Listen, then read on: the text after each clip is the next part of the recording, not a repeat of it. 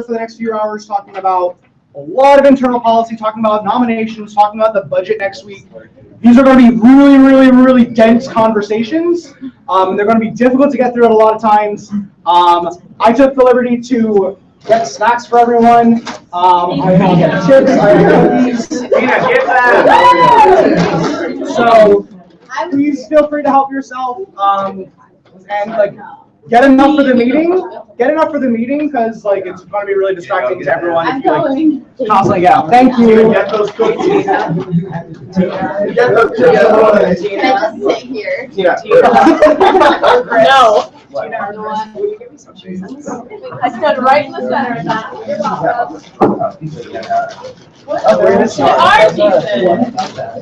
Thank you, Kevin. Thank you. Thank you, Kevin. If you do there's a okay. Yes. What? I was talking about the second. You're wrong. Watch out. We don't want to talk about it. We don't want to talk about it. Well, I'm sorry. When do we get our tickets? Yes, Chris understands what needs to be done.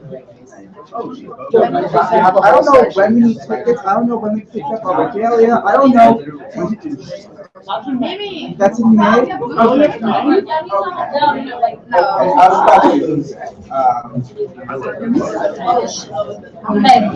Chris has no chill. I should just say just so that react. This is for the both of us. Yeah, I mean, we only had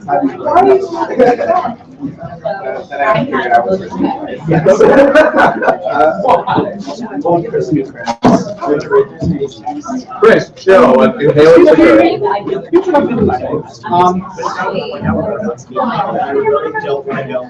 Hey, I mean, well, I'll open up. We can like talk. Hi.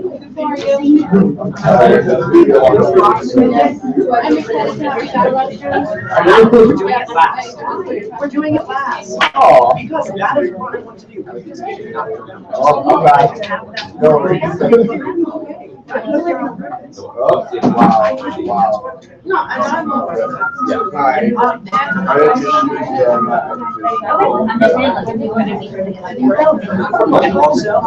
And also, it should be whipping their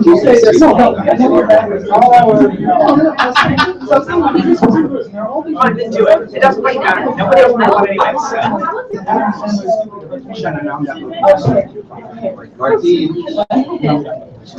anyway, Oh, my question is like, are there any like go-to like movies about? We're gonna start like two minutes.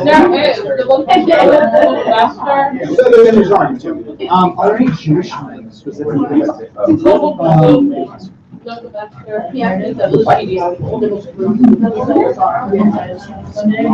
don't know what You're not speaking English, right? You have like so much.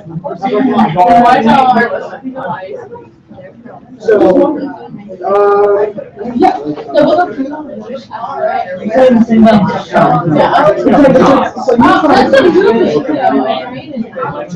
That is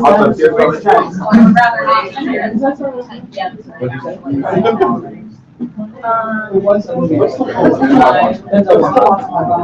Life of Brian. I love the Life of Brian.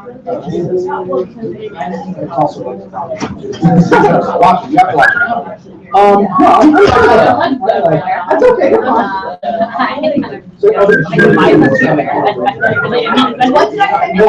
Okay, Valentina. Haley. Shannon. Are you here? Oh, yeah, here. Devontae. Here. Dante. Here. I'll just do these now. Just want to let you know that Gillette resigned this week. Kevin. Present. Chris. Here. Will. I'm here. Chris. Hello. Sam. Chris Midway. Okay. George He's in the is back. suspended, but Hilly is here. Martin. Here. Christina. Here. Barbara. Here. Like your arms over me. So you could have. You're probably not great, but you have them. We're good. Here. Okay. You're suspended again. We just did it. Amazing. An adoption of the agenda. Mr. Speaker, I move to add onto the agenda Bill 1516-030, a bill for the fiscal year 2017 budget submitted by Will Mosquero and the rest of the Finance Committee I second that. for new business. Thank you. You're welcome. It's getting like progressively worse. Is there a second? Yeah, I did. Any opposition? So ordered. I also have another amendment. I move to move the election of the speaker following the lifting of the suspension of Senator George Clinton. Hey, you said it right. No way. No, fair. No, it's I'm there. And I second that. It is.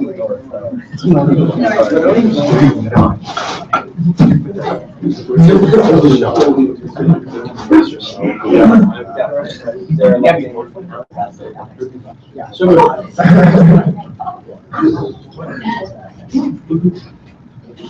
1 a.m.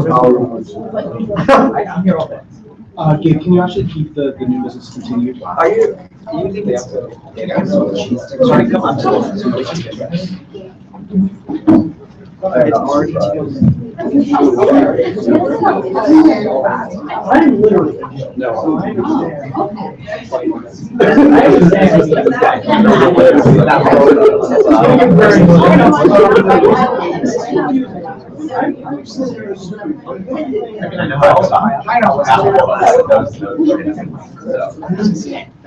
Okay, well, Exactly.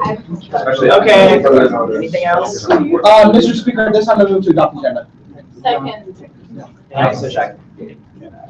Adoption of minutes. A motion to, I move to adopt the minutes from the last meeting. Is there a second? I second. Any opposition? Okay, period of public comment. Any members of the public wishing to speak this time? Okay, we'll move to reports. Faith, you're up first. Oh my god, I am? This is amazing. Cool. So, I don't have much to say today, but that doesn't mean I'm not going to come up, because I like to hear myself talk. So, applications closed Friday. Hooray! They were up for 3 weeks. So they're done now. Sorry, just to make, I didn't realize that I am executive, and then I realized that it was closing at 12 p.m. So I posted at 1:30 p.m. This is your last chance to apply, please do it. And then They were down. Shannon was a little... quickly This is Faith's report. Anyway, so yeah, applications closed at, I think, noon on Friday. I think Devontae and Sam both have some interviews to finish up, so I think we all have different timelines for this, so we're hoping to have things out Wednesday-ish. Don't take my word on that, but Wednesday-ish. We've all been doing the transition thing. I sent an email as the secretary-elect, and I screwed it up. So that's why transition's a thing, which is fun. Yeah, so directors are super down to do transition. Also, I've heard from our mental health director and also our sexual assault advocacy director that they're willing to do a transition type thing for the new people that come in, which I think is really great. I don't know how often that's been done before. My last thing, please approve my nominees. They're up today. I think they're both really great people. Please approve them. I think that's the only thing I have. That's the only, yes. I have a question about the judicial board.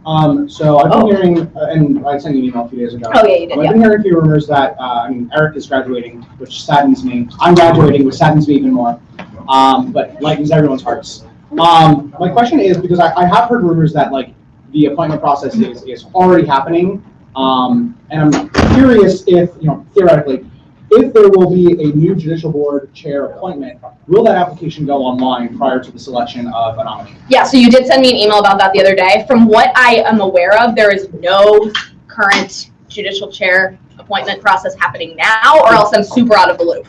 And I don't like when I'm out of the loop. So from what I'm aware of, there will be applications going online, though I will touch base with Sasha again tomorrow about that. I just ask Aaron, will there be applications online?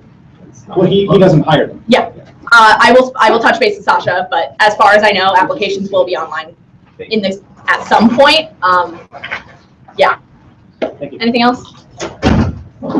Great. This is the point of interest, but Jamie and Victor keep us reminders. Yeah, I was gonna read it during my announcements, but thanks for stealing my thunder. This was my report, Chris.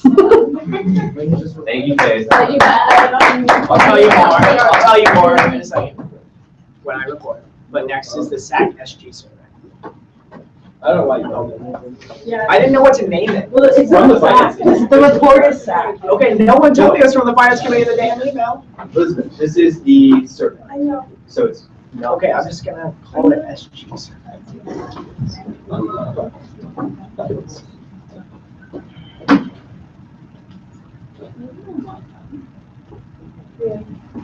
Are you doing this?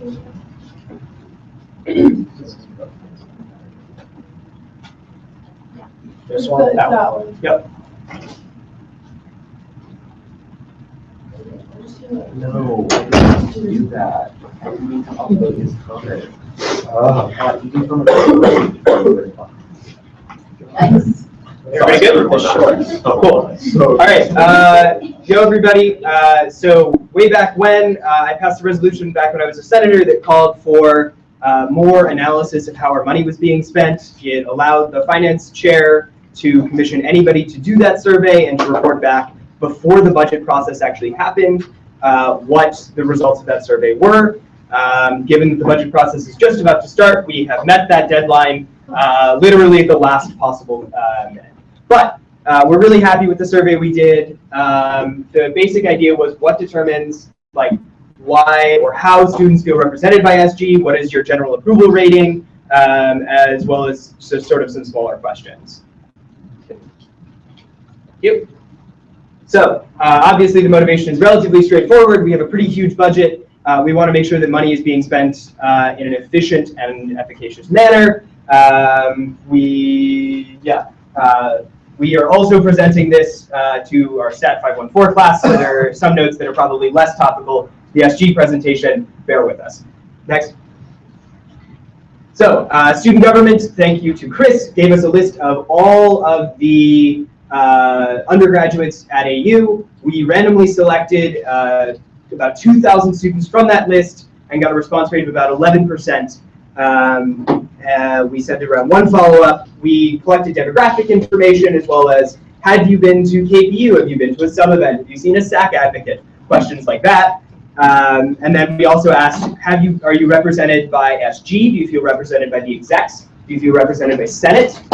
Do you feel represented by Club Council? And do you feel represented by Media Board? The last two questions were added by Sasha because she wanted to know when we go into the back hearings, sort of general perceptions of all of the student activity funded organizations. So in terms of just some brief summary statistics, we got 20 to 30% in each grade. We think it's relatively balanced and fair and probably somewhat represented. The freshman class is a little small because it's by credits, and most people come in with some number of credits and by now are technically sophomores.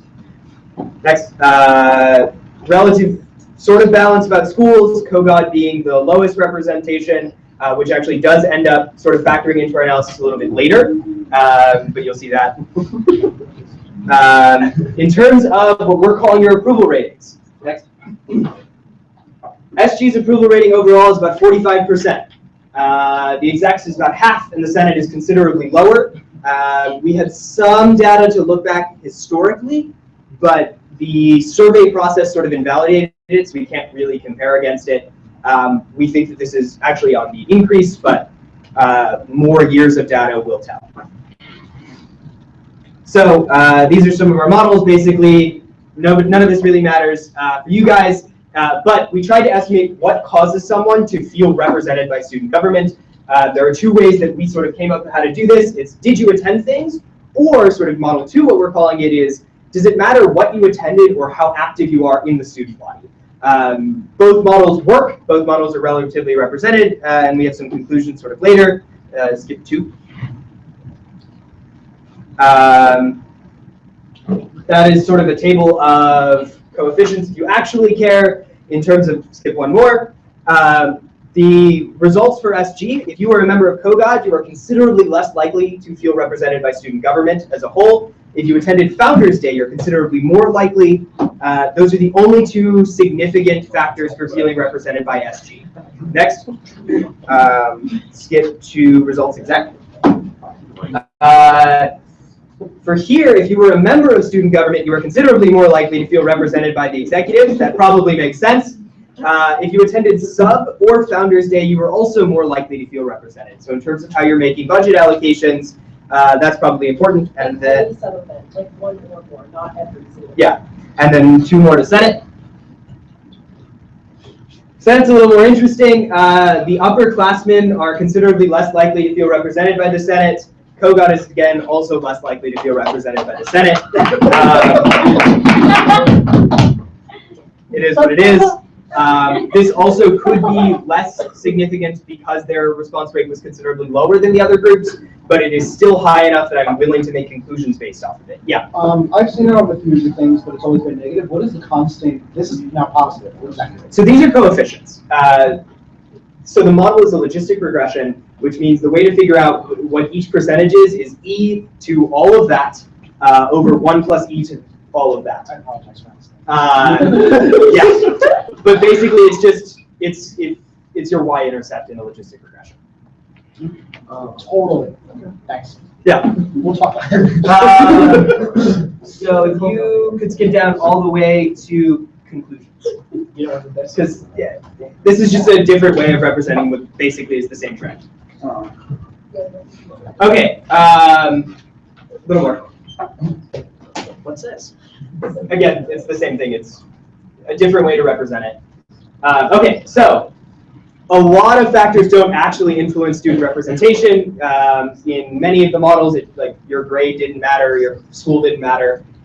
There are some exceptions. Obviously, if you attend events, this has found that you're more likely to be represented by the execs. COGOD doesn't like Senate or SG overall, and freshmen generally like everybody. The most interesting conclusion, and I really can't stress this enough from this presentation and from this report, is part-time students use student government resources at the exact same rate as full-time students. This was true for KPU, Founders, Sub, and STAC. And yeah, it was STAC. It was just a smaller percentage, but that's fine because STAC was used by less people. So if you were considering raising the part-time student activity fee, the data would support that. Yeah? How you done your presentation? Yeah, if you questions would be great. Okay, so just a quick question about the part-time. Yeah. Figure, how many part-time students actually responded? Because if it's like 6. No. So it was actually really interesting. We had a higher percentage response rate for part-time students than part-time students are a percentage of AU. It was something like 11% of our survey was part-time students, 10% of AU students are part-time students.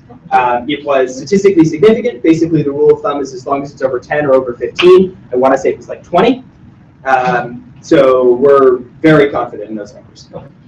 Any other questions? Cool. Oh, we had one student that graduated in December that filled out our survey. Like he just got on accident because the listserv doesn't take out those people. And he actually went to events this semester. So maybe we should make our alums connected. Yeah. I'm done with left. Any more questions? Anything else? Thank you. Thank you.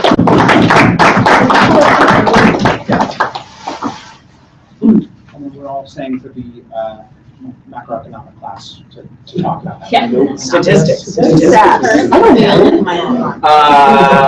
Real Real quick on this presentation, I'm going to let Elizabeth do most of the presentation because she was sort of the motivation for it. Lex and I contributed to this report. Take it away. Hi. So as this presentation, I'm on the SOG subcommittee for assessment, and so Dr. Palmer asked me to write a short report for our subcommittee's annual report about Greek life and sexual assault education. And the way that SOG sort of works, I was worried that like my paragraph report in that report wouldn't actually do anything, and I care about this issue a lot, and so does Lex, and so does John. So we decided to write a 6-page report on it and deliver it to all of you, so it's in your inboxes. If you don't want to read the whole thing, that's fine. We provided a summary for you. So basically the purpose behind this was several members of IFC and Pan-Health organizations expressed concerns about training programs. I talked to several members of Greek Life. Lex is in Greek Life. John's in a professional fraternity. So we sort of had a lot of information brought to us about the inefficacies of current training programs. We have Tom Florzak and other members for input. I'm supposed to tell you that Tom supports this, but as Tom Florzak, not as president of IFC. Solid data shows that Step Up is ineffective for the entire student body, but especially so for Greek Life. This is pretty timely because we have a new sexual assault prevention coordinator coming on board on May 1st. We have an ongoing conversation about Greek life and sexual assault on campus right now, and new education mandates for Greek life going to standing effect for spring 2017. Currently, they just get reviewed by Yale Hansen, sending out a memo every semester, but they have a standing effect going into bylaws for Pan-Health and IFC in spring 2017. Next. So an overview of current programs, just IFC and Pan-Health organizations are required to go through step-up training. They were required to do so in fall 2014 and 15. Some chose to have their new members do it this semester. Some have done it more frequently than that, but they were only required those 2 semesters. Step Up is a bystander intervention education program. If you were at Eagle Summit, you went through it. Some organizations have also gone through it. I think SG has gone through it. So if you were in SG at that time, you went through it. They are encouraged to participate in a peers workshop, which gives an overview of sexual assault, harassment, and consent, but they don't go through Empower AU or anything like that. Next. So a couple of the problems with Step Up, the curriculum is not applicable or Greek specific, so they don't go over Greek specific situations in which you would have to intervene as a bystander. The facilitators are not usually involved in Greek life. There are mixed concerns about this. Some people feel that they should be. Some people feel that maybe that's too personal and you won't respond as well or won't ask as many questions if you know the person. There's a lack of male facilitators, and that has huge effects on its efficacy for fraternity members. The curriculum doesn't adequately address conduct. So they don't go over your rights under Title IX. They don't go over the reporting process, but they also don't go over gray areas of conduct, which we talk a lot about in our report. So this idea of, so AU has a rule in our sexual assault and harassment conduct policy that is, if you have had a sip of alcohol, you are no longer able to give consent. 58% of the student body currently doesn't understand that rule due to data that I have up with Dr. Palmer's survey. So 58% of the student body doesn't understand that, but we're holding the entire student body to that standard. So going over that conduct in this new program that we're recommending would be a good idea. The discussion for bystander intervention doesn't include the consideration of alcohol or drugs, or how parties change if there are alcohol or drugs present, or how intervening as a bystander changes in that case. Pedagogically, these programs are lecture-based rather than discussion-based, and there's not a lot of interaction. Fraternities and sororities participated in these together, so there were males and females in the room. A lot of people expressed concerns, maybe girls felt sort of uncomfortable asking questions, or guys, I know Tom said that when his fraternity did it, he felt like there was a split, that some guys were super masculine and didn't want to pay attention at all, and then some guys were really into it. And so we feel co-ed grouping would eliminate that. And it's a burdensome amount of training, so only IFC and Pan-Health organizations are required to participate. And overall, I think Lex said that it's about 6 hours total worth of training. Plus, they have chapter level training initiatives and nationals level and other IFC and Pan-Health mandated training. So this is a ton of training for them. Next. So we came up with a really long list of recommendations, and those are detailed in the report. But a brief overview is that we recommended a comprehensive program that is a 3-tiered system. So consent education, overview of conduct policies, and bystander intervention training. We recommend the creation of a task force to reform programs. So that would include people from Pan-Health and IFC, risk managers, Dr. Palmer, Gail Hansen, Dominic, people from FSL Colin Gerger, potentially students, just start a conversation about these programs. A robust conduct education that includes a handout that is just a fact sheet to hang on your fridge or something like that. Communicating Greek-specific policies. Greek organizations are under different social mandates than other clubs, and often conduct policies don't apply or apply in different ways to Greek organizations. and include lots of time for questions because students obviously don't understand these conduct policies. We said that we should adapt the curriculum for Greek-specific situations and potentially even adapting to the chapter level. We overview, or in the report, we review 4 peer institutions. Michigan State was mandated by the Office of Civil Rights and the Department of Ed to implement a Greek-specific education training program. And when they implemented that, they adapted it to the chapter level so that every chapter got sort of like a program like specific to them. So if they don't have a house, then obviously they don't get like the same sort of like, here's how to make your house safe for a party training. But like we also should include like the Frisbee team, which throws parties, or like rugby throws parties at their house. So like sort of taking into consideration all of those differences. Next. A couple more recommendations: so separating groups by gender, having male facilitators for fraternities, and gender balance for sororities. So research by Binghamton University showed that that was the most effective way to educate people. So for sororities, there would be like 3 men and 3 women. Fraternities, it would just be male facilitators. The student facilitator ratio is currently about 35-1 on a good day. The maximum from all 4 institutions we reviewed said that it shouldn't be more than 15, but 30 was really the max. A small group setting to increase interaction, pre and post program questionnaires. We sort of do this now, but not totally. And Dr. Palmer and I like complain about this all the time that we don't have the data to like back up our recommendations. So that data would be useful for evaluation and accountability so that we can make like data-driven improvements in the future. Emory does a really cool thing called chapter chats, which is at the beginning of every like fraternity or sorority chapter meeting, they just have a 10-minute conversation about something to do with like sexual assault or relationship violence or like consent or something like that. It's literally a 10-minute thing, and it's like, hey, we put like a question you should think about on board, and then for like 10 minutes you discuss it. It's supposed to be super informal and just to like continue the conversation throughout the semester rather than one training. Northeastern has been praised highly by the White House Task Force on this issue. They created a playbook, which is like a curriculum for these programs. So we said that we should maybe look into like obtaining a copy, and it's free. They literally give it online. Including safe space and victim support training in these programs would be helpful because 1, that eliminates the time that fraternities and sororities have to spend on that training later, and 2, those are all kind of interconnected, so making a comprehensive program would be a good idea. And also, some sororities and fraternities didn't undergo safe space training this year, so if we include it in this, then it just becomes a mandate. We think that's a good thing. Also, creating focus groups for development of reforms would be a good idea. We think that student input, but also faculty and staff and like community input would be a good idea. Next. So next steps, Vice President Hansen is currently reading it. Tom actually ran into her after the rain event on Thursday, and she pulled it out of her bag and was like, "This is my homework." And she sent an email to the 3 of us saying that she was gonna. Actually, she sent it reply all. So if you were on the email, then you got it. So she said that we should have her feedback this week. I have a meeting with Colin Kirker next week. Sasha mentioned that we should work with GLASO, which is the Greek Leaders Against Sexual Assault, to sort of see what they're doing similar work on this stuff. So including them in that conversation is probably a good idea. And then opening lines of communication with student leaders in the Greek Life or SG to like implement other reforms. Next. These are our email addresses if you have any questions. Someone emailed my SG account. I don't have access to that, so Violet Regular account is up here. We've already gotten a couple of emails about questions. If you do have questions or concerns or other recommendations, please send them our way. Any questions? Yeah. I do have a few. 1, awesome. This is sick.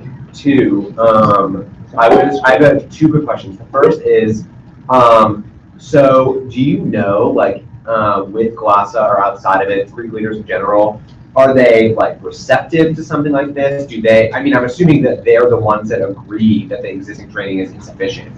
So I was just wondering, like, a temp check on them. Yeah, so actually the reason that I like decided to write this for Dr. Palmer and then like return it into this was because a member of Beta came up to me in the tavern while I was eating dinner and was like, actually came up to Kevin and was like, "Hey Kevin, this is a problem." And Kevin was like, "Yo, Liz does this stuff." And we ended up talking about it for like half an hour. Like Tom has reached out to me multiple times this year about it. Several other members, like Lex is in a sorority. So yeah, the Greek community is pretty, like there's a pretty broad consensus that current training programs are 1, burdensome, and 2, failing like to actually be effective. So yeah, we would say that there's a pretty broad consensus about that. And then my second question is, in your research, do you think Step Up is insufficient insofar as relating to Greek life, or are there bigger concerns that you see with Step Up in general as a program? Yeah, so the report that I'm actually, so Dr. Palmer's subcommittee is about 5 people, and we have split up, so like there's Empower AU data, Step Up data, there's like other programs and things like that. So I'm in charge of like writing the part of the report on Step Up. So I like point out all of the problems with Step Up not applicable to Greek life in that. But yeah, there are huge problems with Step Up in terms of the entire community. For this specific report, we just focused on Greek life because it's like a timely conversation to have. Yeah. But I think Step Up does need to be reformed on the like overall. Okay. And Dr. Palmer also agrees with this. It's just like trying to, because I know it used to be called Green Dot, Okay. to my understanding, before I was here. Yeah, it was real bad. So Step Up is like 10 steps better than that, but still bad. So that's why we sort of like recommend looking at Northeastern's playbook. Like insofar as we're going to reform Greek life education, like maybe we should look at reforming the whole like campuses education. And then, do you have any idea when your work on that specifically will be published? That report will be finished. My draft is due Monday, but it's done right now. So I can send you my draft. Okay. But Dr. Palmer, so if you come to Data and Donuts, that report will actually be available for you. Okay. That's my understanding. I don't know about the rest of the committee, but that's what I was told. But if not, I'm happy to get you a copy of the report on Just Step Up. Thanks. Thanks. Any other questions?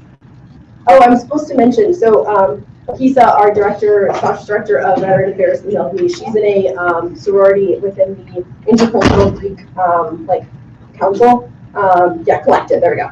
And so she emailed me and just asked like, hey, why didn't you include multicultural Greek organizations in this? We didn't because they're not mandated to go through training, and we actually recommended in our report that they should be because like more people should just have this education. 100%. We also recommend the same thing for CPGO organizations. And the way it's sort of weird, so multicultural Greek organizations are included under call-in and FSL, but CPGO actually goes through like Dominic and like student activities. It's just the way that it was set up. It's kind of weird. Tom Forzak and Greg Pratt are like very weird about this. They don't really know how to feel. Like it works for them, but for this purpose, we think that like maybe it would work better if everyone was included in FSL, so that we could, like training could be implemented across the board. Okay, any other questions? Cool.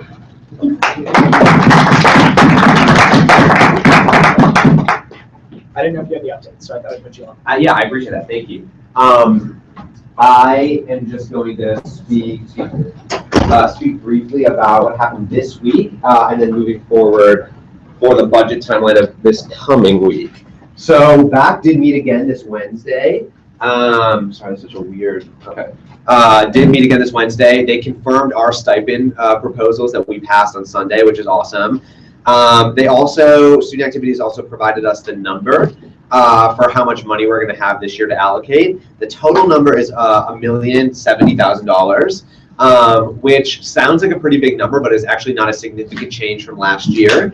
And so if you take the 15% off, and you assume that SG is going to take the full 56%, that leaves us with $509,000, which is like in the ballpark between $10,000 and $15,000 more than we had last year, after you take into account that we removed $10,000 to pay for the Empower AU training last year that we will not have to pay for this year. So I'm actually now like totally in line with Sasha's position on taking the full 56%. I can't speak for Media Board because I don't know what their funding looks like this year, but I know for a fact that AUCC didn't spend $70,000. I don't know if it's because there wasn't a demonstrated need. I think if you talk to clubs, they'll probably tell you that they did want that money, but regardless, like we are going to spend to zero. They are not. And so we really in the past, I have been someone who has advocated for AUCC and Media Board to get a larger portion of the budget. This year, I just don't think it is possible or feasible for us heading into the year. And part of the reason why I say that is I look at like what my goals are and what I probably think the Finance Committee's goals are for this budget cycle. I'm not looking at funding any like sort of like wild alternative spending programs like I've done in the past. I'm really just trying to make sure that the departments that we have already get the funding they need for a successful year. So SAC and KPU, I think, had like surprisingly extraordinary years this year, and I don't think it's going to be possible to keep up that high level of sort of like success and achievement that they reached this year unless they have a funding increase. Particularly because a lot of the co-sponsorships they were able to like wrangle together this year, I am convinced are going to be much more difficult to get next year.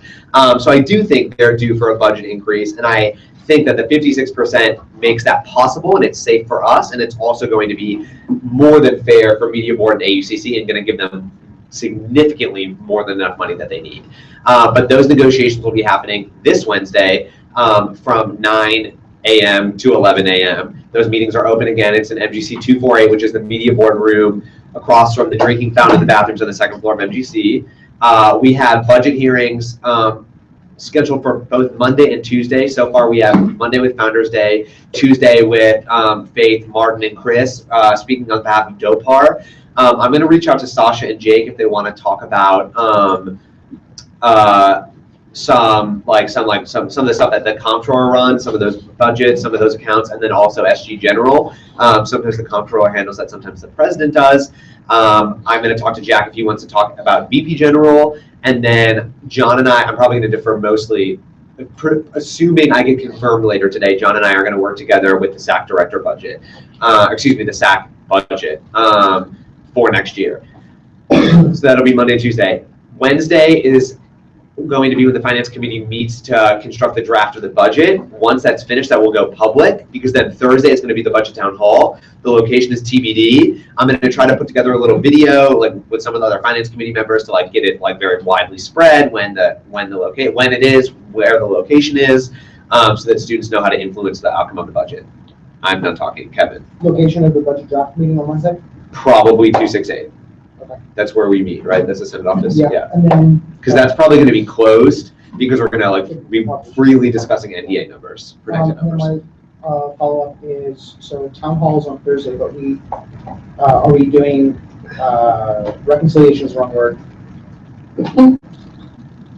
Grievance hearings, where are we having the ability to meet on Saturday or Friday to Yeah. So what I've told the directors, and you've heard some of this, is that once we know what their number is going to be on Wednesday, not only are we making that public, but I'm going to make sure that they know individually what they got and how off it is from their rec. It's a recommendation. So if they're upset about that, they can come into the Thursday meeting, or they can ask to meet with us privately, one-on-one, and I'll make the time on Friday or Saturday. It sounds painful, but we just gotta do it. Yep. Any other questions? Okay, cool. Thank you, everyone.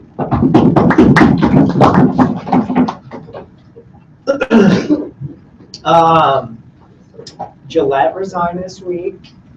Diane resigned this morning. Jamie resigned. He wanted me to convey the message that the reason why he resigned is because of the elections bill that's up. And that's it. We have a suspension that CRP lifted today, and hopefully full set of wow, sorry. And we're holding the election for my replacement. It does not take effect until after adjournment of the next meeting, which there's a few reasons why we did that. One is then that gives me a week to onboard someone. Two, I can then chair the meeting, and then we don't have to have Will or Sasha chair the meeting, the election. I would love that though. And I'm talking about me, I'm not. yeah, so it just logistically make more sense. Yeah, look, we'll just do the question thing. I think that goes easier. Wouldn't you say that having at least one meeting under their belt prior to summer would give the new speaker more of an opportunity to learn how to do the job, as opposed to just having a meeting and then coming back in the fall, and then all of a sudden you're gone and they have a meeting? Yeah. I guess my question is, Yeah. shouldn't they take office at the beginning of next week and have the effect take place at the adjournment of this meeting? No, because I want to swear in the new execs. But I would be down to resign after transition breakfast. I really want to, I love the 4 new execs, and I want to have that experience with them. Other speakers have that experience with past executives, so that's just something that I think is that okay? You know what I mean? I think it's a really special thing. I don't know. I'm cool with after transition brush. Okay. I'll think about it. I think that sounds reasonable. Thank you. Yeah, I'll think about it. If I resign, then yeah, the next person, whatever resigns. Yeah, I could just skip the last meeting. And then this is a logistical thing. I don't imagine it happening this afternoon for the next 20 minutes. But things like this is very procedurally murky, right? We're having elections for a position for a vacancy that doesn't exist. I'm curious, if there were a tie Do you think that you would have the right to vote? You know, just if there's a tie and the president is chairing the first meeting, does she break the tie? Is that, can we check on that? Because I'd be interested to know, because I think that would be a conflict of interest equally. Well, she doesn't have the right to speak to influence the vote. She does not have the right to. So if it's a tie, we just have to keep voting until it breaks. And in that case, I will literally do the same thing today, if that is what you prefer. If my recommendation is, so I agree with the interpretation, I don't think the president can vote. I think the Constitution requires that you vote. If you don't feel comfortable breaking the tie, I would encourage you to vote for yourself, being. That's what I'm looking at. All Yeah, right. that's what I'll do. And then I'll drop me from the ballot. That'll be cute. Okay, yeah, that's what we'll do. Okay, cool. So yeah, logistically for the election, how it works, just for people who are new or like don't remember how it works, and this really isn't great to be you, Kevin, is you must be nominated. Usually it's nice to get nominated from someone else, but you can self-nominate. Your nomination must be seconded by someone in the room. Then that puts you on the ballot. Then I'm gonna write your names up on the board. But then how it'll work is it's all secret ballot. So I'm gonna go get some paper. I'm gonna probably have Will take over the chair during this suspension, and so I can go get some paper from the printer and chop it up. And there will be each candidate in the order that they were nominated will get 5 minutes to give their case for why they should be speaker. They get questioning periods after each of their speeches. Then we move into debate. The candidates leave the room. Points of debate are you limited to 2, but you know how it is. I'm pretty flexible. Then we will vote. You write the name of the person. I prefer just their first name, but as long as I can tell who the vote's supposed to go to, I count it. And then if not a majority wins. So if neither of the candidates, however many there are, get half plus 1, then it's a runoff, and the person who had the least amount of votes gets cut, and we go again. But Mr. Speaker, point of order, that is not how that works. We do not have mandatory cutoffs. that is how we've always done it then. Literally since I've been here. Like since when Alex ran when we were freshmen, Yes. it was a runoff.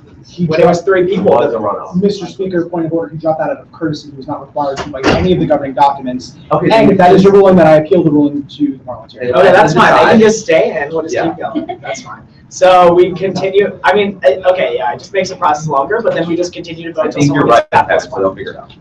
So, Yeah. But that is now like a standing ruling, so like, if we want it to be different, then. okay, we won't do a runoff then. Well, whatever. Okay. Okay, any more questions? You want me to? Yep.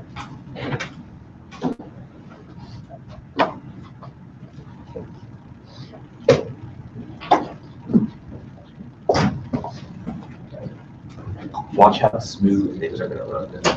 Okay, yikes. So we, the next thing on business is considering the lifting of the suspension of Senator George Hanouf. George, feel free, you have 5 minutes, or 4 minutes, excuse me, to make a comment. Okay, good afternoon, everyone. I'm gonna try to keep this as short as possible. I just want to say sorry for not being here last meeting. Sorry for not being here 3 meetings before that. I would just like to put it out there that the times when I wasn't able to be here, I was physically not in Washington. I was either away visiting family or, doing personal stuff away from DC. What really embarrassed me the most about getting suspended was that I had no idea I had 4 suspensions, But I'm kind of glad I got suspended. I'm not going to lie.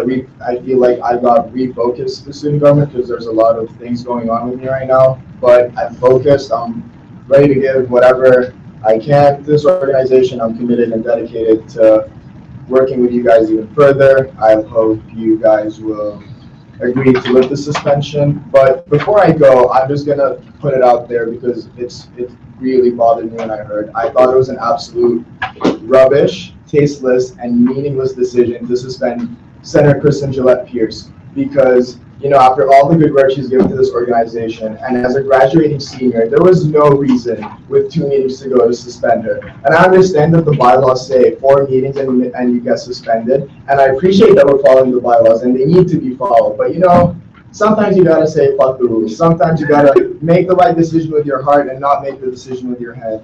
I mean, rules are there to be followed, but sometimes I feel exceptions can be made. And I feel this one exception was overlooked, and I thought it was just absolutely disrespectful, especially after all she's given to the organization, after all she's given to AU, and after all she's done for us, and after all we've done together. It's just disrespectful. Think of it. Any of you, if you're here for seniors and there's 2 meetings to go, would you like to get suspended with 2 meetings to go? It's rubbish. It's bullshit. I don't think it was. Mr. Speaker, I'm going to ask for comments. Okay. It just doesn't make any sense. It boggles me. Like, there was no reason to, but you went with it anyway. And I feel like a problem that we have in this room every Sunday is that a lot of people make decisions with their minds and not with their hearts. And I feel if we do make more decisions with our hearts, yeah, you can laugh. I don't care. It is what it is. We make more decisions with our heart, I feel we can get more shit done. I think we can be closer as an organization. We can even move forward and get more things done. And that's all I'm going to say. With that, are there any questions for the senator? Yeah. Oh, okay. Yeah. If not, if you don't mind leaving, Mr. Reduth, and then we'll enter a period of debate on his suspension.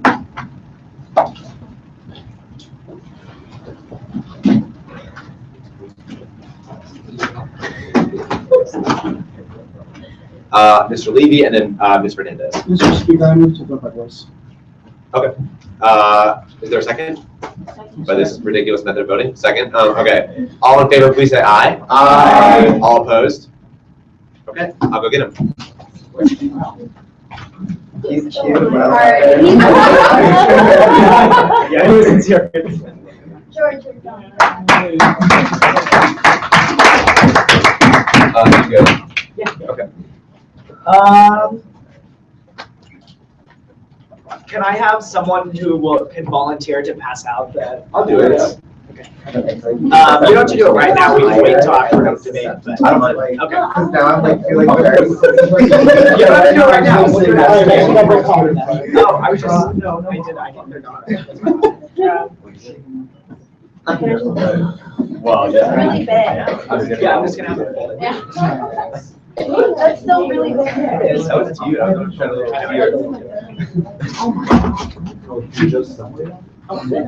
Okay, here we go. Exciting stuff.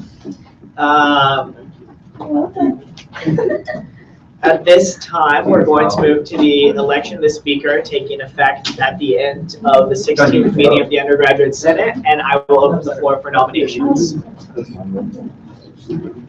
Mr. Speaker, in order to accomplish what we were just talking about a few minutes ago, I nominate you. Exactly what I'm nominating in order to get a vote. Who did you nominate? Gabe. Oh, I see what you're saying. Oh, yeah, he has to nominate me just in case there's a tie. Okay, I second that. Okay, for the record, I will accept, but if you guys pull something shady, I'm immediately resigning. Shannon. I nominate Dante. Second. Okay, any other nominations? I nominate Mr. Shapiro. Second. Any other nominations? Mr. Speaker, I move to close the floor to nominations and proceed with speeches. Second. Is there any opposition? Okay. I'm not giving a speech, so we'll go to Dante.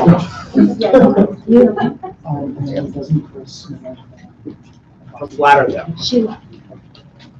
You want me to sit back there? Let's do new business.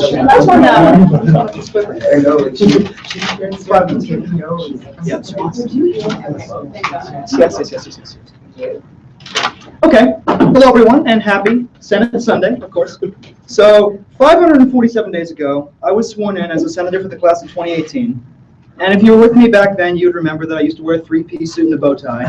But now I'm happy wearing the same pair of pants I wore yesterday. I know, right? Since then, though, I've been devoted to the Undergraduate Senate. From serving as a historian to a finance committee member, as a vice chair, and now a chair, I've run and held different leadership roles within our organization. Due to my extended time in Senate, I understand and have internal knowledge to help the organization grow in a forward-thinking way. A way that notes how things have been done before, but never lets tradition hold us back. Historically speaking, there have been two views of the role of the speaker, an impartial rock and an overzealous advocate. I find both of these phrases to be incorrect assessments of what the speaker is and has become. The role has evolved, and so have I. I once stood in this exact same position and said the speaker must only be an impartial arbiter for the operations of the Senate. We've decided over the past several years that the speaker must maintain a certain sense of impartiality, and I'm a supporter of that, of course. However, I now feel that the job entails a more active role when the meeting is over.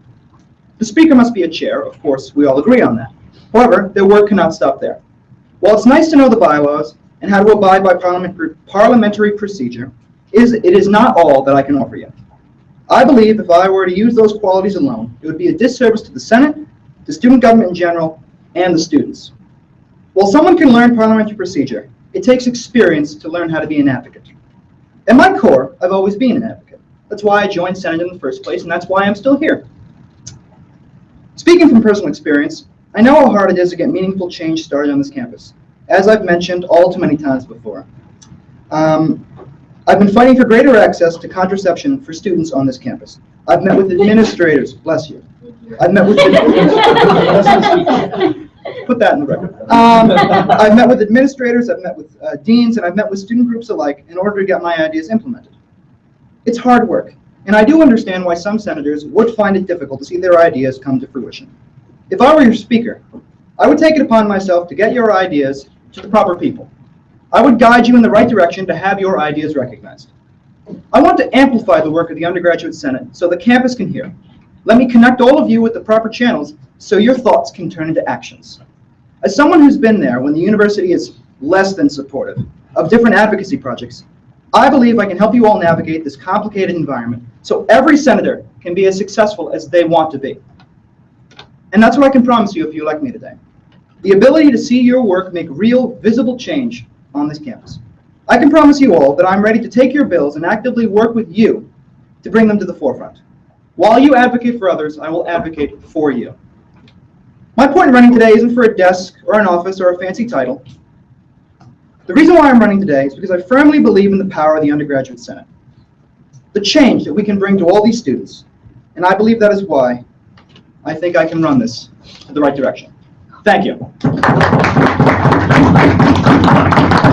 Now, questions? Yes.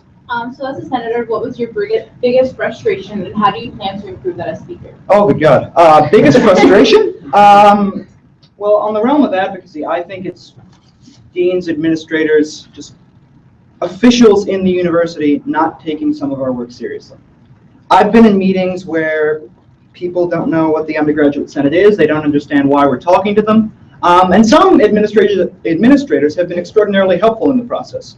But I think the problem is a lot of senators sometimes they go to areas trying to get their advocacy done that just don't make sense. I think the speaker's job is to sort of point them in the right direction to see their change sort of happen naturally on this campus. So I think that would be my greatest asset if I were to be the speaker. And it has been a frustration for me when I've been in meetings and they just don't understand what this short kid with a weird haircut is sitting in front of them for. I think you look good. Are you calling him? Sure. Yeah, well, whose haircut were you talking about? Mine. Thank you. It's a little too No, it's standard. not me, I was just like, it's kind of. Okay, so, Yes. Mr. Ricci, if you win this election, you're gonna inherit a pretty empty Senate. So I'm curious what you plan on doing, whether you'll just kind of ride it out to the end, if you're gonna look to make appointments, what you would do to keep the Senate moving until the elections come around. Well, I'm glad you asked me that, because I was thinking about this morning. A lot of people here are either going to resign for going abroad or they're moving up to the E-board, and that's reasonable. Bigger and better things. But I would definitely not sit idly by and let the Senate run on like 6 people. I know that's been done before. It just doesn't make sense. Like, how can you say you're a representative voice for this campus if only 6 people are trying to make decisions? I would definitely reach out to different organizations. I don't have a list in front of me of people I'm ready to appoint. I just think that we should try naturally to get more people involved in the Undergraduate Senate. And I think the problem is, if we're speaking frankly, is the turnover rate. I feel that if more senators feel like their advocacy work is making meaningful change on this campus, if people internally are trying to help them, they'll be more willing to stay. Instead of people who are just, they come in with great advocacy projects. We've seen it this semester. They come for one meeting, then they disappear because they just feel like apathetic towards the organization. That's a shame. It's an absolute shame. Any other questions? Shannon. What was your favorite advocacy project? Ooh, I have two. So the one that's definitely been implemented and is going to be implemented every year is Safety Fest. I've talked to you all about it. So last semester, I went to the Department of Public Safety and I suggested the idea of sort of tabling to try to get more people involved in campus apps like the Rave Guardian app. 200 people signed up in 2 hours, which was amazing. And then in the fall semester, the idea of a Safety Fest grew after the quad. There were 20 tables, there was self-defense training, there was a fire truck, and DPS told me that they really appreciated my help and the time I took out of my day to suggest the idea to them, and now it's going to be a long-standing thing. And of course the other one is condoms and other contraceptive methods. We're working on that with student groups now because, as I've said, the administration doesn't exactly like sometimes when Senate tries to poke their nose in things they don't think we deserve to talk about. Working with student groups on that now, and I hope that will see positive change next semester starting out. Kev's hand was up first. The first eye-rolling question is, what are the order of precedence of the governing documents? Sure. Okay. So it's the Constitution, it is the bylaws, it is the rules of debate and decorum, it is the ethical and judicial standards, it is previous parliamentary authority, and then the standard code. Acts of Senate is up there. Second question I have, so John, studied. Next question, so if you are elected speaker, Yeah. you will serve over the summer, which there's not a whole lot to do, and then probably for 3 or 4 meetings in the fall. This would require you to resign your Senate seat, and unless changes are made to the bylaws and the policy book, prevent you from running for re-election as a senator. Are you planning on being speaker in the fall? You mean running for election in the fall? Yes. One step at a time. I haven't gotten this job yet. I don't know why I would even think about running in the fall. I don't know, to be quite honest with you. It depends on my schedule. It depends if I feel I can actively help you all. I'd like to think I would. Right now, I'm committed to this organization. I don't see a world where I wouldn't be committed to this organization. But to answer your question fairly honestly, I don't know. And I know that's not a great answer for you, but I just really haven't put any thought into the 12th yet. And then just one final question. What does impartiality mean to you? That's a good question. It's evolved over time for me. As I said before, I used to think that the speaker needs to not comment on anything at all times. The only thing they should be is a person who holds the gavel and knows the bylaws and yada, yada, yada, makes the meeting run smoothly. That's important. We've all established that. But I think being impartial is not trying to sort of push a senator in a particular direction. I think a senator needs to sort of come naturally with their ideas and their thoughts on the organization in general. And I think it's the speaker's job to sort of guide them like, hey, this is probably a good idea to get this done. I wouldn't actively tell them, no, this is a stupid idea, don't do it. That's just horrendous. I think impartiality mainly exists up here, and also not trying to sway senators outside of the room to support or not support different ideas. Thank you. Any other questions? How do you think the transition for freshmen that are coming into Senate can be improved?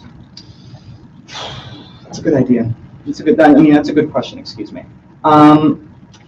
So when I was first elected last year, the transition process was extraordinarily rocky because the person we picked to lead the Senate didn't much care.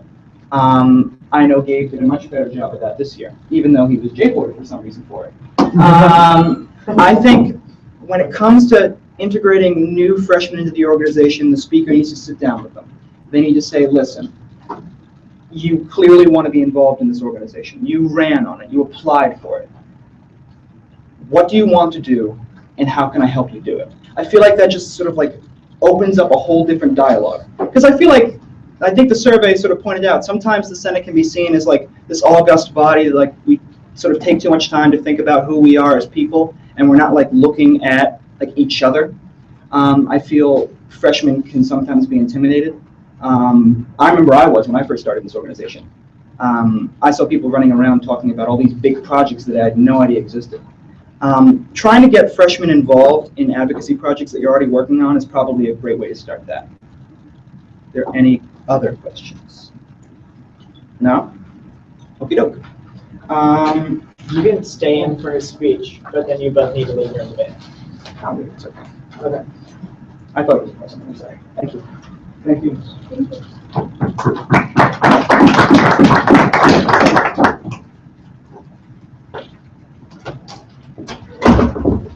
Okay. Hey everybody, first of all, I wanted to thank Will for his support and George for the second. I really appreciate that you're willing to put someone who is not currently in Senate at the top of the body. I really just want to talk first towards sort of what I do for this organization, where I currently am, and why I think that makes for a really good transition into the speakership. So as many of you know, I served alongside of you as a senator at the beginning of the year, representing the class of 2017.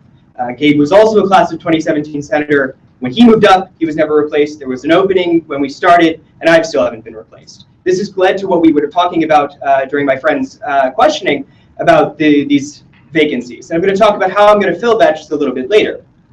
After I left the Senate, I was, in terms of my main role, I moved on to the Judicial Board, where I was confirmed unanimously to have the ability to speak to the bylaws, to understand procedure, and to understand the rules.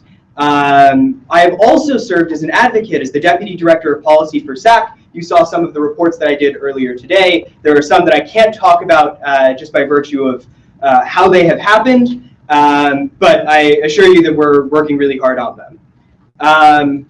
So with what I've been doing said, I want to speak first to my vision of the Senate, but probably most importantly, how I plan on enacting that vision. So as my friend spoke about, the speaker is impartial, but that doesn't mean you're electing a gavel.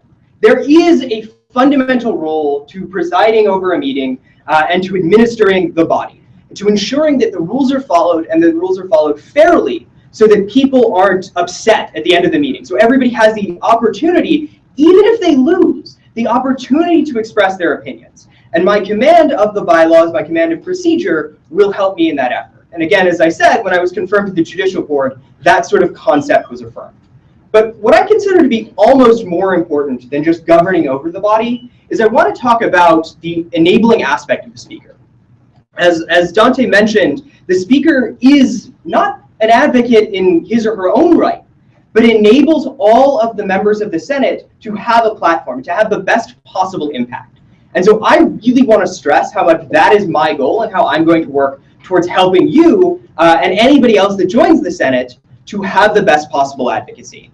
And so while we can talk about what we want to do and what our goals are, I have 6 initiatives, sort of 7, of how I plan on enabling the senators to build the best advocates and to be the best senators and to build the best Senate and to really improve that approval rating that we possibly can have. So I have a couple of things. The first thing that I consider probably one of the more interesting proposals that I'm going to have is what I'm calling the testimony system.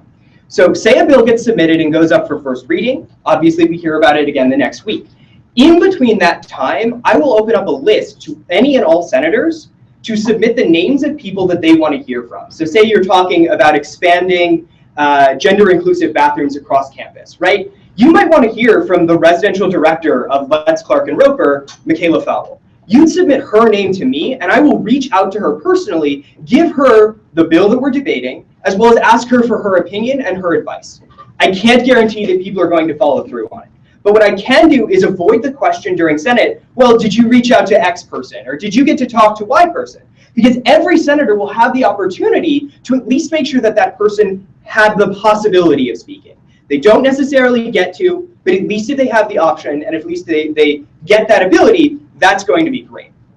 So another thing that I plan on sort of implementing and sort of came up in the last questioning period was, we are really running low in terms of our numbers. And it's sort of important that we build that back up so we can have the best advocacy base. In theory, I'm going to continue to reach out to organizations. I've talked to college Republicans, college Democrats, the Workers' Rights Coalition, and a couple of other organizations to solicit people who would be interested in being in Senate. I'm proud to report that I have a list of 9 names in this folder of people who are willing and able to be senators, as well as 1 recommendation to fill the office of the prosecutor, of the parliamentarian, something that has, sorry, Kevin, the office of the parliamentarian, which has been a vacancy since almost the beginning of the year.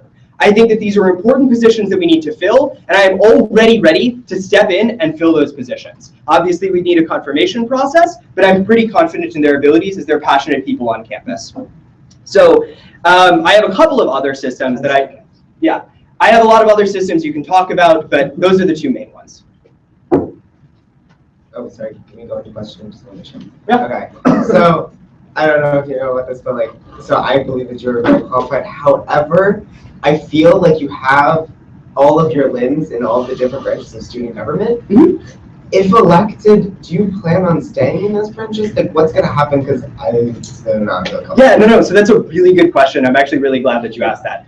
My general plan is that whenever we decide when the speaker is taking over, I'll be resigning my position on the judicial board. Okay. I've been talking with Will, so if he's confirmed for SAC, my main role would be to wind down my involvement. So I want to help him close off the projects. Okay. But I won't be doing the work, but I need to transition him, bring him up to speed on like, what does it mean to train an advocate? Okay. So those are going to be my involvement, and then I will be back exclusively in the Senate with y'all. Yeah. What's been your favorite advocacy project? So a lot of the advocacy work that I've done has been through SAC, and one of the things that I've particularly been concerned about is Title IX cases and Title IX rights. So I think that, though I can't really get into a lot of the specific details of where I came to this case, there is a lot of risk that the institution has taken on in the way that we handle Title IX cases from both sides. And I have been working with Conduct, working with SAC, and some other interested parties, SOG as well, to try to not only limit that risk, but make sure that the process is fair for both survivors as well as alleged perpetrators. And that's been a lot of where I've spent a lot of my energy. Yeah.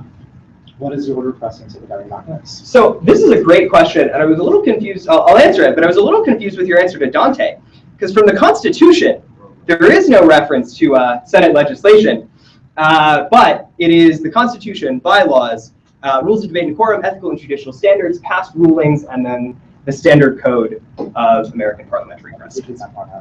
Huh? I said, yeah, you're right. You did leave that last part out. A few more questions. Yeah. I asked Dante the same things, obviously. Yeah. You would be serving for 4 meetings, over 4 months, but 4 meetings really. Do you plan on running for speaker or for senator in the fall? I have no intention of running for senator. At this point, if I were a betting man, I would say that I would probably end up running again as speaker. This is something I'm comfortable doing, obviously running, not being a member currently. But I'd like to, before I make like a final decision, obviously I want to see where the Senate's at that point. So I figured I'd like go 1 for 1 and ask you a question. So from experience, this job is very demanding, and it takes up a lot of time. I don't need to presume anything about your schedule, but because I do know you to some extent, I know that you're busy. I know that you are graduating in 2 years, like that's unreal, and that you're going to probably intern next year. Do you think, I don't want to presume. Of course. How are you going to work to make sure that this is your priority to the extent that it needs to be? So I really appreciate the question, and just right off the bat, this is my priority. I am not interning in terms of some other past commitment or like future commitments. I am the program associate for the University College Micro, and I'll be tutoring a couple of hours a week in the math stat lab. But in terms of what that time commitment looks like in terms of SG, a lot of the initiatives that I've sort of planned out are really well balanced around that schedule. Nothing is going to take place on Sundays, so I'm obviously here to do the what you might consider the main function. I'm proposing an alternative date to submit legislation so that it can we can go over it and make sure that it's up to Senate procedure. And all of the scheduling that I wrote is well in line with what I'm going to do, and I don't think it'll be a problem. Got it. Thank you. How do you think Senate can improve transparency to student body? That's an excellent question. So one of the big things that I cared about when I was in the Senate was making sure that we had data to back up what we were doing. So whenever possible, I really want to encourage why we're doing something like the report that I proposed. Additionally, I think a lot of the transparency that the Senate comes from is having more people in the Senate. So like I said, and not just people in the Senate, but more than just SG people in the Senate, right? So like I said, my main thrust in terms of recruitment is I've been reaching out to organizations because I want community members and community individuals to get involved. And I think that that's the best way to make sure that people are aware. And then just generally publicizing this information. I look forward to working with Chris and Faith, who I'm like really, really confident in their abilities to promote events, because I think that that makes for a lot more transparent government. So you actually just touched on this, and I wish I had the opportunity to ask, so I might ask him to come back in. With regards to Senate transparency, so you're currently the Senate historian, and when I sat down to write down my changes to the bylaws, most of the people that I sat down with had different copies of the bylaws, different copies of the policy book, because nothing had been reconciled online, and none of our bills are online, right? Yes. You have to go, like I have to look through my emails. How would you work to make sure that the documentation of what happens in Senate and throughout the student government is actually conveyed to the student body and to the senators? Perfect. So I'm really glad you got to ask that. This is one of the initiatives that I was talking about. I was talking with Chris just a little bit earlier about how one of the things we have to do is keep the website updated. So when I originally wrote the timeline, it was under this idea that the speaker is not going to be taking over until after the next meeting. If that changes, it'll update a little bit. But basically, within that time frame, regardless of who wins this election, it is my intention as historian to go through all of the bylaws amendments since the last updated copy that I have in the archives and confirm and certify the accurate copy of the bylaws. In terms of updating legislation on the website, it is my intention to do so probably by the Wednesday after it's passed, which is roughly when we know if we have the presidential signature. And then the other thing I want to do in terms of transparency and the website is for each of the individual senators, I want to post what your like top 3 issue advocacy areas are. So if you were involved in Title IX issues and someone from the community had an issue and they're like, this is what I want to advocate on, you can look on the Senate priorities page and say, oh, well, this senator really wants to do that. And so people know who to reach out to. Yeah. You kind of touched on how you work with Faith's cabinet to increase transparency. How do you plan to work with the rest of the executive board to increase the communication that goes on between execs and Senate?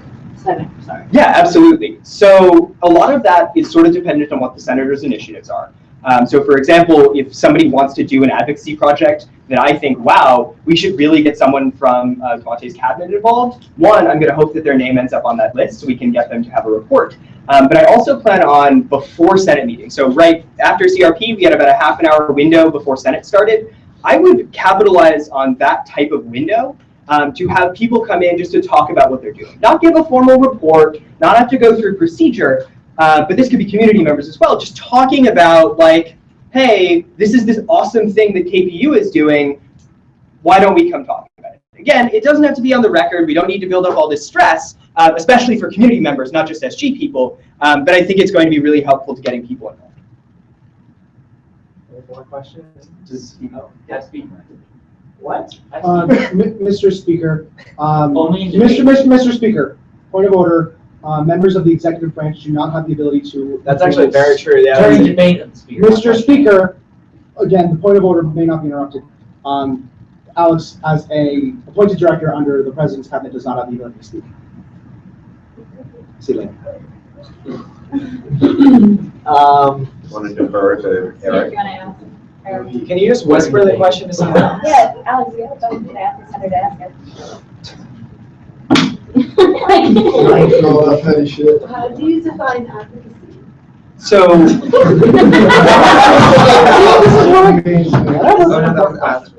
yeah, I think this is a really important question. Thank you, Christina, for parroting the community.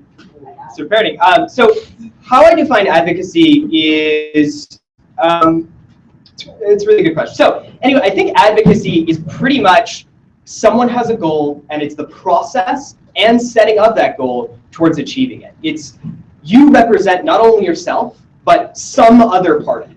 And that could be any number of different groups, that could be any number of different individuals, but it's you acting on behalf of those organizations to further some end. Obviously, we could disagree if that's a good end or a bad end, but the role of the speaker is to make sure that people have the ability to advance their advocacy, whether or not they agree with it. And that's something I plan on doing. While we are on the topic of definitions, how do you define impartiality? Like I said, the definition to me of impartiality is that recognizing that your involvement in the Senate is not for your behalf. It is on behalf of the senators. So my main role is enabling senators to have their own advocacy projects and have efficacy in those advocacy projects.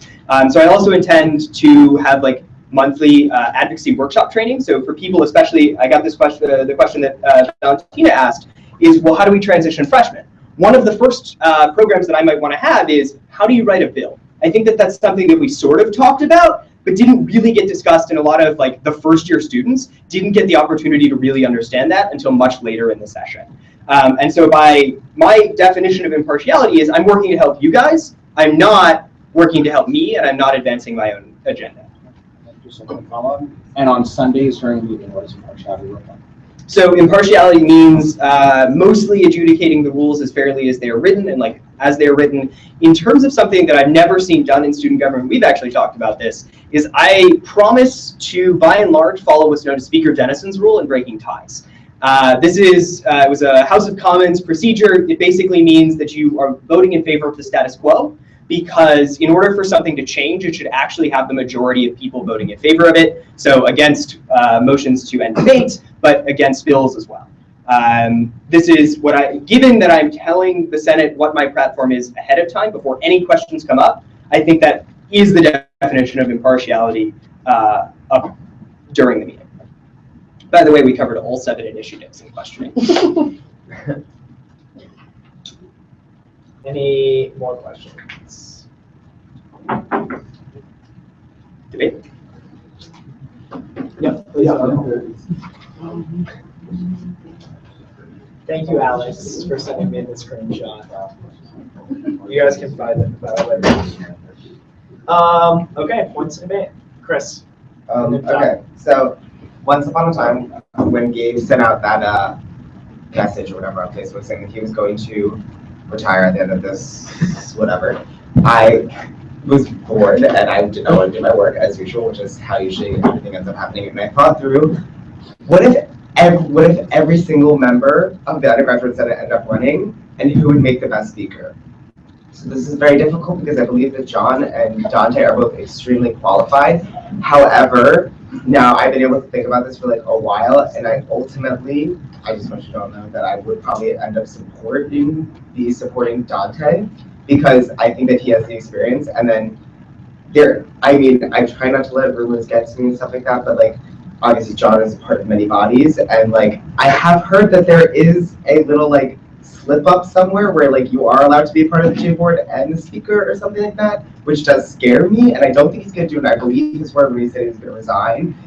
However, that does scare me, and I think that he's on a good path in the J board where he's like very successful and he's risen very quickly, and I believe that like so sorry, I let the rumors sneak in, but like I think that he's places like in the J board, but like I think that he's really good at it, and I've seen him in his job, and I think that he's really good in the J board, and I just think that Dante would ultimately, at the end of the day, fundamentally be a very good speaker, and one that we need right now, who is very middle of the road instead of having 2 huge extremes, and he'd be able to lead the Senate in a good direction, in my opinion.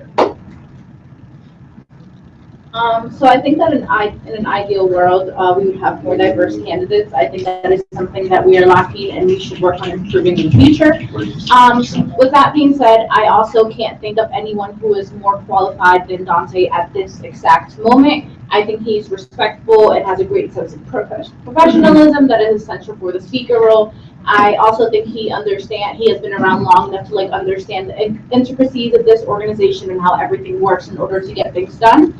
I think John is a hard worker and he's extremely intelligent, but I think Dante's transparency and experience really speaks more for itself at the moment. Kevin. So I'm actually in a great place. I get to choose between people that I vote with either 90 or 95% of the time. So I'm flabbergasted by that. But you know, as closely as I've worked with John and as closely as our beliefs about how student government fundamentally should work. I'm backing Dante today. I think that he has the experience as a 2-year senator, as an advocate who has shepherded bills through this body, who has written those bills, and who has just had the time to understand how this organization does work instead of should work. I think that experience is indispensable. John would make a great candidate, or he does make a great candidate, and I think he is qualified for the office. I think it's unfortunate that he is graduating next May, and even though Dante didn't commit to running again in the fall or rejoining the body in the fall, that does make me a little nervous. I think what the Senate needs right now is continuity. So that makes me a little hesitant about Dante. John's plans are phenomenal, and I commend him absolutely. And I encourage Dante to take them up, a lot of them, especially the names, because we need people in here. But at least for the first round, I'll be voting for Dante. I had the pleasure of running against Dante in September of 2014, when we decided that we wanted to join student government. I think the best thing about Dante is, like, I've never met someone that is so passionate about this organization, and even if during our time for the past 2 years, we didn't agree on everything, I know that he comes from a place that cares consistently. And I think that he has proven time and time again how much this body means to him and how much student government means to him. So I'll be backing Dante, as you can tell. And it's because I think that he is a passionate leader who understands how things work, and that's something that we can use right now. Chris. So I'm on the opposite side of Kevin in that I am in a position where I usually vote against John's initiatives 95% of the time. When I saw Gabe's post on Facebook, I didn't have as much, influence as the other Chris. Let's think about it. But I did think about it, and then both of them did send me messages and like, hey, I'm running for speaker, blah blah blah. So I had to think about it. I'm like, okay, so these are the people who are running. Let me think. Me and Kevin, we're leaving in a week or two, so I've had a lot of time to think about how I want to leave Senate. I want to leave in the hands of someone who's experienced. Both of them are experienced. I leave in the hands of someone who has opinions and has advocated. Both of them have opinions. Both of them have advocated for things. So I was I'm stuck in this difficult situation. But after hearing both the candidates speak, I think I'm going to support Dante, at least in the first round. I do love John's initiatives. They are very amazing initiatives. I'd love to see them carried through. I hope that Dante will carry them through. I personally think that John is more suited in the J board at the moment because he's doing such incredible work in that branch of SG. I think he should just keep focusing on that. But yeah, that's about it. Well, I have a question. I'm sorry. I forgot to. Yeah, go ahead. Okay. So I've actually, as vice chair of Campus Life, Dante is the chair of Campus Life, so I've had the pleasure of working with him. From my professional experience, I guess, Dante has always been on top of everything. He always makes an effort to make sure to schedule meetings when everyone can meet. He really takes the time to help out. If I ever had any questions, he was always willing to go 100% to help me.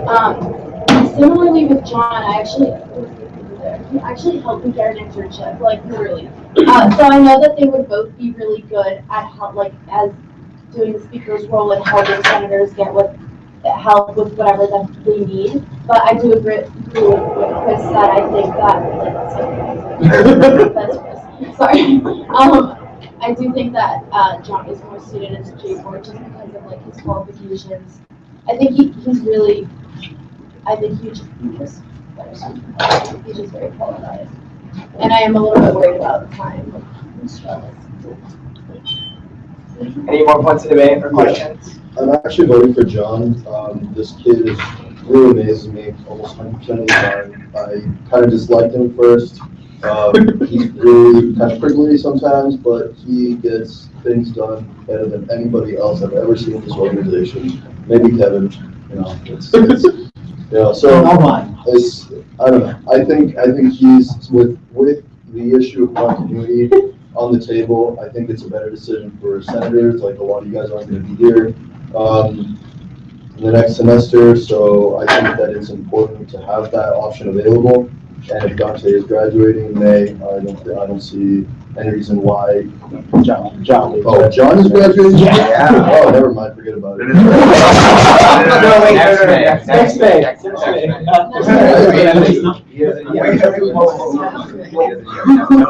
said that he's not. He might not run in the fall. He might not run in the fall. Yeah. Okay. Well, We're done here.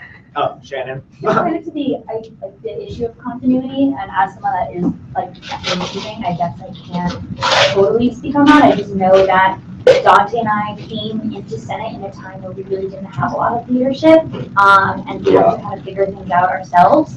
We weren't like, there were 5 new senators that were elected for the 2018. I'm pretty sure that just had never been in it at all before. And You mean at large? Yeah. Oh, whatever. Oh, no, it was 2018. I was 20. No, but you all had to be freshmen, so. You were all gonna be new. Yeah, anyway, so. Sorry. Well, we didn't have to use these right now. Okay, whatever. I think that. Oh, that's true, yeah. Yeah, you're gonna see. I just think that he understands, that leadership is important and he wants to put that work in to help, I don't know, okay. Kevin. Yeah. Yeah, to that end, Gabe is a candidate and totally should not have been chairing this. Yeah. Definitely past that, but because Gabe is a candidate and I'm the I would be remiss if I did not commend Gabe on the amazing work that he's done this year. I think he is inherently qualified to finish the term that we elected him to do. I would not encourage you to vote for him. It has been his intention to quit, apparently, if he receives the vote. So in an attempt to continue continuity, please do not vote for Gabe. Horrendous choice. And without anything left, I'm going to Devontae has a plan. now we're going to. Oh, okay. to vote by secret ballot. Yeah, we have to. Okay. Does everyone have one already? You passed it out? I'll go Okay, right, those are your 3 choices. I'll go around and collect. Do you wanna leave the room maybe? Yeah, you have No, I'm not, I'm counting the votes. I'm not gonna win. You're not, you can't count the votes. Yeah, okay. Shannon, come forward. She's not, no, we're not gonna, we'll have Kate do it. Shannon, Kate is counting the votes. Yeah, thank you. Let's count it. Put them in the spot. I don't know, And then, Mr. Speaker, while we count, I move to recess for a period of 5 minutes. Is there a second? Any opposition? Or recess? Whose ballots am I missing? Shannon, Barbara? You voted? Okay. Oh, you got, oh, yeah, okay. and he's just like, what? Okay,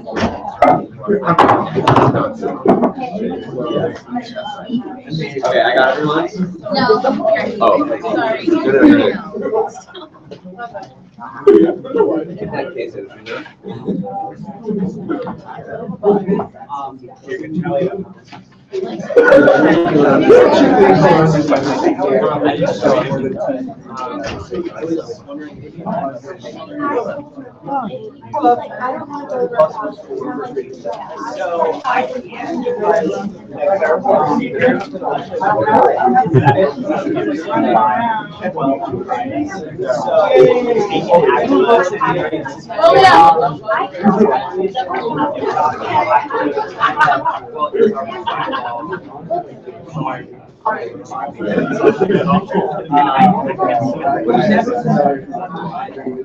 just don't think you want to. Yeah,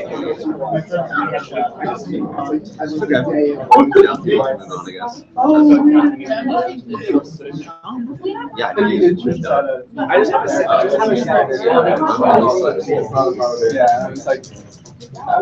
Kevin, come here. I have a question for you. So if he has to do this, he's required to present this on the first reading.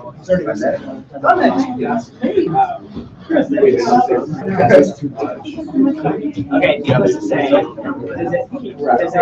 Cam say? Does that?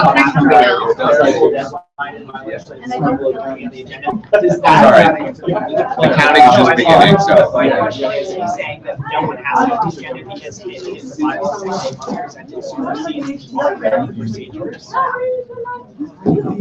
Nice, Chris. Hey, Eric, come here. Okay. So, if I just add my stuff to the agenda, it's breaking my legislative order that I signed. Yeah. So I cannot add it. Are you all happy? I would ask.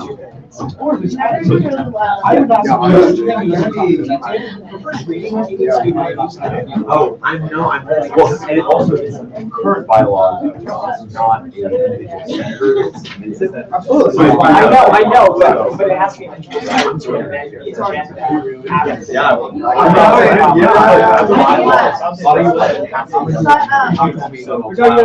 Like say.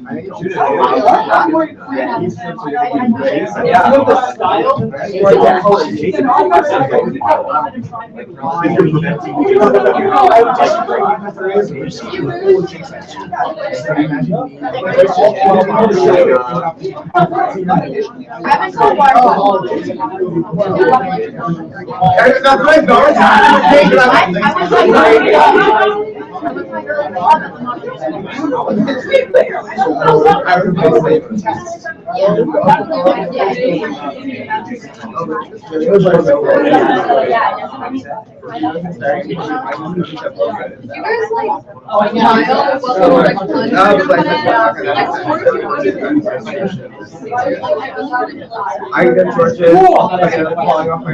Yeah. I'm not gonna break my own. I can't just add it to the agenda. That just sounds so It was so funny. It was so funny. Like this.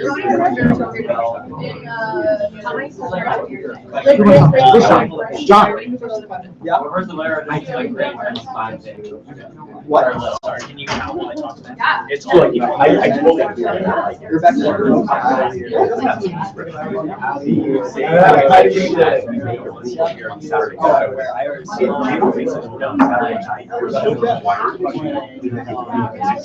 Yeah, but that opinion, I think it's But I understand how it actually works, but I was still required to now stopping that. That's either why it's not a general term, then that would be the why because besides preventing a member of government from carrying out their.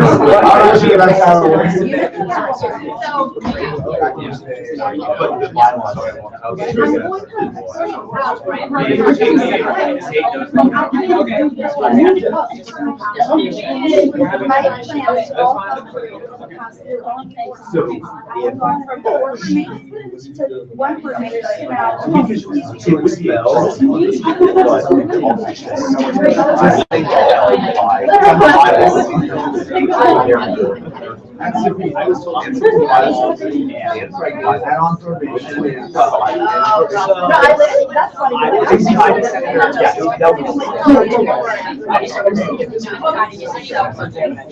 Haley, I've told everyone about the dick in the cup thing.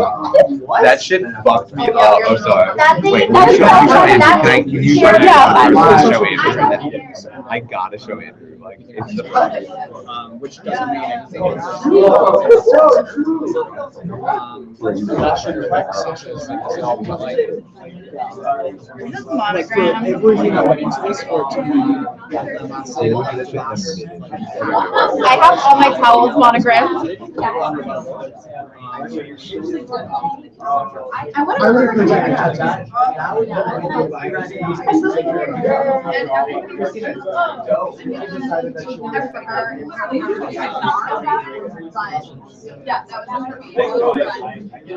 to I was a senior, I'd be 15, like, really. I'll just ask the candidates.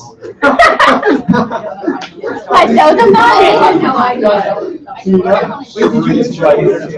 So there's certainly nothing that. Like for all my what? Yeah, everyone's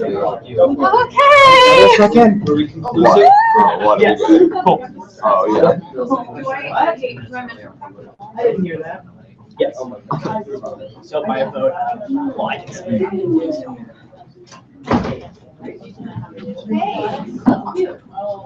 No, they just said they won. Okay, so we do have a result. By a vote of 11 to 1 to 1 to 1 abstention, Dante is elected speaker.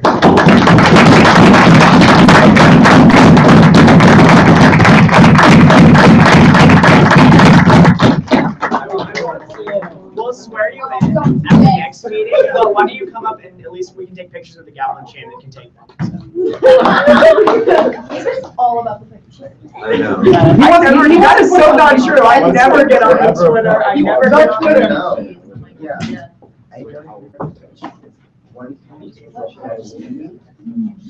That's exciting. I know, right?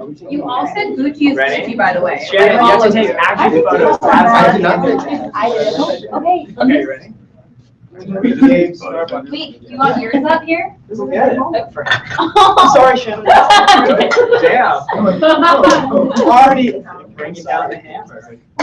That's cute. Oh my god, this is so artsy. Okay. So we'll do one. Ready? One is about to go.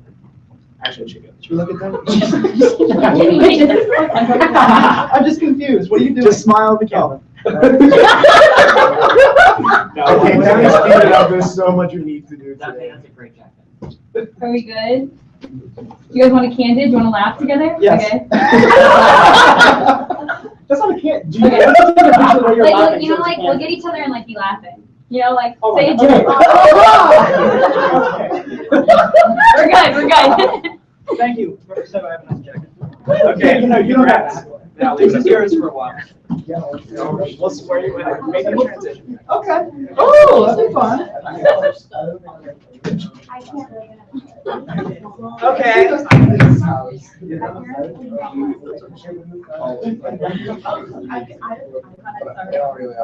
Oh, I gotta turn this sucker back. Bye, Alex. Bye, guys. Bye, Yeah, what the hell, Alex? You're only running for me. So next up, we have confirmations. We have 4 today. They all passed CRP. In fact, they all passed CRP by unanimous consent. And first up, we have Chris for Associate Secretary. Mr. Speaker, because I feel so confident in the qualifications of all the nominees, I request that presentations be limited to 4 minutes each.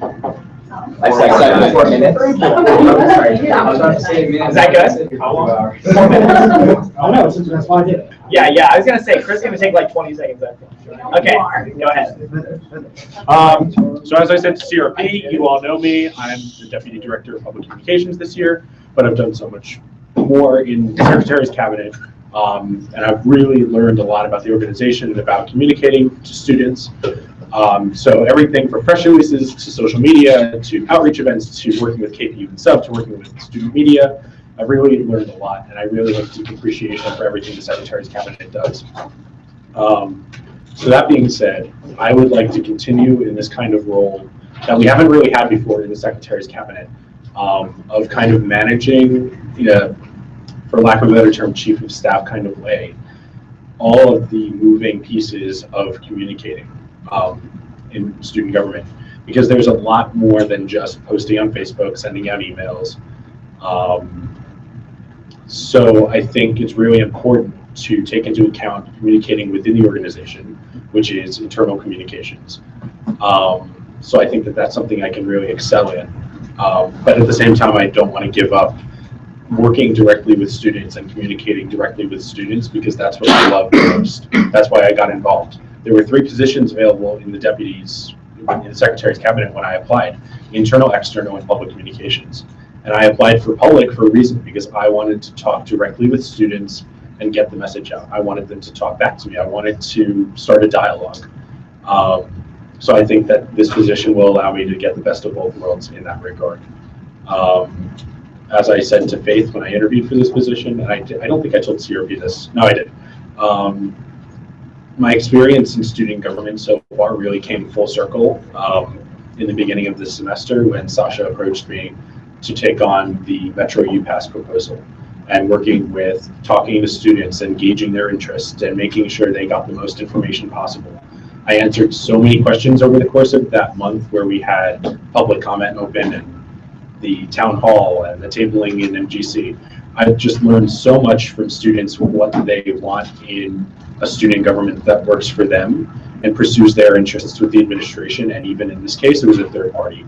So that really brought my, like I said, it brought my experience full circle, and I'd love to continue doing stuff like that. And that's it. Thank you. Any questions? No. Good. Anyone else move to debate? And you can waive your right to leave. Okay. Kevin. Mr. Speaker, I know as someone who has worked extensively with communications policy over the past 4 years, that it is very hard to work with a secretary who often gets checked out very quickly. Which means that the number 2 person, good luck. Which means that the number 2 position within the Secretary's Cabinet is probably more important than who the Secretary is himself. I know that that anytime I've needed something communicated, my go-to person this year has been Chris and not Martin. And I hope that next year people can go right to Faith. But if not, I feel confident that Chris is the right person. Yeah. I motion. Oh, Tina, go ahead. Sorry. You already hand raised? Yeah, no, but I'll say something. I just want to thank you because I've gotten a lot of emails for you, and I just like it's a cool thing that I can like recognize your name and people. I'm sure everyone on this campus knows who you are and what you're communicating. And I also want to say thank you for coming to our meetings because you're here all the time, and that's not necessarily necessary to come all the time, but I just really appreciate that. I think you're doing a great job. William. I motion to vote by unanimous consent. Second. Any opposition? Congratulations.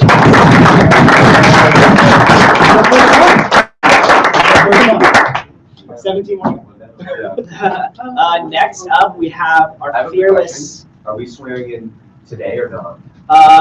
Yeah, I think we will. I'm not a secretary yet. Yeah. So now, so we have to. Oh, that'd be cool if, like, at the meeting, like, we lined everyone up. It'd be cute. I do not get enough pictures, Tina. Let me have this moment. I want to get more pictures.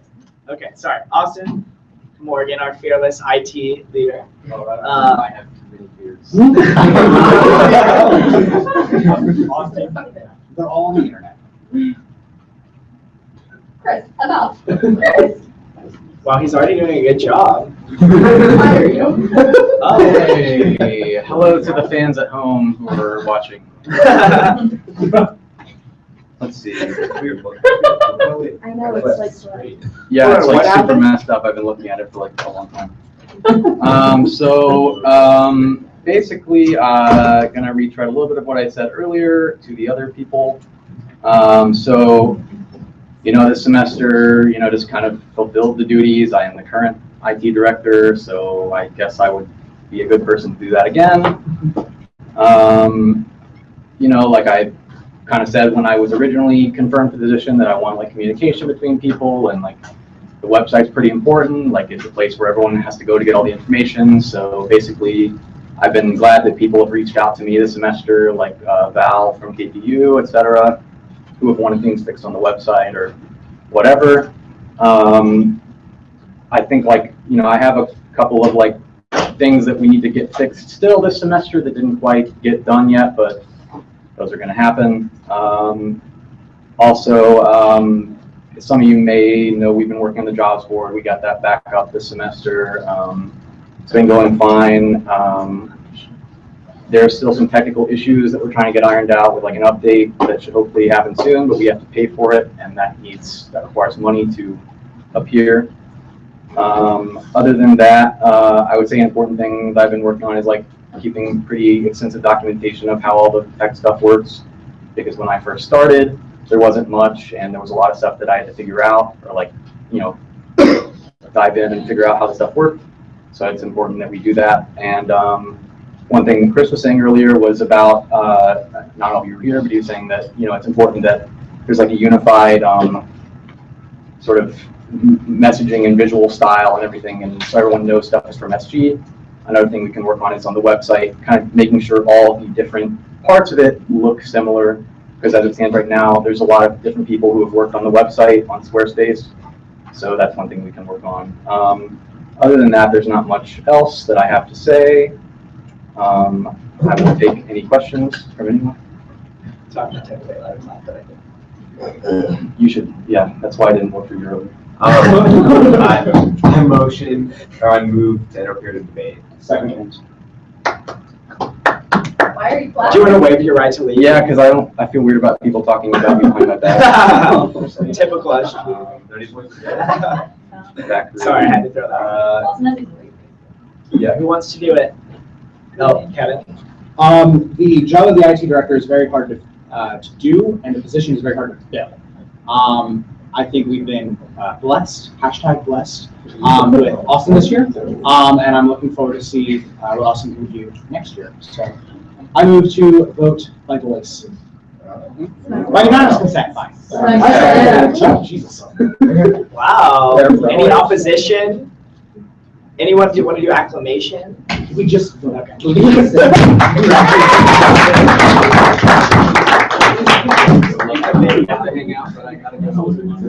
What's going on with the camera? Kids, yours looks fine. Walk off to the left, or like when you walk off that way. It's like near. Oh, I thought it was like upside down. No, yeah, it's backwards. Okay. Next up, we have Will Mesco for SAC director. Sorry, I like feel like a ways of glitch on my shoulder now that I know I have a replacement. I'm saying again. Wow. No, I have probably 2 days right now. Yeah, I got it. It's okay. I got your joke. Hello, everyone. So I'll try to be brief. And for those of you who heard me talk to CRP, it's probably going to be pretty similar. So I first just wanted to say thank you to our president-elect for this opportunity. I didn't anticipate that I would be potentially the next SAC director, but now that it is on the horizon, I'm very excited for the opportunity. I think that the job sort of falls into 2 major responsibilities. The first of which is just making sure that the office runs and that the services that SAC provides are accessible to every single student. I think the Student Advocacy Center does an important job and provides one of the last like sort of immediate tangible services that students have access to. So I think it's important that we provide that service in a way that is right and professional, but also make sure that every student has the opportunity to take advantage of that service. So the first thing I want to do is make sure that we're hiring an increased number in advocates and advocates that are trained and qualified in handling conduct cases. I don't want there to ever be a scenario in which the office is closed during regular business hours. I don't want there to be a scenario in which someone goes to a conduct case anticipating an advocate is going to be there with them and then they're left alone. That is unacceptable. Like I told Devontae in our interview, sort of the buck stops with me, so I take all those things very seriously.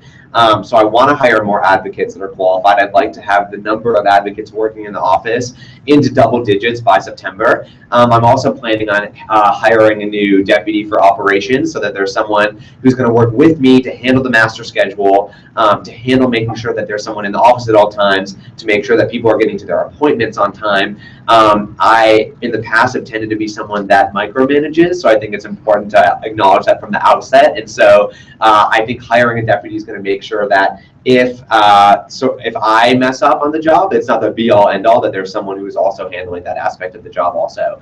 And then lastly, I want to make sure that the service is known to every single student on this campus. I think that's the biggest disconnect. When I talk to students, they either don't know that the Student Advocacy Center exists or they don't feel comfortable utilizing the services. because it's an SG service, because I think we exist to provide something for every single student, I think all of us should know about what the services the center offers are. And so for me, that means making sure we have a role in Eagle Summit, speaking to students in the first few weeks of school, working with RAs and PAs to have chats with students in the residence halls, anything we can do, whether it takes me running around with like a bullhorn on the quad to make sure that students know that the Student Advocacy Center exists, is going to be fair game.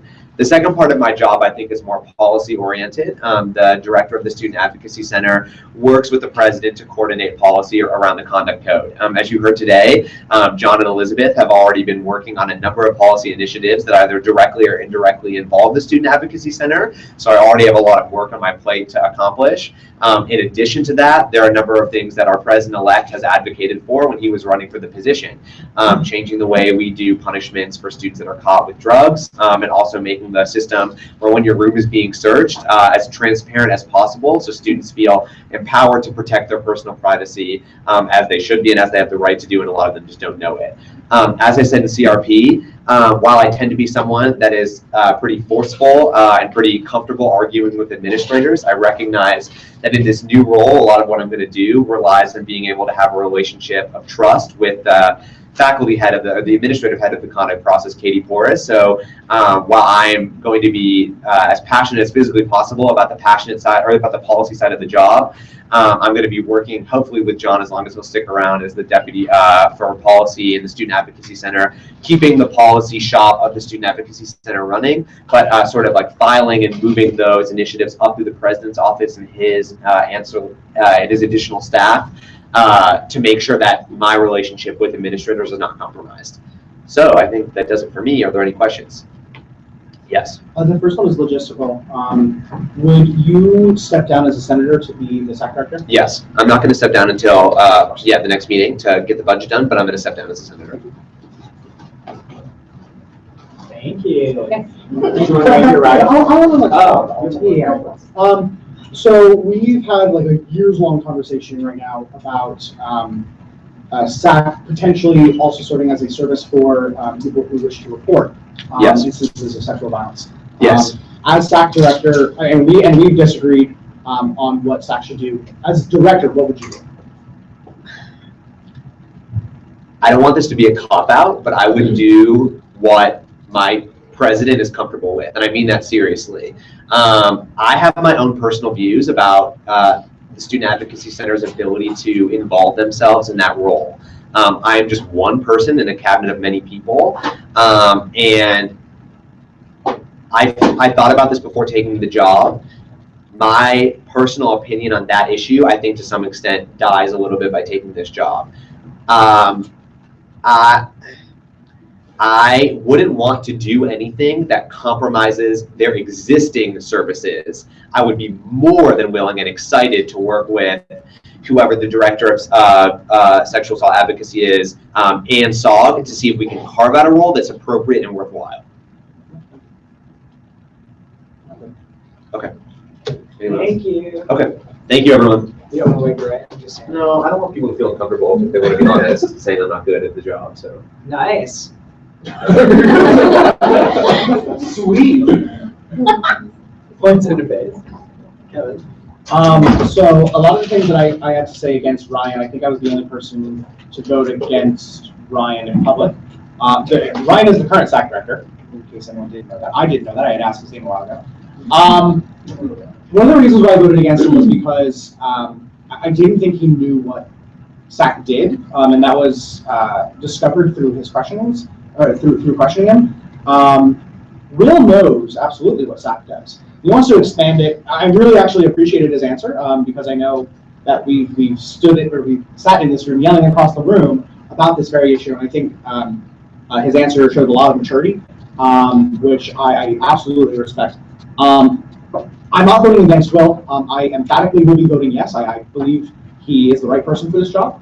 I'm a little cautious because he's not been in SAC before, and so I wonder in the student conduct board, like when he's at a violation hearing, I don't know how he'd do, just because he's never been there as an advocate. And to take over as the head of the department has me a little hesitant, but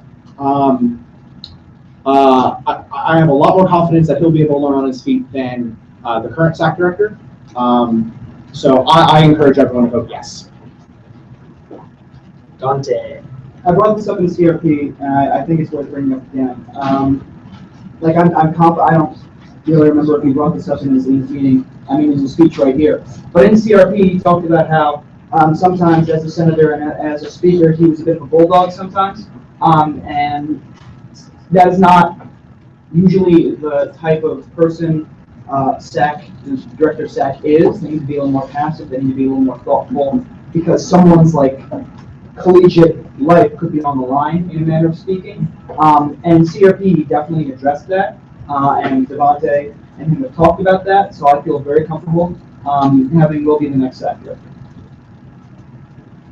Shannon. I also think that Will Trapp record in the Senate, and I talked about this a little bit, will play a large role, I think, in how he's going to run SAC. I think that right now, SAC is, there are some some concerns expressed about how many people are involved. It needs to take a larger role, I think, and I think that's something that Will could definitely do. And we saw him do that within the speakership, and I look forward to seeing him do that with SAC as well. Chris. I'll just say a few words. I've seen Will grow from the past 2 years that he's been in student government. I've seen him handle Senate, being the speaker, and now he wants to do SAC. I think he'll be an excellent addition to the president-elect's cabinet. I'm sure he'll be an excellent addition for SAC. He'll be a great leader. He'll learn on his feet, as Kevin said. He's got a great track record, as Shannon said. So with that, if there's no more points to debate on the floor, I'll move that we approve by unanimous consent. Second. Any opposition? Anyone want to get again? That's you. Not anymore, suckers. How long do you think it would take for him to come back in?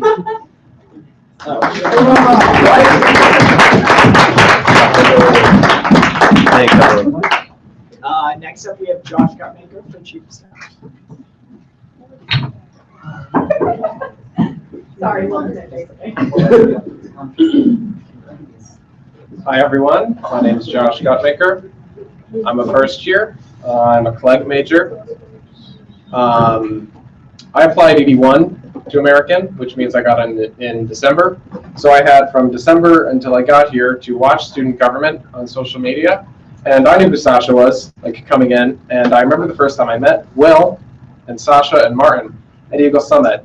And that's, I think, when I started to make the decision that student government was the right organization for me to join, because it seemed like the most effective and efficient way to advocate for issues and to bring change on the campus.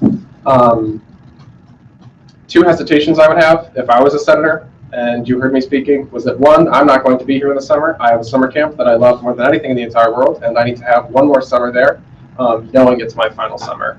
I've been there 12 years, and I need to be there. That doesn't mean I'm not going to be visiting. That doesn't mean I'm not going to be coming and making sure that my Deputy Chief of Staff, Ashley Smith, who is incredibly confident and competent and very wonderful and very smart, isn't working with everyone here because she's staying over the summer. I'm going to be coming down on weekends to visit because I get anxious if I don't. And I have complete faith in her ability to work with Devontae and accomplish anything that I can't do in person. That doesn't mean I can't be connected over the phone or over email or whatever. The second hesitation that I have is a simple lack of institutional knowledge about how the intricacies of student government function, the intricacies of the bureaucracy of the administration function, and I can do nothing for you today. I cannot list for you the governing documents in the specific order that Kevin would like, but I can promise you that over the summer, and when I come back, without Kevin, I will be able to do that incredibly well. I am going to devote my entire summer to, oh, you're fine. I just answered a question. To understanding these issues and learning how to best accomplish Devontae's vision for the school. I've been in roles my entire life that are getting me ready for this. One of the first roles that I took on my junior year of high school was stage manager. I put on a total of 40 productions while I was at high school. I worked with both teachers who needed stuff done on the stage, as well as students who worked at my level and below me, which means I was able to make friends with the people I also had to yell at, which is something that a chief of staff needs to be able to do. Yeah, in that capacity, I learned how to work with the team. I learned how to make friends and keep them, even if I have to yell at them. Another position that really helped me prepare for this is student government president in high school. I worked on advocacy, and that was my first chance to really communicate with administrators. Something I didn't tell the last committee was that I presented in front of our board of educators, and I got $15,000 towards personalized technology use, like iPads and stuff. And I worked with my entire student government and my slate to make all of that happen. So I really got to advocate on issues, and that was my first experience doing that, and I loved it, and I hope I can help Devontae do that. A third position that has gotten me ready for this is Director of Student Rights. You don't have any rights here, and I haven't done much work there because, you know, you don't have any rights. And I could have worked on finalizing a, like, thing that Devontae ran on, the, I can't think of the word. Thank you. The Student Bill of Rights, the certified Student Bill of Rights. I couldn't accomplish that in this year. That wasn't on Sasha's plate. That wasn't on her agenda at that time. It's a huge issue. So I chose a candidate, and I fought for him to get elected so that he can work on that issue from day one. And a fourth job that has gotten me ready for this position is camp counselor. I've learned how to work with children when they're not behaving. I've learned how to work with people. I've learned how to work with people who want to do a lot of different things at the same time. We'll have campers who want to go to archery when we're supposed to be doing horses, when we're actually supposed to be at lunch. And I think your cabinet is like that. I'm not comparing them to 10-year-olds. I'm saying that I've managed people with different interests before, and I've been able to focus them on a common goal, and I've been able to unite them when they're sad, and I've been able to bring them up and help them succeed. And that is my abridged version of what I presented earlier. I would love any questions if you have any. Yes. So first of all, I'm giggling because I'm not picturing Will as like a 10-year-old who needs discipline. So, all right. So as you said before, you're not going to be here over the summer. Yeah. And just out of curiosity, where is this camp and how? Gosh, I don't know how to talk. How frequently do you think you're going? You know, I know you said like weekends, but do you know like it'll be every other weekend? It'll be every weekend? Do you have an idea yet? Yeah, so it's a day camp, which means I start the day at 8 o'clock and I leave at 6. And I can also check my phone the entire time while I'm there. And I think my campers will be interested in what I'm doing, and they'll be happy to know that I'm helping student government. I can't tell you how many times I'm going to come down. I live in upstate New York. That's where it is. It's a 7-hour drive. It's also a drive I make all the time, so I'll be able to do that. I'm also like, I get incredibly anxious when I'm not with the project that I'm working on. Like in stage managing, when I had to be away for concerts and they would break mics, I'd like flip a word I'm not supposed to say to say that. So yeah, I hope that answered your question. That did. Thank you. So one of the reasons why the chief of staff is one of the top pay grades is because they are required to stay here over the summer. You won't be staying here over the summer. That's something I know I can live with, but but you would still get paid. Do you feel comfortable receiving that paycheck over the summer, which is supposed to be for your housing? That's a good question. I feel like I'll be putting in the amount of effort that is consistent with someone who's staying here over the summer. I know that it's going to be hard for people to work in the summer because it's going to be nice out and there's stuff to do. But I, like, from 6:30 when I get home until like 8 o'clock, the majority of the nights, I'll be planning an entire legislative and administrative agenda for Devontae and our entire cabinet to work on.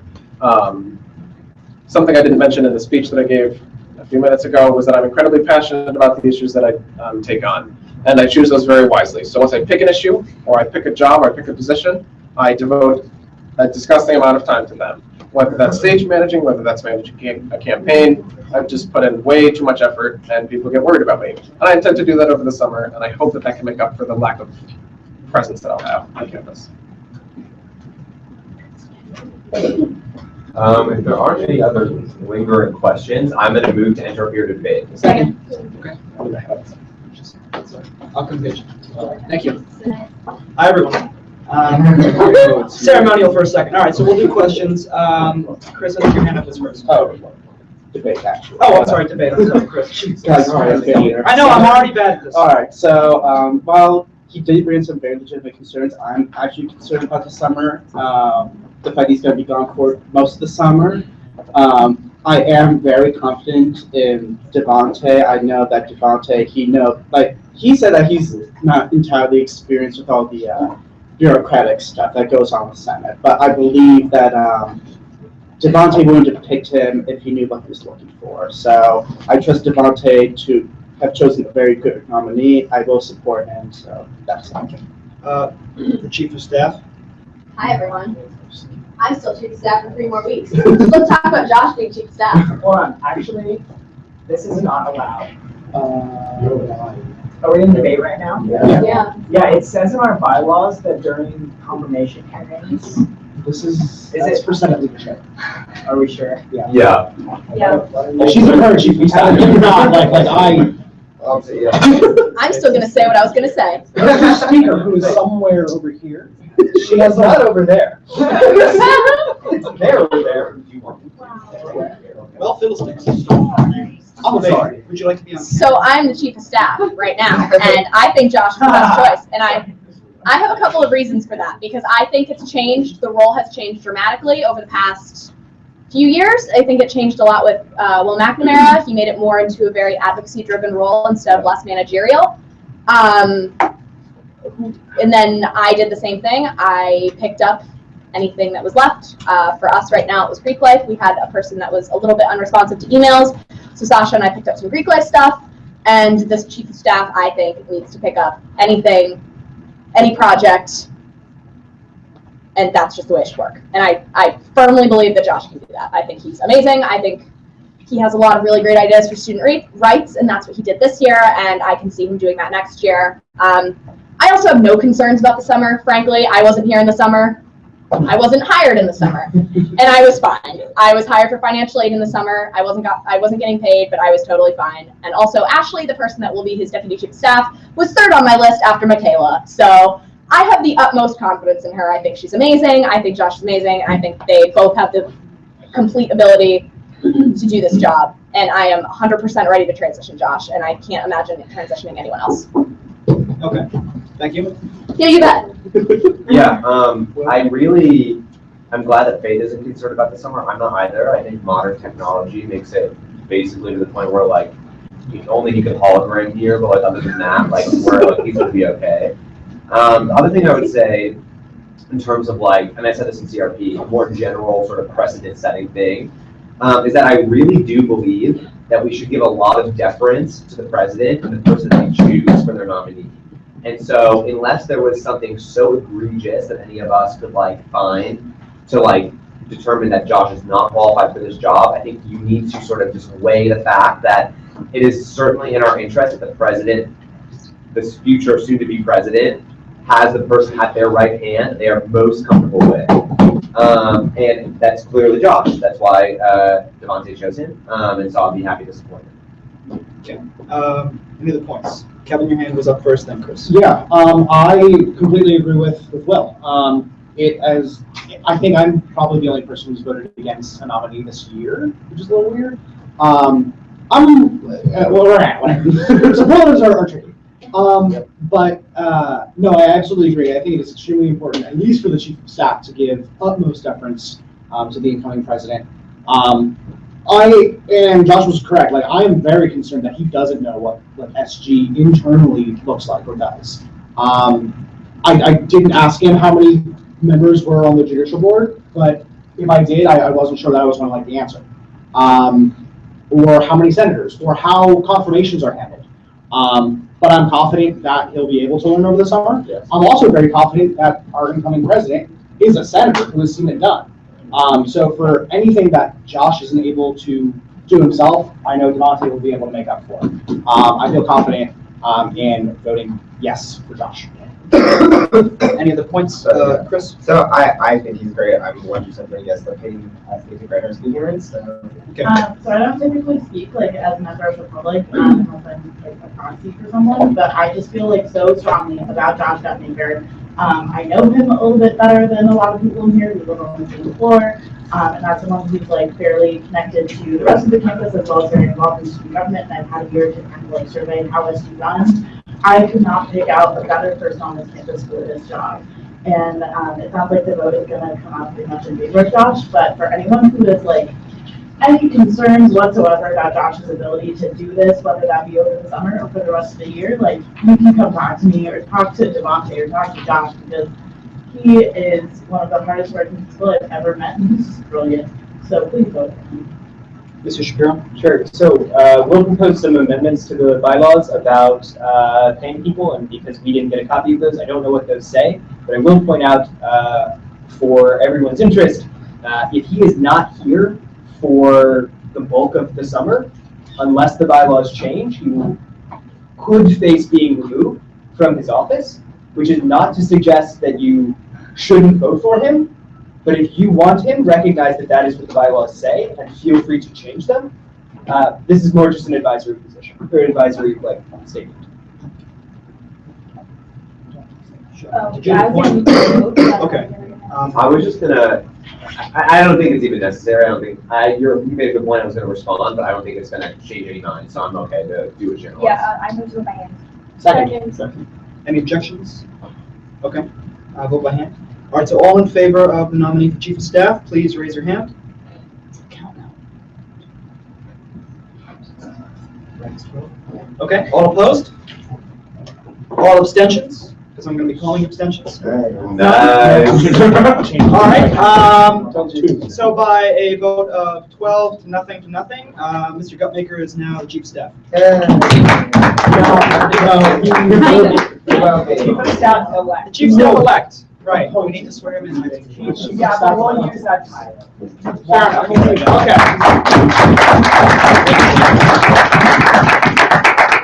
Okay. Congratulations. Yes, that's what I was going to do. So first time I get to refer something to the committee. All right, so in new business, we have Bill 1516-030, a bill for fiscal year 2017's budget. I'm going to commit that to the Special Committee on Finance. And I think that is where I just want to make sure you get to know. Oh, okay, thanks. Ceremonial time is over. Here you go, Jack. Let's go. Okay, guys. Next up, we have. So let me explain. Okay, well, let's just see how this goes. Next up, we have Bill 1516-025, a bill to create a joint task force to review donation policy at American University with amendments. It was vetoed again this week. Due to the amendments, it was returned to us. Yeah. So I am just as passionate as ever about my hope and desire that all of you will stand with me and vote yes. But in the interest of time, and because you heard what I believe, I would motion to vote, if that's okay. Yeah. If not, I can just object and say the sentence. Yeah, just can you yield to him and yield back? I yield. Yes, I yield. So throughout this week, I've talked to several senators, and the more people seem to hear about this, the more they start to rethink their opinions. Conversations with both Chris and Lex, who are not here right now, they both told me that they would now vote against this bill and vote to sustain the veto. They're not present, so it looks like the vote's going to go to sustain the veto or to overturn it again. I encourage everyone to vote to sustain the veto. And I motion to vote by hand. Second. Roll. Roll. Fine. I don't know it's unnecessary, but. It's better. It's easier for me to count. Here we go. Valentina, hold on. By the way, was there any objection to waive the debate? Oh, no. Okay, I just wanted to make sure. So seeing no objection, we're in a roll call vote. Yeah. Yeah, I can skip. Exactly. Yeah, so a vote for yes would be to override the veto. A vote for, this is how we did it last week. A vote for no would be to sustain the veto. No. Haley. Oh, where'd you go? Oh, she left. She went out home. Okay, she might be back before we're done. Shannon? Yeah. Yes, sir. Devontae? No. Dante? No.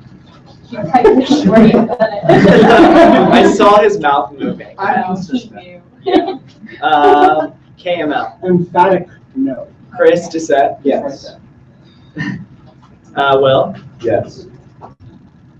Chris? I think I'm gonna stick with yes, yeah. Sam? Yes. Oh, sorry, he's a. He did have a question. George? Yes. Martin? Sorry. I'm just typing it as the people voted last week. That's not how it works. I know, but so far it has not deviated, so. Okay. Christina. Barbara. Abstain. Cool. Okay. Did you vote already, William? Okay, yeah, I can remember if you passed around, sorry. So now we're back. We go around again, and we have Haley. Haley. We're doing a roll call vote right now. We're voting on the donation policy that we're getting. So a yes would be to overturn the veto, and no would be to sustain it. And then did I miss anyone? Martin last. Martin, you want to go again? Or you can sustain, I guess. No. Okay, let me just add these babies up real quick. Just for the record, it's 2/3 of voting members, right? So abstentions don't count towards the total. That's true. I just want to make sure.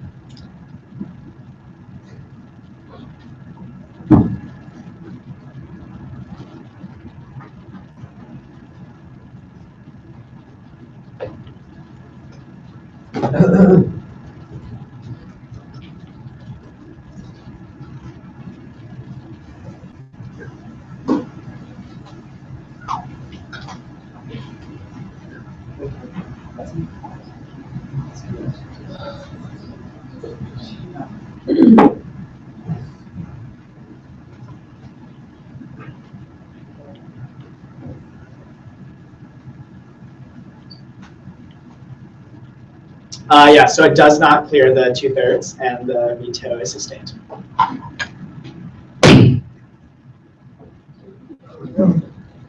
Okay. Okay, next up, we have Bill 1516-028, a bill for the freest and fairest elections. All right, get food. Get food, we're gonna be here for a second. Second. A few, time's up, a few seconds. Okay, so, I don't even know how to present this actually anymore. So, before I begin, let me be very clear what this is and what this is not. This is not the policy book. Because of the way the bylaws are written right now, we cannot propose the policy book today. So anything related to the leadership grant, anything related to nomination convention, oh, there's a camera. None of that, obviously keep that in mind because that is my intention next week. But that is not what we're voting on today. So I'm going to ask that question to be limited specifically to what this bill is, even though it is part of a larger elections thing. What I'm going to be presenting on, and I am going to make a motion in a few seconds to go into a suspended informal thing so you can just interrupt me at any time. What I'm going to be presenting is my memo, and on the memo, I've identified major changes. There are obviously a lot of grammar things, but I will happily go through line by line on line and say what every single change is. I don't know that you want to do that, but if you would like, I'm up for that.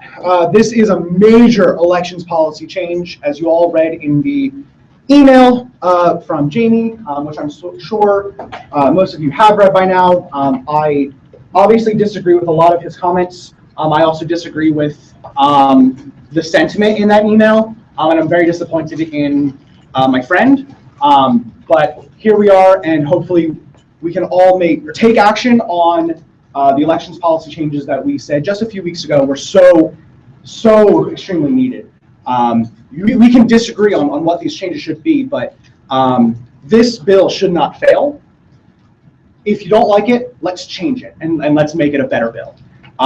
So with that, while we're still in like this weird presentation time, I'm going to move to suspend the rules, allow presentation time to be included with period of questioning for an unlimited amount of time, so that we can just like go at it. 1 second. If that like makes sense. Any opposition? Because I just want to go and like interrupt. Oh yeah, and can you also make it a little bit of a complex motion to just do something for Kate here? If people are interrupting each other, I'm not sure. I don't know if you just want to not do We'll it. be a little tiny structured, but like again, my point is like if you have a question, one answer, move on. Yeah.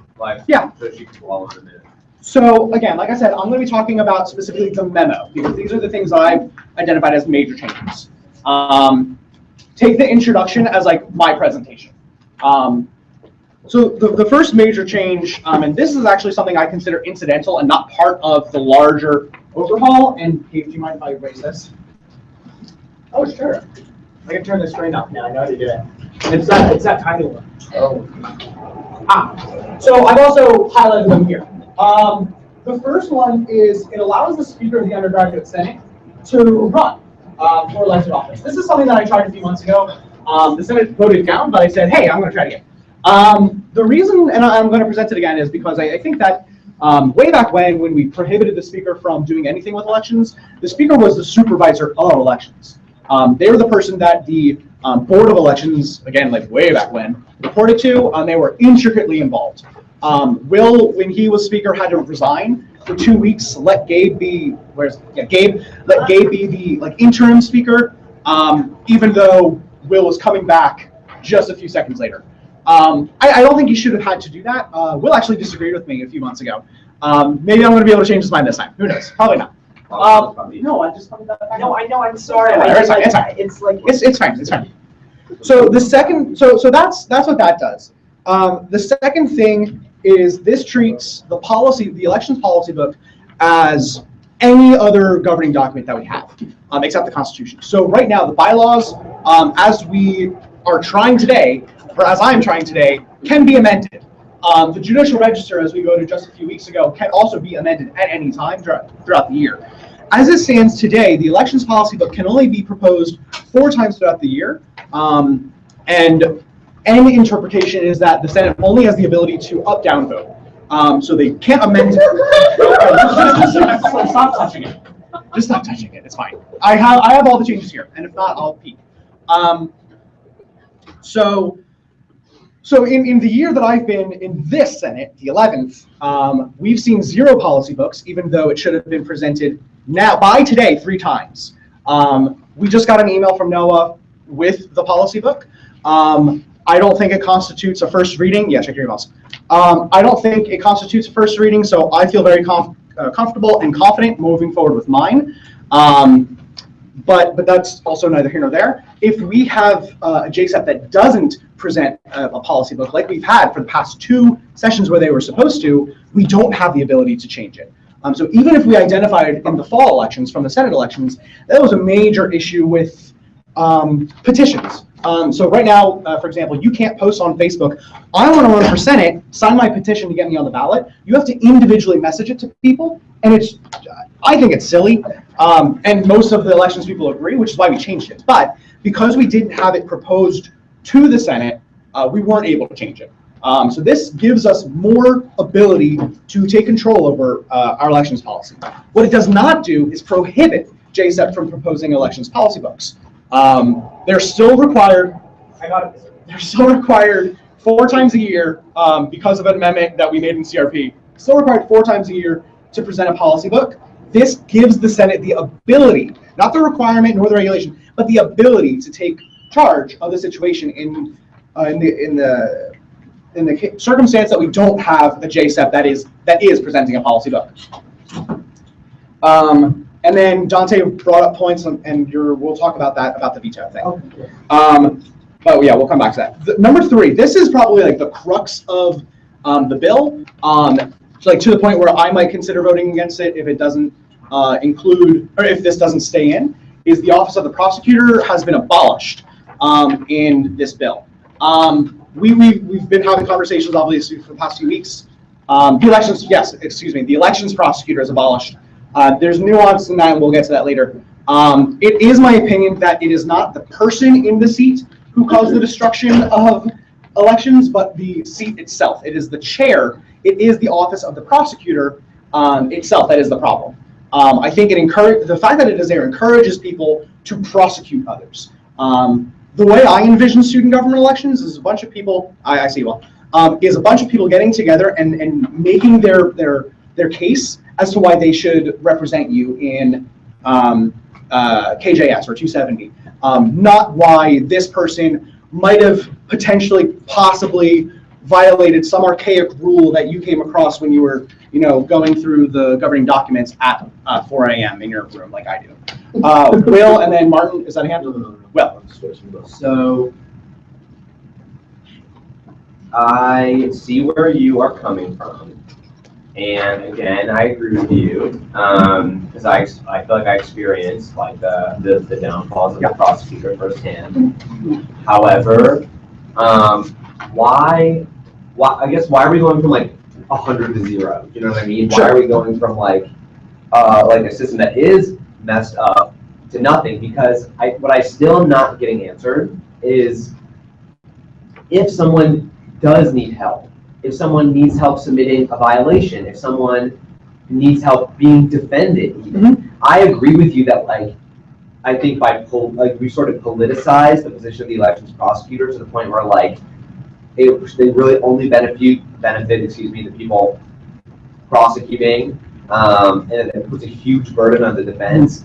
But why don't we try to create a position that can still navigate someone through the rules, so if me, an incoming freshman, feels like they're being treated poorly, feels like another campaign that is opposed to me is not following the rules, that I have someone that I can go to.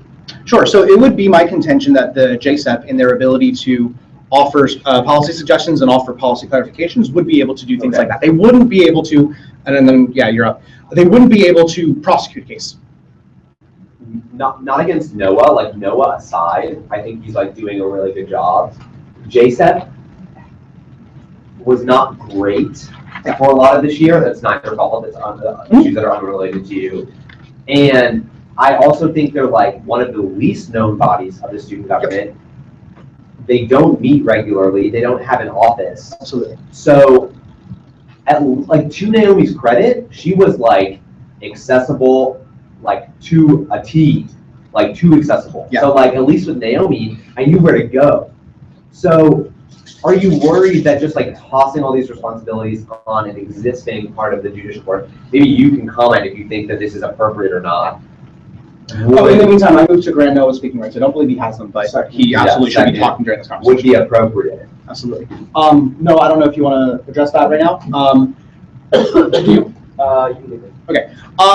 So, I mean, I kind of brought it up ironically during CRP, but I think if you're having a public body, a public institution to submit inquiries and to kind of guide you through this process as a prosecutor, then you should also be required to, then we should be required to create an office of the public defender, because as much as someone might not be aware of how to use SG resources to their legal advantage, is the word I'll use, the same person might not be able to use it to their legal defense, to the point where people who didn't have any formal SG training or didn't know how SG elections law worked, if they were sued by the prosecutor, there's not a shot in hell that they do well. A lot of those changes I try to fix with the policy book because I liberalize a whole lot of the regulations that we have, as in I just remove them, or I change them, or I narrow them. And there was another point that I had that I cannot remember right now. Maybe Noah can. So I think JSEP should definitely contribute to a case, especially when it comes to election policy. I don't agree that we should abolish prosecutor, I would say that, but I think they should have a part in that if we do keep prosecutor. as for why JSEP has been so terrible the past, I don't know, year. I wasn't involved with this before this semester, but we were appointed a week before the new policy book was due, so, and nobody knew what was going on. We didn't have a chair for the first week, whatever. Which is another thing we addressed. I will say that this bill does give JSEP life terms, which nobody has ever fulfilled their year term anyway, but it'll have a sense of consistency and it'll allow that to happen. I am against a lot of this bill, but I do like that part, so I'm saying that. I have one more, and it's follow-up. Is it about the prosecutor? Yes. Go ahead. So I think Chris Pearl made a really interesting comment in CRP about a sort of like prosecutorial council.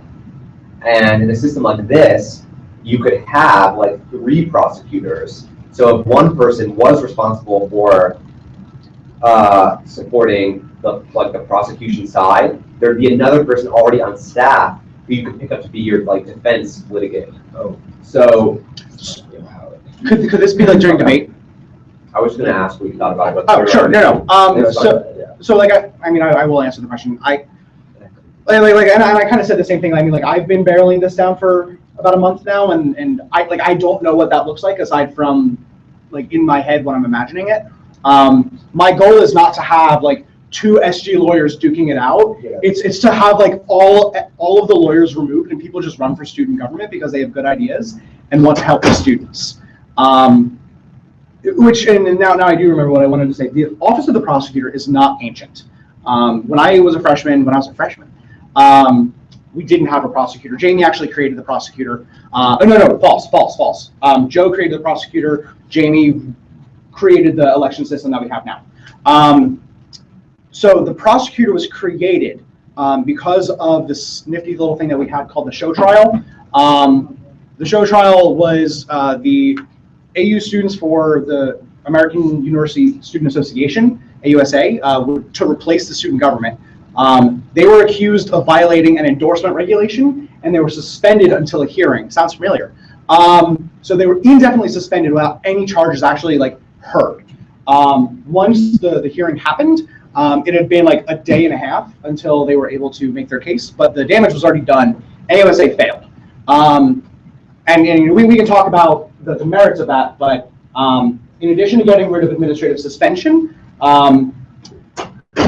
the reason why the prosecutor was created was because at the time, in order for, at the time, there used to be violations that only members of the Board of Elections could know about. So let's say Barbara is running for student government chancellor, and Tina's on her campaign. So is Chris, but Chris isn't reported on her campaign staff. Now, I know that that they're all coordinating, and I'm on the Board of Elections, and they're all coordinating, and I know that. But I'm the only person who gets to see who's on their campaign staff. So in order for me to bring that charge against Chris or Barbara, I had to step down temporarily from the Board of Elections, prosecute this case, and then rejoin the board. So I'm arguing to the people who I'm friends with. I'm arguing to the people who I vote with all the time. The need for the prosecutor was to prosecute violations that people couldn't know about. So were people spending over budget? Were people using unauthorized campaign staff? X, Y, and Z. Were they using campaign materials that hadn't been approved? All of that information is available now. The second I register for Barbara Galizia for SG Chancellor, it's online and you can see it. And there's a timestamp and everything. All of the information and all of the reasons for the prosecutor to exist are now inert, and it's only used offensively. The other reason why I want to get rid of the prosecutor and why I do consider this like a major issue of this bill is that if you want to run an offensive legal campaign, all you have to do is type an email, sit back, and watch another campaign flail. And I will, well, no, I won't. But just because I think we're all aware of whatever. So if you wanted to bring a violation against another campaign, and you wanted to kick them off the ballot, that campaign, if they were administratively suspended, like one was this year, then that campaign has to flail. That campaign has to figure out what to do while the other campaigns don't. And that gives them an amazing election advantage because they don't have to spend a lot of hours, not countless, a lot of hours preparing a legal defense. And I think that's wrong. I think if you want to pursue someone to be punished, then you have to be willing to put in just the same amount of effort to punish them. Because otherwise, like you're able to just go wild. Chris. So this is kind of like an informal period, right? Yes, absolutely. Okay, cool. Because I just want to address the little confusion that I totally understand how that kind of Mm-hmm. gets construed. So, and this kind of goes, this supports you too. So, so the reason why I was saying that maybe there should be like some kind of prosecutorial committee of like 3 people isn't so that you can like pick someone and be like, oh, you defend me and then go against the rest of it. In my opinion, it eliminates a lot of the bias of the prosecutor position because something that as like normal people we're all susceptible to is feeling certain ways and reacting based off of them. And I think that was like one of the issues, and like I'm not like that is something so hard to like get rid of and find someone who's extremely unbiased in that situation. However, like as the position goes on and as you like, let's say if we can get a prosecutor from the outside of student government, as they start to get deeper and deeper in, they start to find themselves obviously getting a lot more biased probably. That's why I recommended kind of a prosecutorial committee, which I would talk about later on, where it consists of 3 people, so there's no way to really like split votes and stuff like that, so that like everyone can kind of be like, oh, I think maybe like, so that they can talk stuff out and like kind of move on from that. Because when it's just one person, we just like, we leave the ability to gauge, because we're not giving the person too much power, but we leave them the ability to gain more power and act on their own behalf. Sure. But we don't make that person. That's sorry. So that's why I want to explain why I thought a prosecutorial committee could be better. Sure. And then let's bring that up during debate. Yeah. Sorry. If you have language to put in the bill, like I'm going to ask you to type that because like I don't know how to do that. Yeah. Dom, do you have a question? Yeah, it's the same one that I had in CRP. Remind me.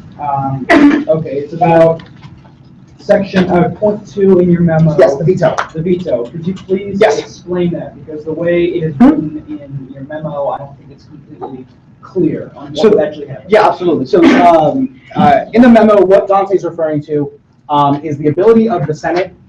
Is the ability of the Senate to change the policy book at any time of the year, such as next week. And this is kind of included in what we're doing today. Notwithstanding Noah's policy book that he submitted just a few minutes ago. I'll refer to it as a spontaneous change, just for the purpose of this debate. A spontaneous change, because it isn't coming at the set procedural time, such as 3 weeks before the fall election, 2 weeks, or 2 weeks before, 3 weeks after, 2 weeks before spring, 3 weeks after. Because that is a drastic step for the Senate to just come in and say, JSEP, you didn't do your job, now we're going to do it for you. Because the level is raised, the bar is raised. This is a compromise between me and Noah. It was actually Noah's idea to make it so that if the Senate is going to do that and is going to take like that leap, it needs to be a good leap, and it needs to be held accountable.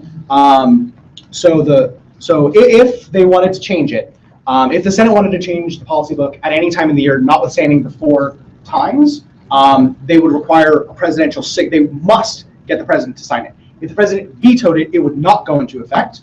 If the policy book was submitted by JSEP and the Senate passed it, it does not need a presidential signature.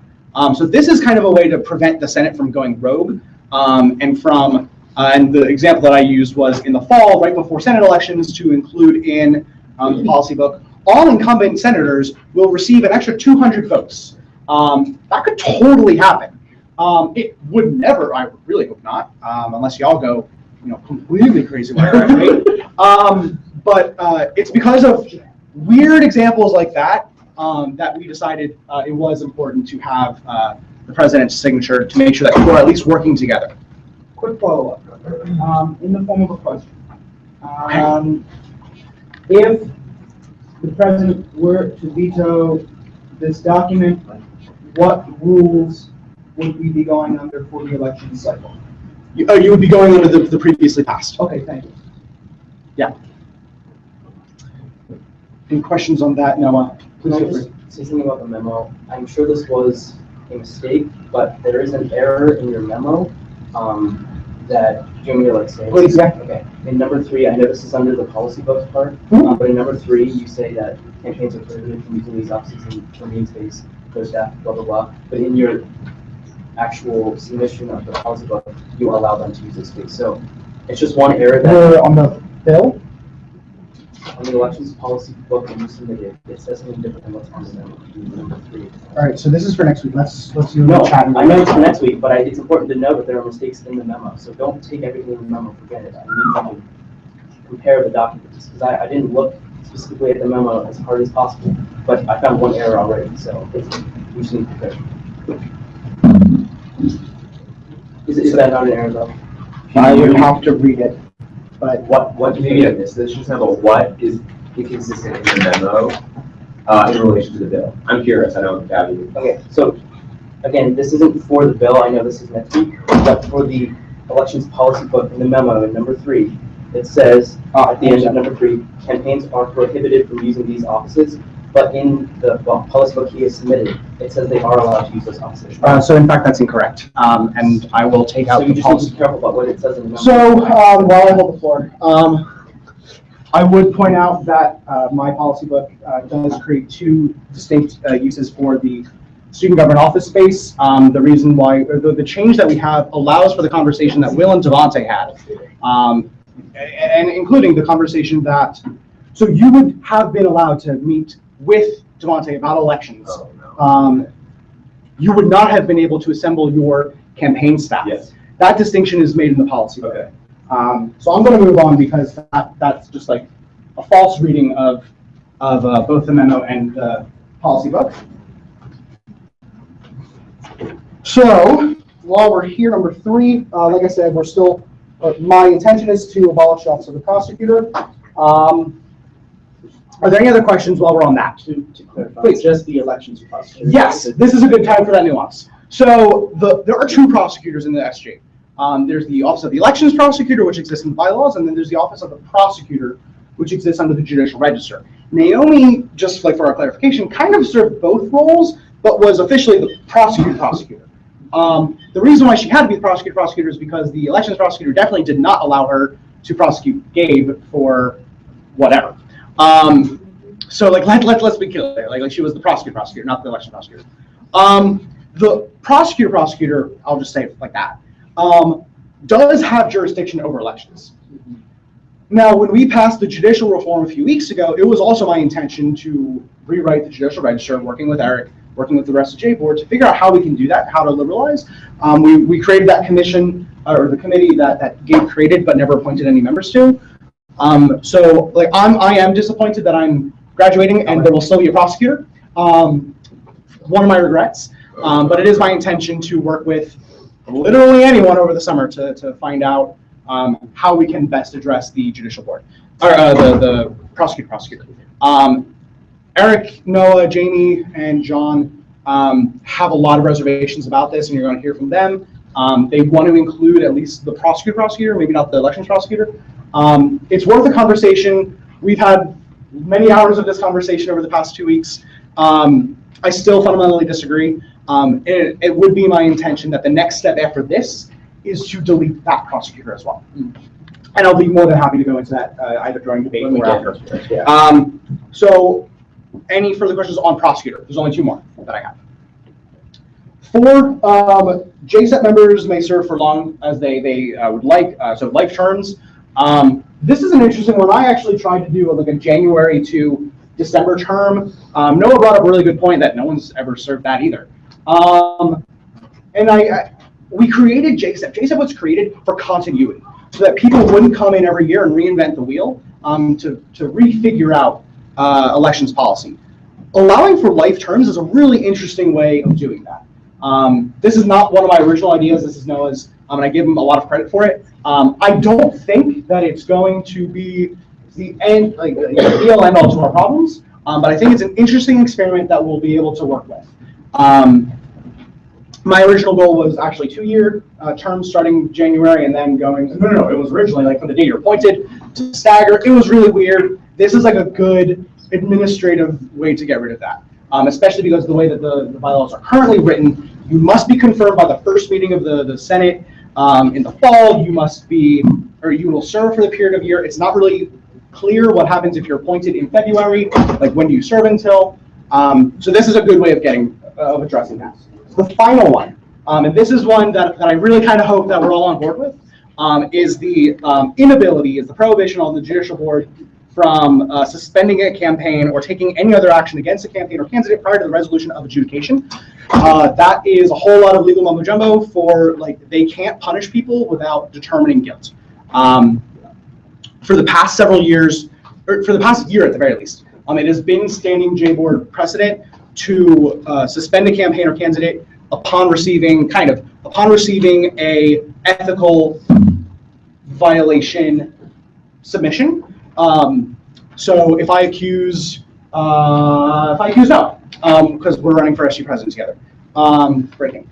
If I accuse Noah of illegally coercing me, then upon receiving that complaint, if the J board has determined that there's merit, there's ground, they will suspend him immediately. I think that is like the wrongest thing in any of our policies right now, because it presumes guilt and it punishes people prior to there having been any determination of guilt. I already addressed the show trial. It's just a basic lack of due process. An argument against it is, well, criminal courts are able to place bail, are able to revoke passports, which is an interesting argument. My response would be, this is not a court. This is not, no one's being accused of crimes. They're being accused of committing potentially an elections policy book violation. And we should really be aware of that we're not sending people to jail. Additionally, because campaign cycles last for maybe over 100 some hours, probably 200 some hours, whatever, which is another thing in the policy book. We'll get to that next week. Because campaign cycles are so short, they're so compact, being suspended for 2 days is a substantial portion of the entire campaign cycle. Additionally, what happens if you're suspended for 2 days and then you're found innocent? Well, now you've just been suspended for 2 days. The Eagles already reported that you were suspended. You lost. So this is a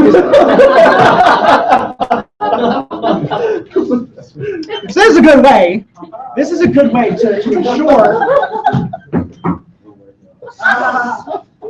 Floor is yours. Hey, it was your joke. So this is a good way. No, it wasn't supposed to be a joke. It wasn't supposed to be a joke. Oh. So this is a good way, in my opinion, to keep a check on the judicial board. They have every obligation to follow through with punishments that they give as soon as they have determined guilt.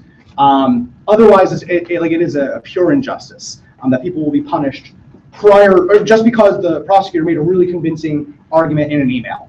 And I think that's wrong. So that's what I've got for the memo. Like I said, it's a long document. I do encourage you, like Noah said, to read it. You've had about 2 weeks now. I would disagree wholeheartedly that there is any contradiction. So I kind of do dismiss that.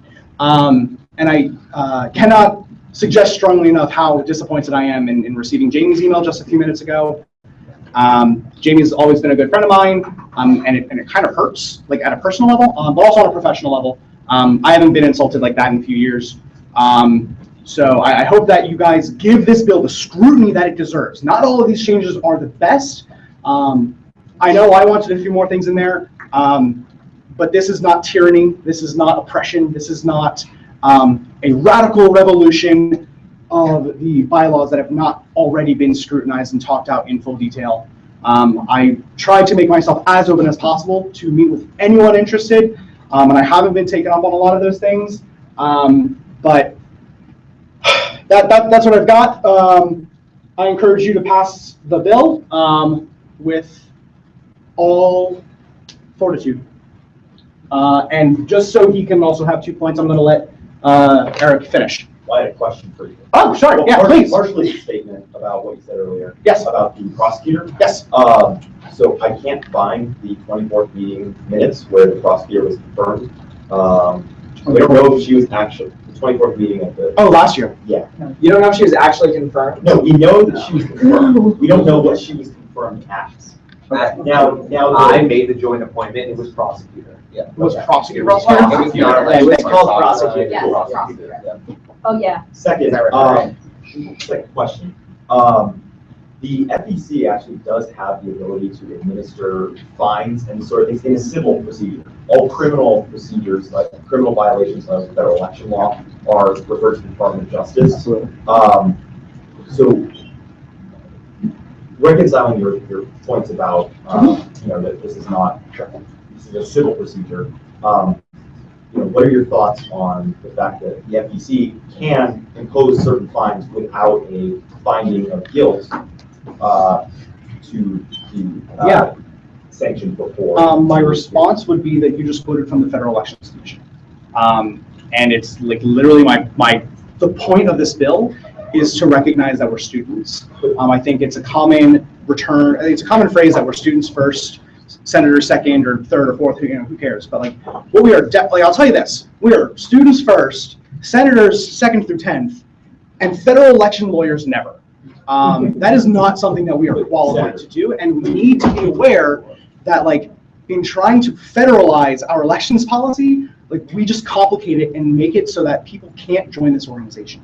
I don't think that we should be taking our cues from the federal government on how they administer federal elections for congressional candidates who are raising millions of dollars, who are running attack ads on television. So I would be cautious from talking about the FEC, the FCC, to answer your question because I know I didn't.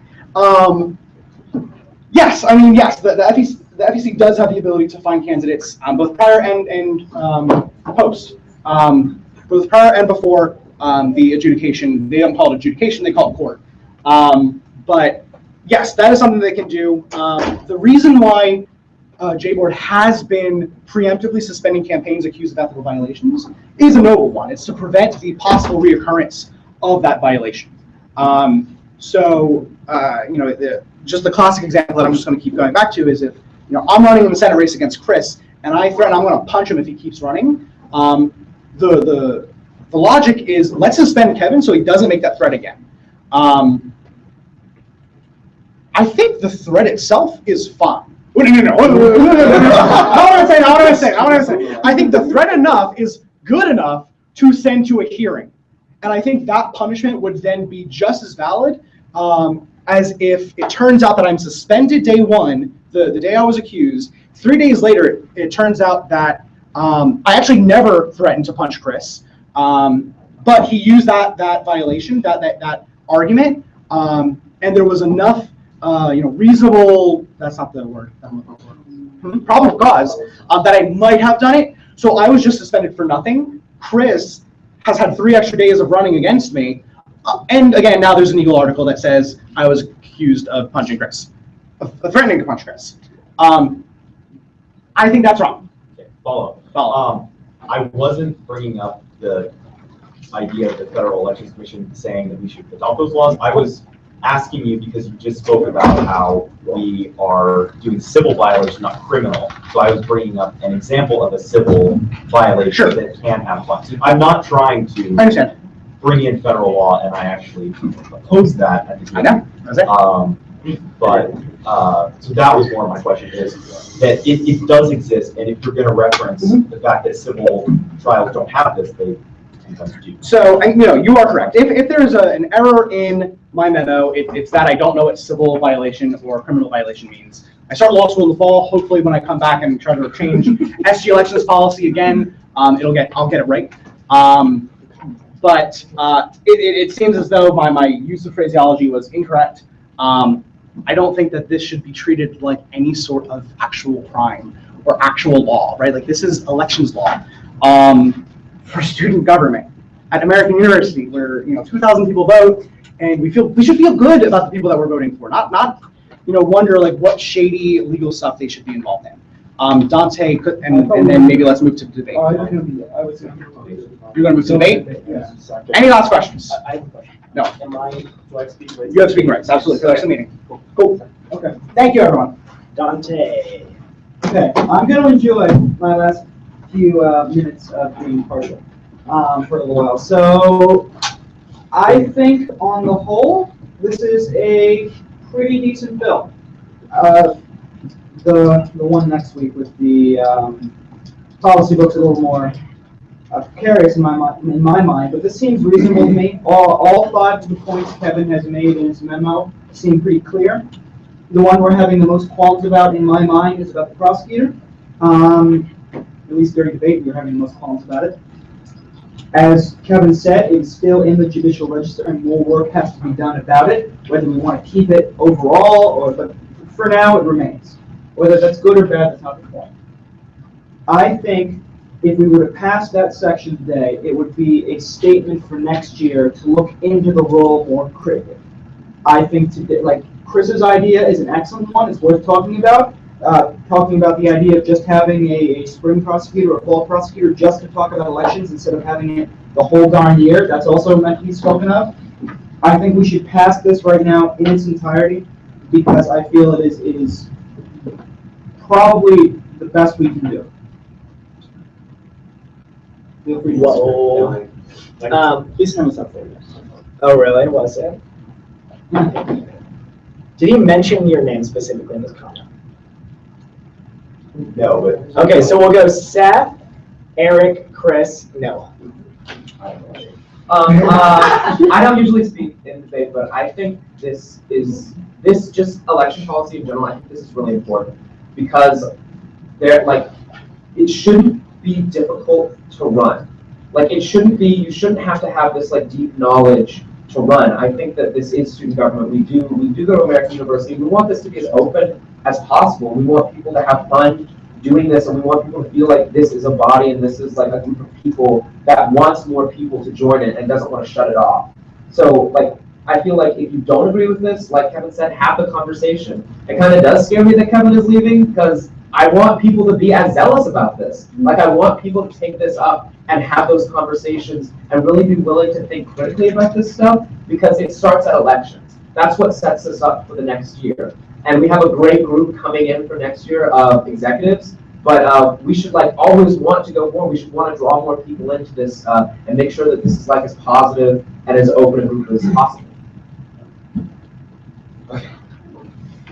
So, to begin, I want to suspend the rules to allow Eric to speak for as long as he requires. Thank You you. only get 2 I promise- minutes. Thank you, and I promise not to filibuster. To begin, I do want to thank my friend Senator Lee for meeting with me, as well as John, Noah, and Jamie to discuss some of the specifics of this bill.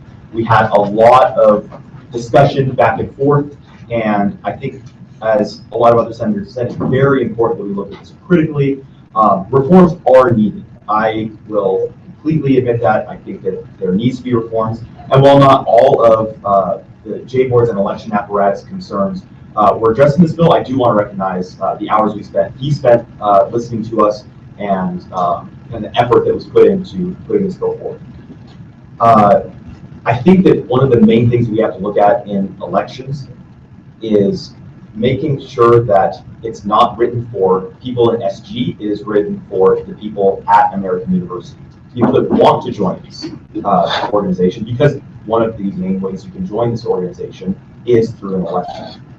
And I'm concerned that that sort of balance is not adequately addressed. And for the first time, I will take a position on a bill saying that I oppose it in its current form.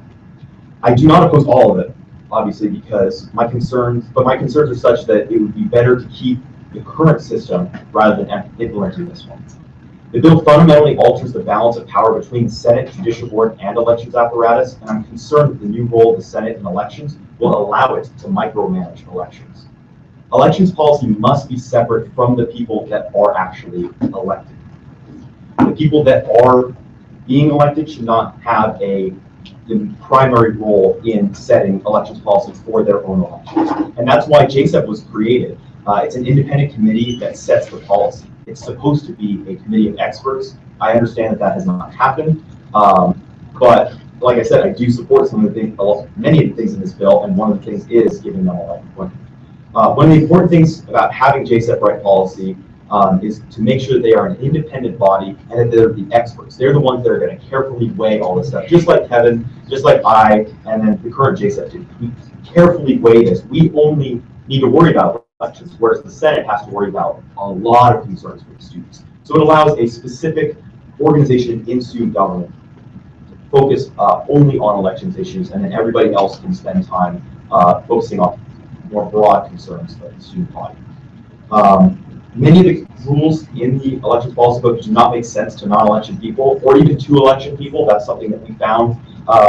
Jamie and I were having a lot of conversations and with Noah, and I would say, why is that rule in there? It doesn't make sense. And then Jamie says, well, if you're the elections commissioner, it makes it so much easier to administer elections if you have this. So that's part of the reason why we need experts in a room in order to formulate the official policy. And part of my concern is what we saw just right now, why JSEP should have the original drafting authority is because when we talk about elections policy, JSEP should be the one that gets to present and gets to answer questions. Senators are obviously allowed to argue for their amendments, and I think they should be able to amend the JSEP policy, but I think that they should only be able to amend what JSEP brings up, not necessarily add their own amendments at any time. So senators can argue for their amendments, but JSEP as the policy expert should be able to present their case first.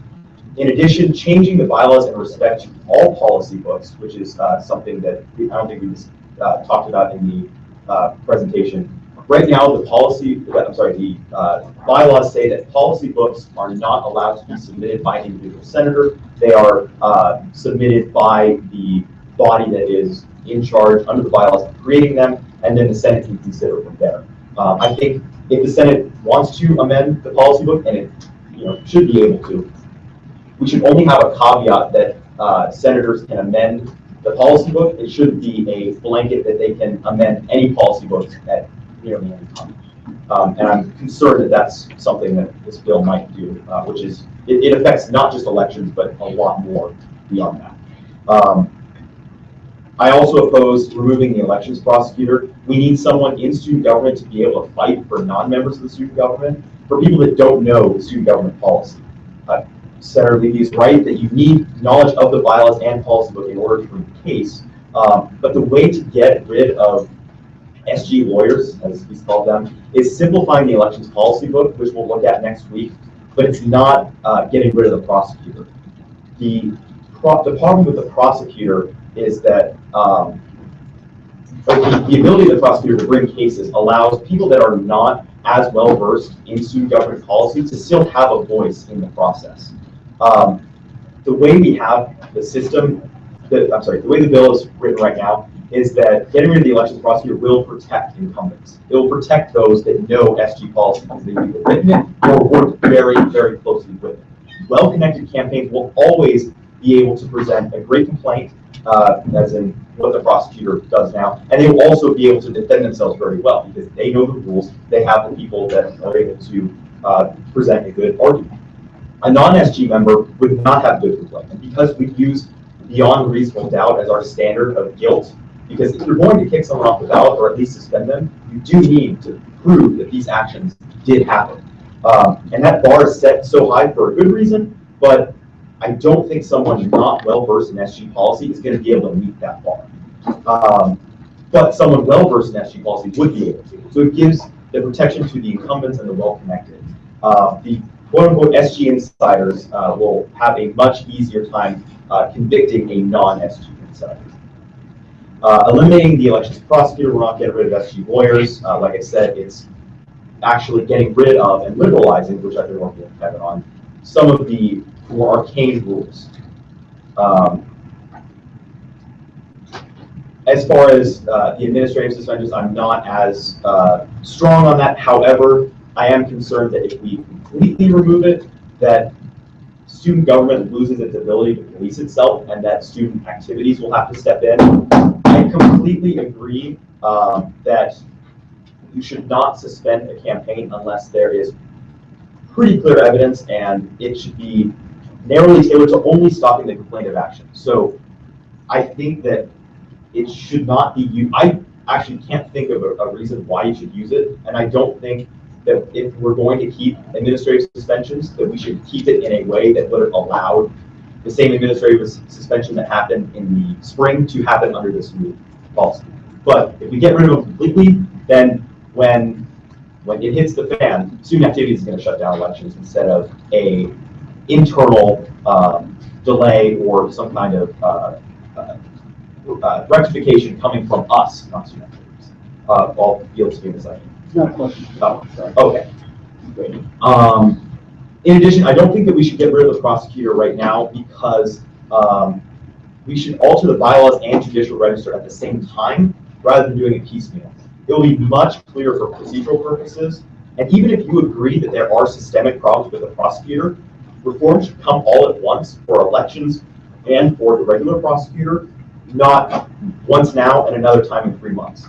I am more than willing to accept reforms, and in fact, we were supposed to pass as a judicial branch internal policy a limitation, even more than what Senator Levy's previous bill did, on the power of the prosecutors to subpoena. It adds more transparency. It adds more impartiality, and I'd be happy to speak with Senator Pearl about his ideas and any other ideas. But I think getting rid of the prosecutor is an overreaction to issues that may have been caused by the prosecutor themselves.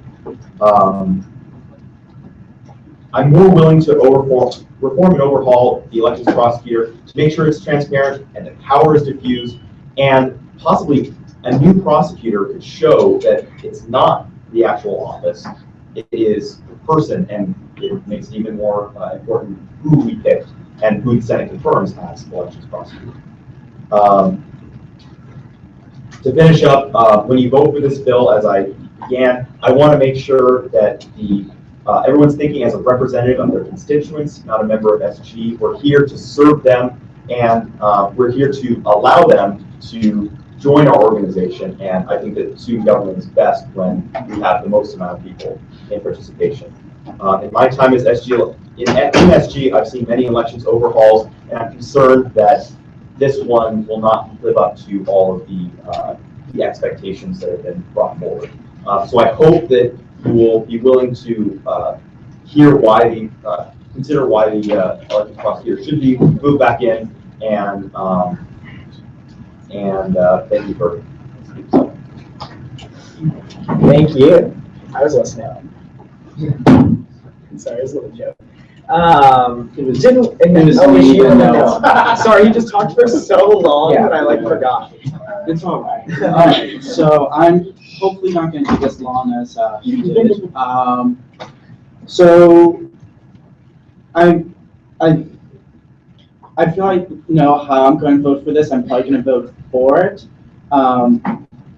Most of the things I support in this bill are in point 5, and quite honestly, it's what during the elections, during the presentation of the J board regarding a certain campaign, I asked, you know, what happened to due process, and was very curious about that.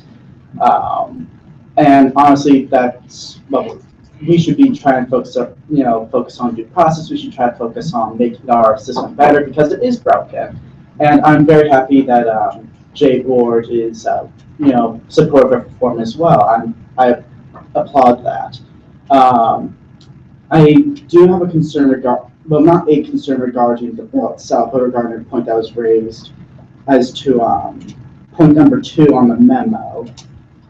I believe that, contrary to certain statements that were made, it allows a lot. Yes, it says the Senate has to do this policy book stuff, but you know what? We've saw in the past year that we didn't have an election policy book submitted by the Joint Committee of Election Policy, and that's maddening. All right, so for me, this is a perfect remedy, and also it takes into account the concerns of J board and JSEP as to maybe Senate overreaching its authority. It explicitly says that 1, there must be a 2/3 majority in the Senate, and 2, the president has to approve it. So if the president feels that the Senate's overstepping, the president doesn't have to agree with it. I think that's an excellent check to our powers outlaid in this bill. I'm not going to touch on every issue that's been brought up. I am not an expert on this bill. That would be Mr. Lee, the sponsor. I will say that, in my opinion, this bill is a great start I wouldn't say it's the end. I wouldn't say it's a solution to all the problems. I would say it's an excellent start to this for this.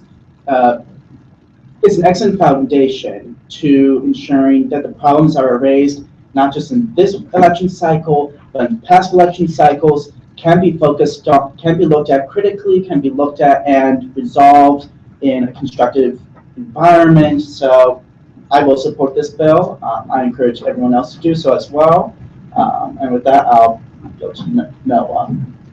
Cool, thank you. I just wanted to thank Kevin again because he's worked alongside of us a lot. As he brought up, I did, compromise on a lot of the issues that are in this bill.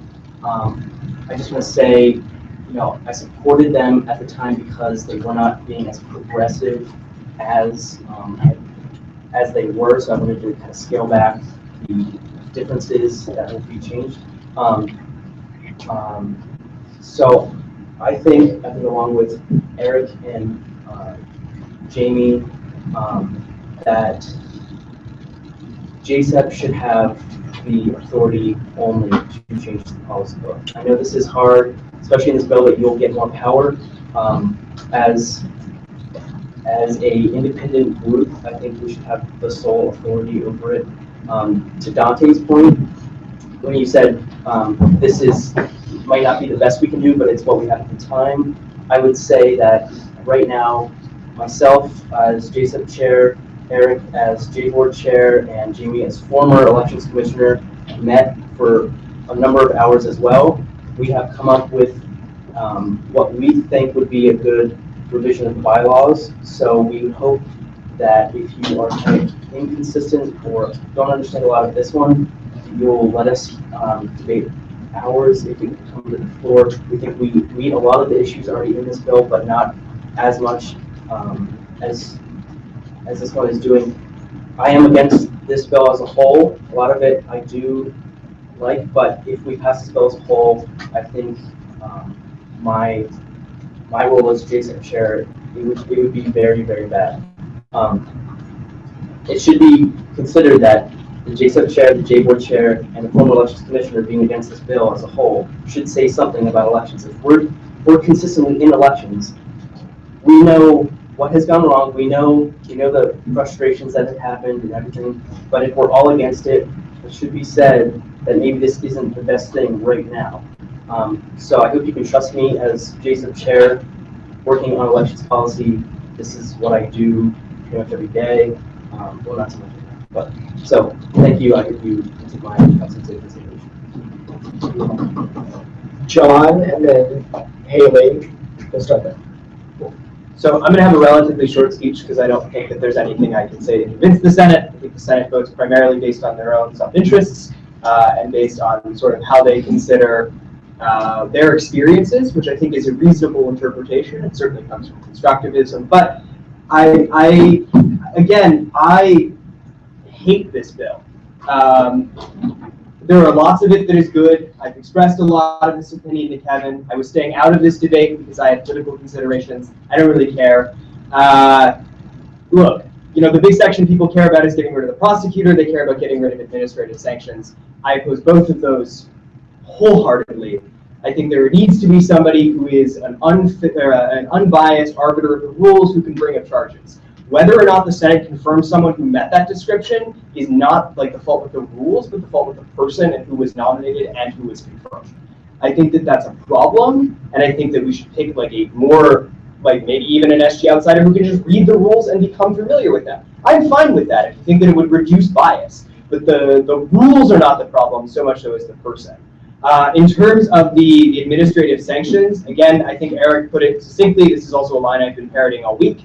If you get rid of the ability to have administrative sanctions, you turn over the administration of elections to student activities because they will be the only ones who can act fast enough in order to make decisions that make sense for elections. That being said, I think that you can also just consider what is going to happen, right? Given that we can't make a sanction before a hearing happens, the judicial board is going to have to come to a rushed decision that may or may not consider all of the facts, that may or may not have all of the debate. I think that's unfortunate but I think it is the only way to administer elections under a world without any level of administrative sanctions. I disagree with like the idea of administratively suspending the campaign. I wrote a very long dissent about why the campaign should not have been suspended. But the ability to have administrative sanctions is something we need because it is the only way to fairly administer elections. Gracias, senor. Haley. Okay. I lost my voice, so bear with me. But I just want to take a second to voice my opinion. Like, I really support this bill because as a freshman, coming into the school, like, I, along with many other people I know, were told to stay far away from student government and the election process, and just how, like, terrible the whole process is. And I think it's really unfortunate because a lot of amazing leaders with great potential chose not to get involved in the election process or in student government because of what they've been told and because they're afraid of the way the process is right now. And so I think it's really important that we make steps forward or take steps moving forward so that the incoming freshman class doesn't have that same fear, that they're able to get involved, to start voicing their opinions, advocating for their class. And so I just commend you on making this bill and Faith and then Dante. So I'm going to keep this as short as I can. Yeah, so I think that I agree with Noah on the fact that Senate creating policy for their own elections is a little bit iffy. Agree with me if you want, agree with me if you don't. I have no say, so consider that. I think I appointed Noah and Sasha appointed Noah because he knows how to read policy. I think Noah's been really good. And I think Noah should be the one to write the policy for the election. Like I said, this is your call, but I think it gets into some weird territory when the Senate is writing policy for their own election. So keep that in mind. That's all I'll say for right now. Dante, then Chris. So the way I read it, I think that Jason makes the policy book and then we amend it. That's how I'm reading it. So I don't know where everyone is coming from. You can respond in a second. I don't know where everyone is coming from that we're making our own rules. We are just advising and consenting on them. That's how I read it. I think that's how Kevin reads it. In a manner of speaking. Well, okay, fine. I'm wrong. I get it. But in regards to the prosecutor, I feel like we're all beating a dead horse. It is still in the judicial register. It is not gone goodbye forever. I feel like the role has been diminished a little bit, which is fine. You're cringing at everything I'm saying. It's a little bit unwise. I'll talk. Let's all be friends. Thank you, Dave. I appreciate that. Fine, it might be a little nuanced, but that's how I'm reading it. And I feel like a nuanced view is probably how anyone who runs for election is going to read it too. So, done. I think I can clarify too. Hey, Gabe. Yeah, I know, but Chris is next. So. Okay, but you're not calling on Chris either, so. No. I said Dante then Chris, so I'm just waiting for him to talk. Okay, then who wants to go? Thank you. So, the way I'm looking at this specific section to allow the Senate to amend the policy book, it's a half-truth. The Senate has the ability next week, the week after, the following week to just rewrite it. It should not be the intention of the Senate to constantly do this. This is a contingency. Because we haven't had a policy book in a year. We haven't had a policy book since before fall elections, which I think is some might say criminal. And it's definitely an impeachable offense. So whoever the J board chair was 2 weeks prior to this election and 3 weeks after the last one, I don't know who that is, but they were the ones in violation of policy. I think that this should not be taken as, Senate gone wild. This is going to allow the Senate to take action when it's needed, when it's necessary, when it's required, when the other possibilities have been exhausted. The Senate, however, can amend, can just write it. That's what I'm doing next week. That's what I'm presenting. So it's a half-truth, but the Senate should not, and I do not believe will be in the process, or not in the process, in practice of constantly rewriting the policy book. And that's expressed several times throughout the policy book and the bylaws that it is JSEP's job. But the Senate has the ability if they so choose. And then, yeah. Okay, so I understand the point. My concern was that it could be brought up at any time. I'm fine if the Senate wants to make small amendments here and there, but not completely rewrite it. And pretty much what we're likely going to be seeing is, what, maybe 20, 30, 40 different amendments to the policy book, somewhere around there. Or this also gives the Senate, it's not happening next week, but it gives the power of the Senate to strip everything after Article 1 and put in their own text. So I think I would be much more comfortable, at least on that provision, if you stated, you got the same goals. You allow Senate to amend even if JSEP doesn't bring it to you, but just say that. Say that if the Joint Committee on Elections Policy fails to present it to the Senate may consider it after the 3-week time period is expired. I think that gets to your point. That gets to your point. It allows the Senate to make the small changes that it wants, but it still preserves the ability of JSEP to have first, for every time that it is amended, the JSEP has the opportunity to speak about it first. And if they fail to use that opportunity, then it's on them. So consider that for an amendment. I'd ask the Senate to consider that. No, before you go, it's 4:30, but that's okay because we only have one other thing after this, but I just wanted to give you an update on time so we can think about it. Really quick, I know it's easy to say that JSEP failed to submit a new textbook in the spring. Again, we didn't have a chair until 2 weeks before elections, so it literally wasn't possible. Yes, it was our fault that we knew what was going on because there wasn't a chair, but this does solve that. But if you'll have me, I want you to stick around in the fall and submit a new one 2 weeks before elections. So it's not going to happen again under my watch. But okay, but are you going to invalidate those elections?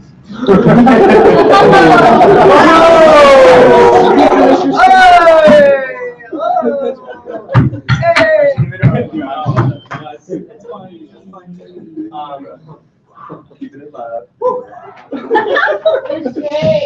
More speaker. So my point is, it's not going to happen under my watch, and I hope it won't happen under anybody's watch. That was just in the particular circumstance that we were in. That's why that happened. I don't think it should be a factor in the program, especially giving Senate power to do this at any time. Dante. Oh, sorry. Okay. So I'll make it quick. Commend that point. I'm glad you want to stick around. I'm glad you want to go through the process that is prescribed and do it right. Doesn't mean people in the future will. So I feel like having it on paper is probably the best thing. You might be good at your job. The person after you might be good at your job. The person 4 years from now might be horrendous. And we need on paper now the process so they can follow it. At least just do a little checklist. So they're not just wandering around in the woods and not having any idea what to do. That would be my count. Okay, sorry, slow down. Let's do Shannon and Will and Chris. Hello, everyone. I'm Shannon. Secondly, yeah, I've been trying to listen to a lot, and I'm very much not the biggest rules person in the world. So this stems away. Yeah, so is the comptroller. Stems away. Just tell him. I think that this bill, after listening to what everyone's been saying, at the end of the day, I think that SG exists for the students, and that includes with elections. And I think that this bill helps that and helps students be able to run. I'm a big fan of making SG as accessible as possible to not only the people who represent the people who want to join SG, and I think that this achieves that, so that's important to me. Yes. those are my thoughts right now. Thank you. I just have a question for Noah and Eric. So I would also be equally concerned about the Senate's ability to just like massively change the policy book at will. But I personally am convinced that the way it's written is okay because of the president's like one and done veto. Does that assuage your concerns or not? I'm wondering. Yeah, maybe I can make this clear if it hasn't been. I'm only concerned with the Senate's ability to amend when it is outside of a presentation by JSEP. Okay. JSEP currently, So even with the president's veto, you're still concerned? yes. Okay. Currently, as the bill stands, JSEP will still report 2 weeks prior and 3 weeks after. I think those are perfect opportunities for Senate to fully consider elections in their entirety. The JSEP will be here, all the elections people should be here, and that's the perfect time for the Senate to make amendments. I also would be concerned that if the president did do a veto, or the president in considering whether to make a veto would be persuaded that, well, if I veto this, it's going to go back to a previous edition and a much worse condition that can't be amended therefore. And it also makes it very strange because the president can't veto any other policy books except in this situation. So I don't even know if we want to call the elections policy book anymore. It seems we've drifted from that, but that's not here. Okay. So I kind of agree. The way it's written now, I like that the Senate can only amend when we give it to you. So for instance, I just sent everybody an email of the version that we created for the policy book. I know this is at a time where Kevin has also submitted one. So I am against the way it's written now. I like the way it was. As much as it does give power to the Senate, I think it's good to have a check. But I don't think they should, again, amend it anytime. Mr. Speaker, I move to vote on the legislation hand by hand. 1 second. Yeah, I think it's time, folks. I just. Any opposition? Okay, seeing none, we're moving to a Mr. Speaker, I object. Adjourn. Just because, no, the reason I'm going to object is because I see a lot of nervous faces, and I know that other people want to have their voices heard, and no one was obviously, like, I'm nervous that like people who are on the fence are going to vote against it. So Chris has also had his hand up for the past half hour. So I would respectfully request that Dante. I withdraw. Oh, that's right, I forgot about that. Okay, we'll go to Chris. Yeah. Sorry. And then, yeah. Okay, also, what else we could do is we could table it and then. Mr. Speaker, we're not table it till the next meeting, let me finish. I'm saying like, it could be the last thing we vote on today if you all just need more time to process in your brains. Because I feel like a lot of you don't have things to say, you just are thinking about it. So, that's all I was saying. Chris's comment will help you decide. No pressure. All right, so I wanted to specifically comment on the Office of the Prosecutor and Eric brought the ability to levy administrative sanctions. And I think that that is extremely important, especially how he phrased it. I was fully on board with removing the Office of the Prosecutor when I received but the point that we would not be able, he said that we could amend how it's currently written in Kevin's bill to have it so you can't just issue an over budget sanction, like a suspension, but a more targeted sanction to specifically deal with a complaint, so that would not disrupt the entire election cycle and possibly have the court of public opinion rule on a candidate, as we saw with this election cycle. I think that that would be very beneficial and that we would not be able to do that without some sort of administrative sanction, like Office of the Prosecutor still in existence. I don't know if that changes any minds, but that's coming from somebody who's, for the first half of the election cycle, very involved in elections, and then for the second half, I still was very active, but then there was no comment. Was involved in a campaign, dealt with a complaint, thankfully did not have any crippling sanctions, but they were dealt with in a very responsible manner, and I don't think that removing all capabilities from other sanctions would be right. I have no comment. I don't know. It was me. So you think that having some semblance of a prosecutor is good? Yeah, back to Eric's point, there would not be a proper amount of time for a judicial board. As the person who booked the judicial board hearing for, this is a good one. The judicial board hearing to have the sanctions listed against Willis Garrett's campaign. I was but okay. The sanction, the request was put in on a Friday. People wanted to meet over the weekend and could have. I could not reserve a room until Monday, and then until Monday at about 10 p.m. because of scheduling issues. Because Drew 25 Live and University, you cannot have a room reserved over the weekend on a Friday night, which is when I was sent the initial request. Yeah, well, actually, we're lucky we're in this room today because that happened to be this week. So I'm just really quick on his, yeah. Side note, J-Board lost its office and we are homeless. So we were in Tucson. Yeah. And so that was a huge issue. And Chris, thank you. He was great.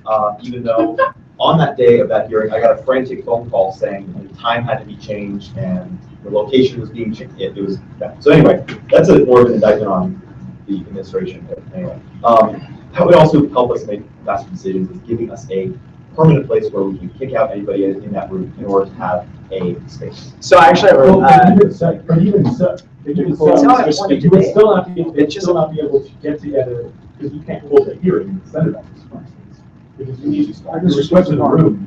There was 6 different tables, so it would not be proper to have the J board try and do the office of the prosecutor's job in such a short amount of time that would be required. Yeah. That one person or even a 3-person.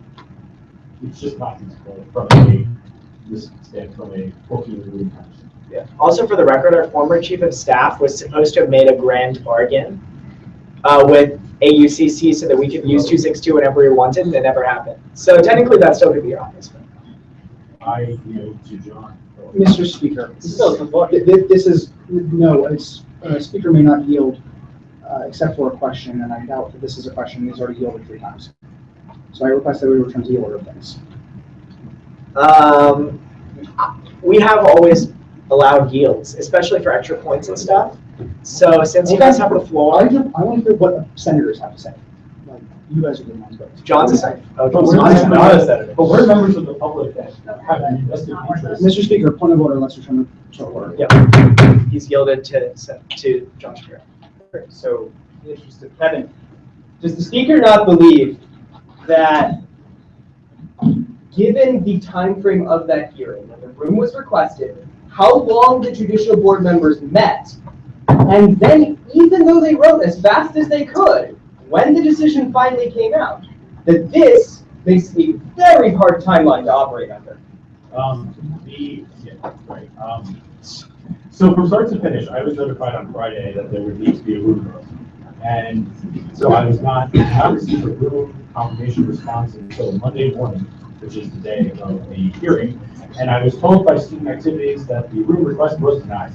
At which point I frantically called Eric and frantically called Naomi and had to plead with Morgan's activities to go into the master calendar and see things that students can't see in 25 Live.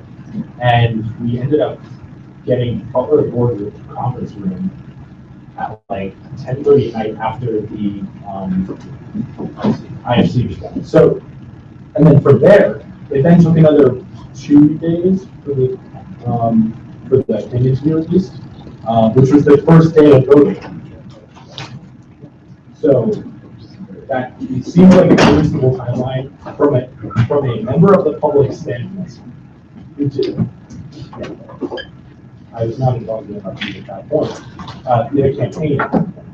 So from somebody who was looking at campaigns from a nonpartisan point of view, it is ridiculous that a candidate is not qualified Would you mind yielding for a question? until the day of election started. Is that Pat? I'm curious. No, I don't know what to post. This is a filibuster. This is So- Mr. Speaker, point of privilege, none of this is reflected in the bill at all. Like meeting times, meeting rooms, who books. I think my question's gonna get us back on track. Thank you. So, with what you're saying, are you saying that like removing the elections prosecutor would put the sort of the burden to meet and to find a place to meet and a time to meet on the person making the accusation? Is that what you're worried about? No, I'm worried about the timing Of what? of having issues resolved by the J board instead of the office of the prosecutor. So having every matter have to go to the J board Right. would add it, okay. So, yep. That's not true. No, I was gonna say, yeah, he yielded, since you gave it to Will that time, it's actually Will's job to yield back to you, but if he doesn't, then he's. Are you relinquishing control of the floor? Yes, I would like Kevin to be able to speak now, so. Yeah. So we're just like dancing. I around. actually was gonna do Dante then, yeah. I'm actually. Why? You had your hand raised. No, I know, I didn't, if you close it that. No, go ahead. I think, no offense, a lot of people in the room that have opinions and have very valid opinions are allowed to express them, but I feel like a lot of senators in the room have either made up their mind or are on the fence enough where they can feel comfortable voting. If I'm wrong, maybe a senator should talk and express their opinion. I'm comfortable voting right now, and if anyone disagrees with that, they can tell Sasha to veto it, and then we can have this argument next week. Can I ask Kevin one more question? then? Absolutely, please. Yes, okay. So, when this passes, you're graduating. Eric's gonna be on. JSEP's still sort of transitioning into the group or whatever. Who do you envision sort of riding out the wave of this brand new policy book in the fall when a lot of us are leaving and like I won't be involved? And a lot, we might have, I guess the only position left will be a commissioner who's gonna have to navigate all these new rules. So, it's not my understanding that I was planning on resigning in protest if this passes. It may be my intention to resign. His face did not move.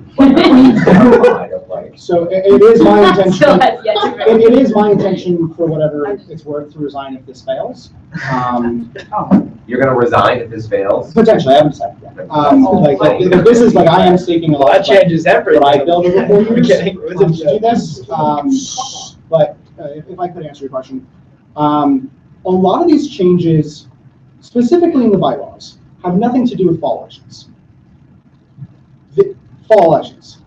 A lot of these things, such as life terms, such as allowing the speaker to run for election, that's a separate issue.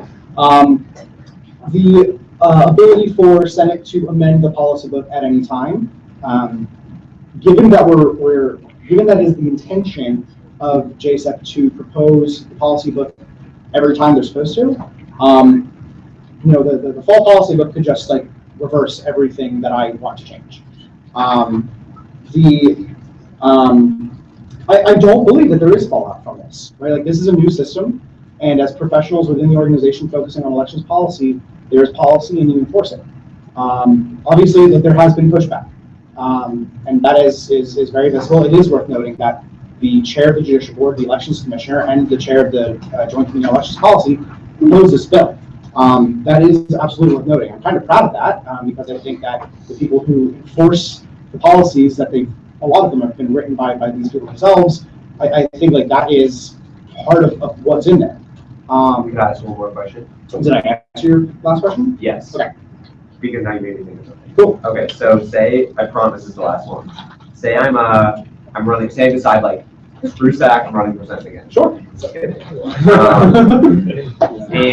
And I'm running against Valentina. Yes. And Valentina posts a flyer that breaks the rules. And I want to get her on that rule violation.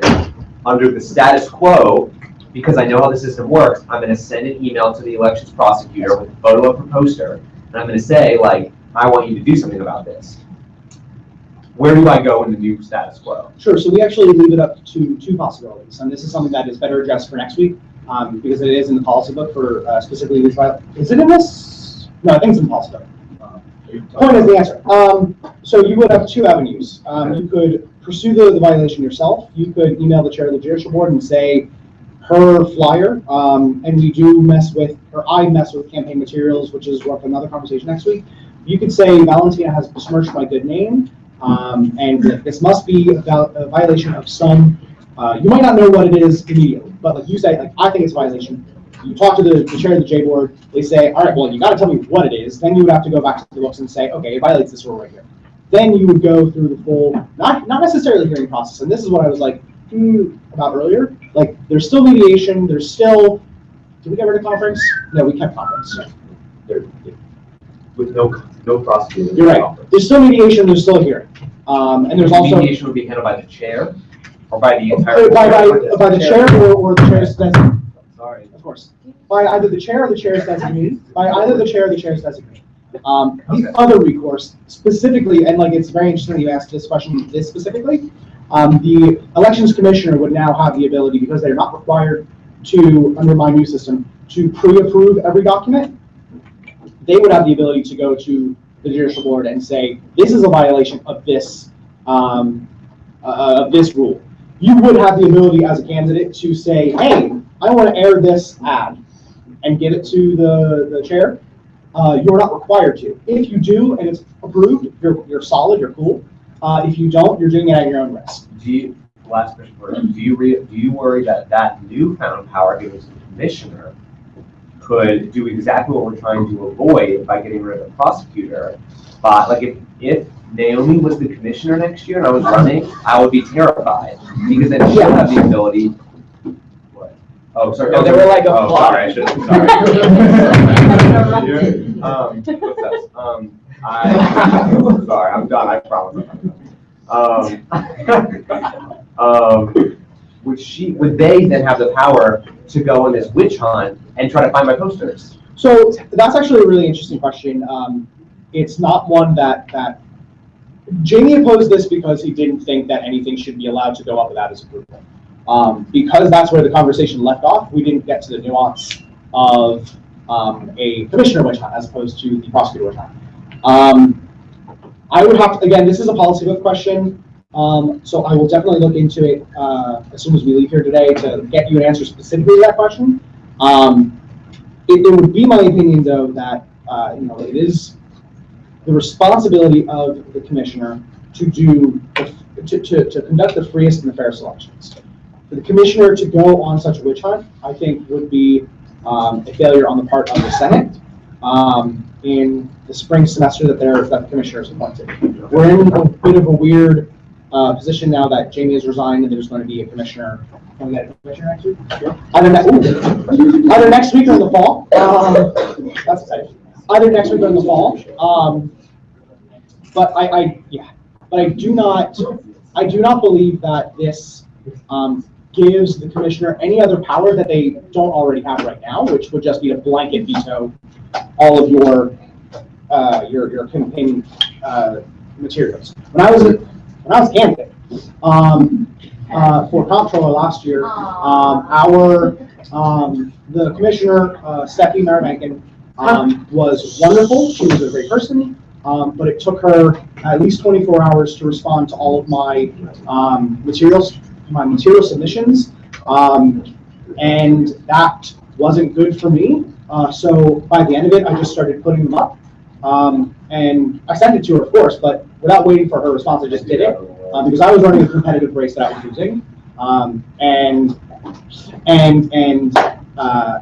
we don't always have responsible commissioners. We don't always have commissioners. We don't always have responsible JSEP. We don't always have JSEP. We will always have an undergraduate senate. And I think it's important that, that this collective body can hold itself accountable. And I do, now I'm going back to debate, but I'll finish. But I think the checks in this bill are sufficient to assuage any concerns about a tyrannical Senate or a rogue Senate.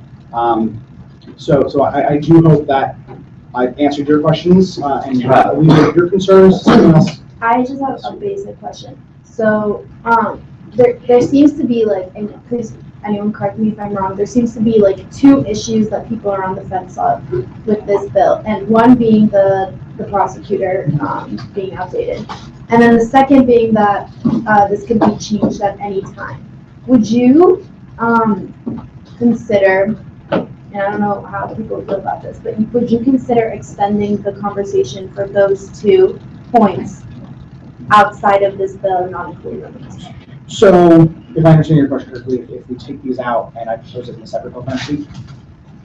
Basically, yeah. So, I would oppose that for 2 reasons. The first is that I think the prosecutor, the abolition of the prosecutor is like the primary point of this bill. Yeah. It's like the reason why I sat down to write it. And so taking it out, I think would defeat a lot of what the strides I've tried to make in the bill. Yeah. The second one is I'm graduating, so this is a selfish argument, obviously. But I would like to see this done before I graduate. I am more than happy because I would like to talk about the judicial register. I'm more than happy to talk to people over the summer and in the fall. And then so that was the prosecutor. The second one was the change at any time. Yeah. The reason why this needs to be discussed today, in my opinion, is that without it, I will not be able to propose my policy book. And just by reading a lot of Noah's, a lot of the things that I've proposed are taken out, including a lot of the definitions about coercion, about unprofessional campaigning, which again were the crux of my policy book. So I would oppose amendments to that effect. Yeah. I recognize, and this is why I try to make myself as available for the past about month, and especially this week, to set aside time to meet with anyone who's asked, and I've been here since 9 a.m. To talk about this. I understand that like, this is major. This is a lot, and I understand that a lot of people would benefit from the extra week. But I don't know if that would contribute to anyone actually changing their life. I just feel like we're taking the prosecutor out, and there was a reason for a prosecutor to begin with. There's issues with the prosecutor, obviously, like probably everyone in this room has dealt with them.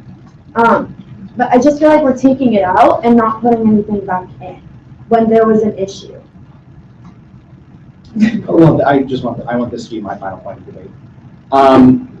To Christina's last point, this isn't, an immediate, like we're erasing the prosecutor from all the rules. The prosecutor does exist in the judicial register. With a lot of nuance, a lot of the changes in this bill remove the prosecutor from the process.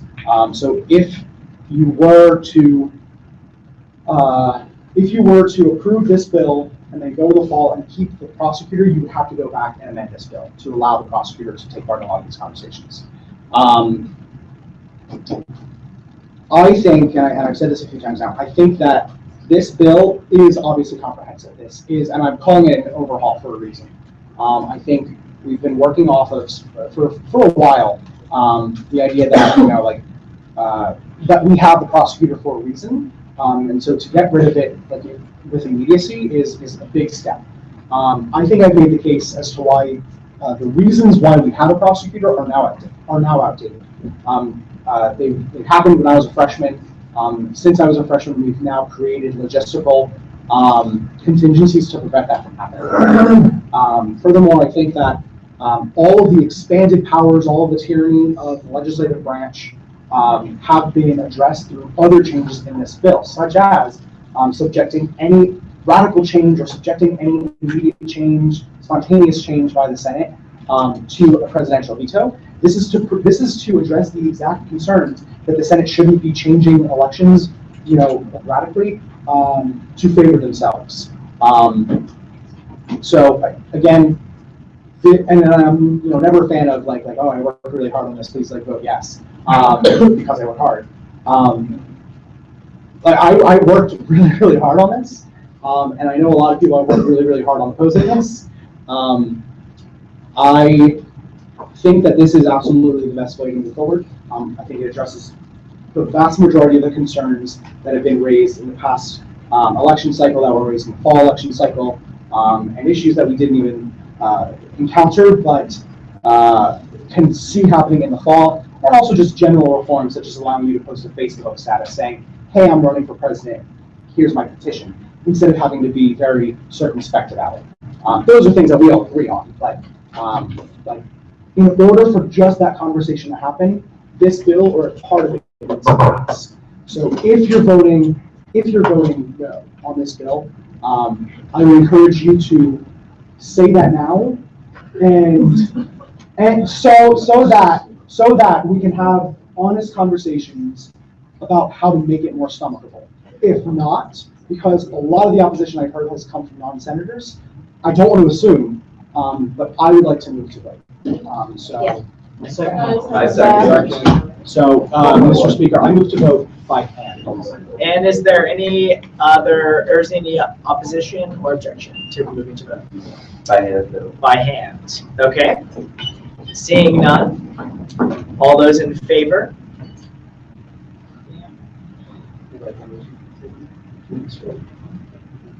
Whoa.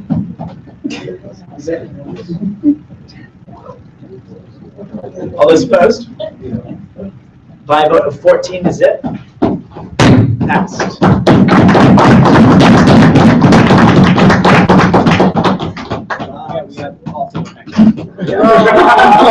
Are you gonna bring food again? Possibly. Okay. I'll be here. Yes. Oh, shit. Okay, up next is, but not today, right? You're doing it today. Oh, no, yeah, actually, Mr. Speaker, this is something that we talked about earlier. I have a motion. I move to include under new business continued, or at the very least following old business, for first reading, the elections policy book submitted by. Where's that at? Wait, under new. Under old business. No. For first reading. Got it. So that we can do it for second reading and I can vote for it. Almost got a heart attack. Okay, where am I? I'm putting it under which business? Under old, well, it's technically new business continued, which is why I asked you. Oh, I see. Yeah, that didn't make sense to me. So, I'm just gonna put it. Well, no. Oh, because you want to do it today. No. I want to introduce it today. Got it. So we'll just put it here. So, Mr. Speaker, I move to include. I second. It's not a bill. The elections policy book as proposed by me. Okay, and then is there a second? Second. Any opposition? And well, before we vote, this would preclude the consideration of NOAA that you also have in your. It would, wait, what do you mean? It would not, it would stop We us would from consider this one instead of? instead of NOAA's. But also Noah's needs to get added today. That's my point. So- I so- should consider them concurrently. You can, but the senator needs to make the motion to add that to the agenda. I'm gonna do that right after this, because I want to consider his also. I haven't even looked at his yet. Oh. Okay, so what are we in debate? I moved to I'll just, yeah, sure. Yeah. So the reason why I would caution against that is because procedurally, like we would be considering two things that one of which would replace the other immediately upon the passage of the other. So, for example, if my bill is first, if my policy book is first, Noah's is second, we pass mine and then we pass Noah's. Yeah. Mine, like everything that we just did for mine is mine. What I would encourage you to do is have my policy book on the agenda and you print out, or like you have like side to side of notes. Okay, well, I'm just perplexed, I guess, why I shouldn't do that with his, because he's the chair of JSAP, and it tends to be his prerogative. Sorry, his Mr. prerogative. Speaker, What? if I could ask for a bit of decorum. Yeah, sure. Okay, I don't know why, like, I'm not opposed to yours, I haven't like read it yet to be fair, but I haven't read his either, he's the chair of JSON, it seems like it's his authority to do that.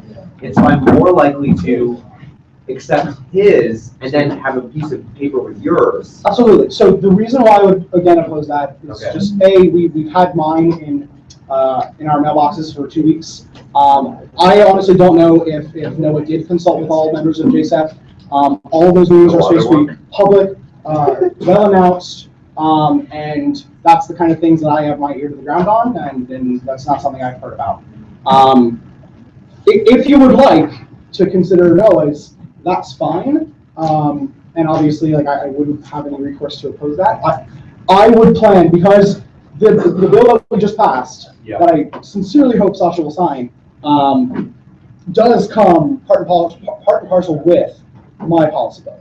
And a lot of the things that he's written are contradicted by things that I've written, and the bylaws would supersede his. Does that make? It makes sense, yeah. I just don't know what I'm gonna do, but I know. I have a question. Yeah, we're debating.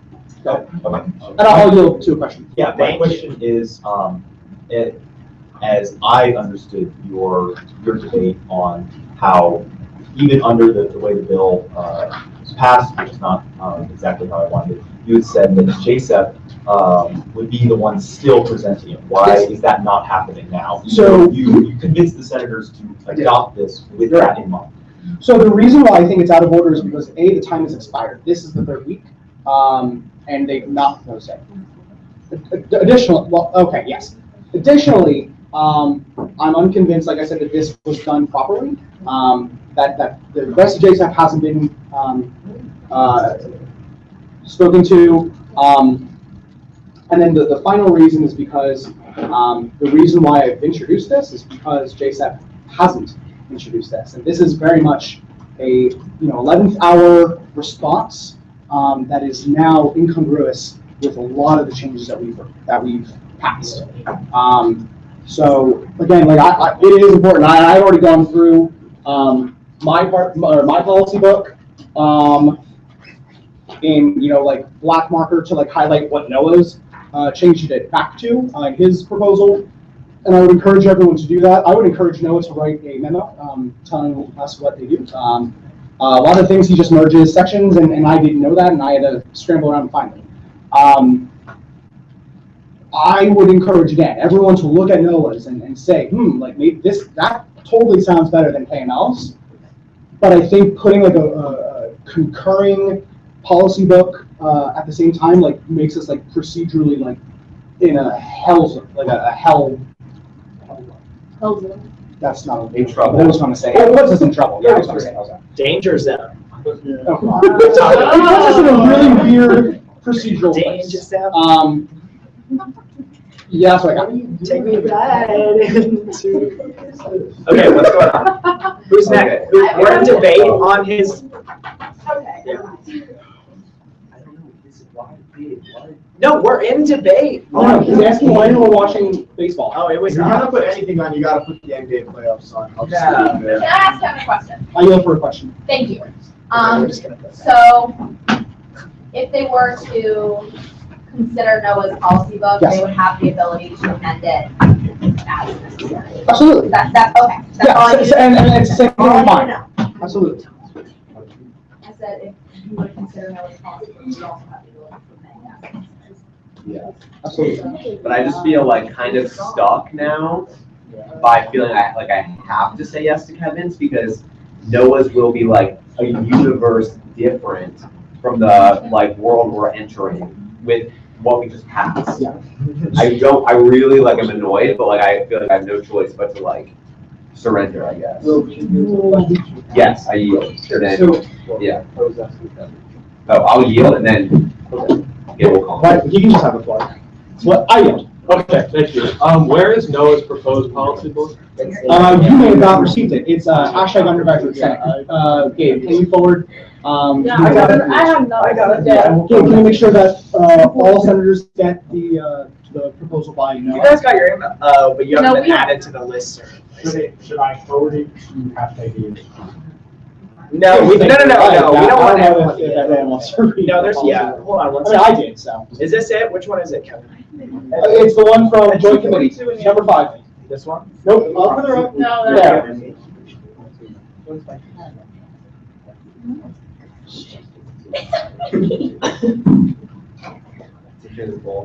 Are you the only two people that need it? Yeah. Raise your hand if you don't have the policy. You should have gotten it in your email. I don't think I got it. You should be on it, just in case. Anyone else? I got it. Thank you, Chris. We needed to know that.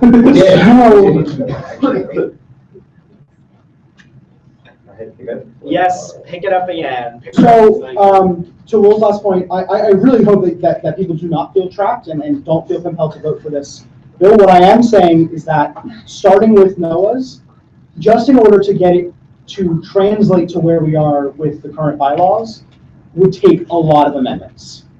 It would take a lot of amendments because prosecutors mention almost every other paragraph. Whereas if you start with mine, that is already, flooded with track changes and the ability to just reject. It makes a lot more sense, in my opinion, to start with mine, reconcile it with Noah's if you think his things are better. But the other way would require us to type in a lot of things just to get it to where it is in the same universe, let alone the right galaxy to talk about this procedure.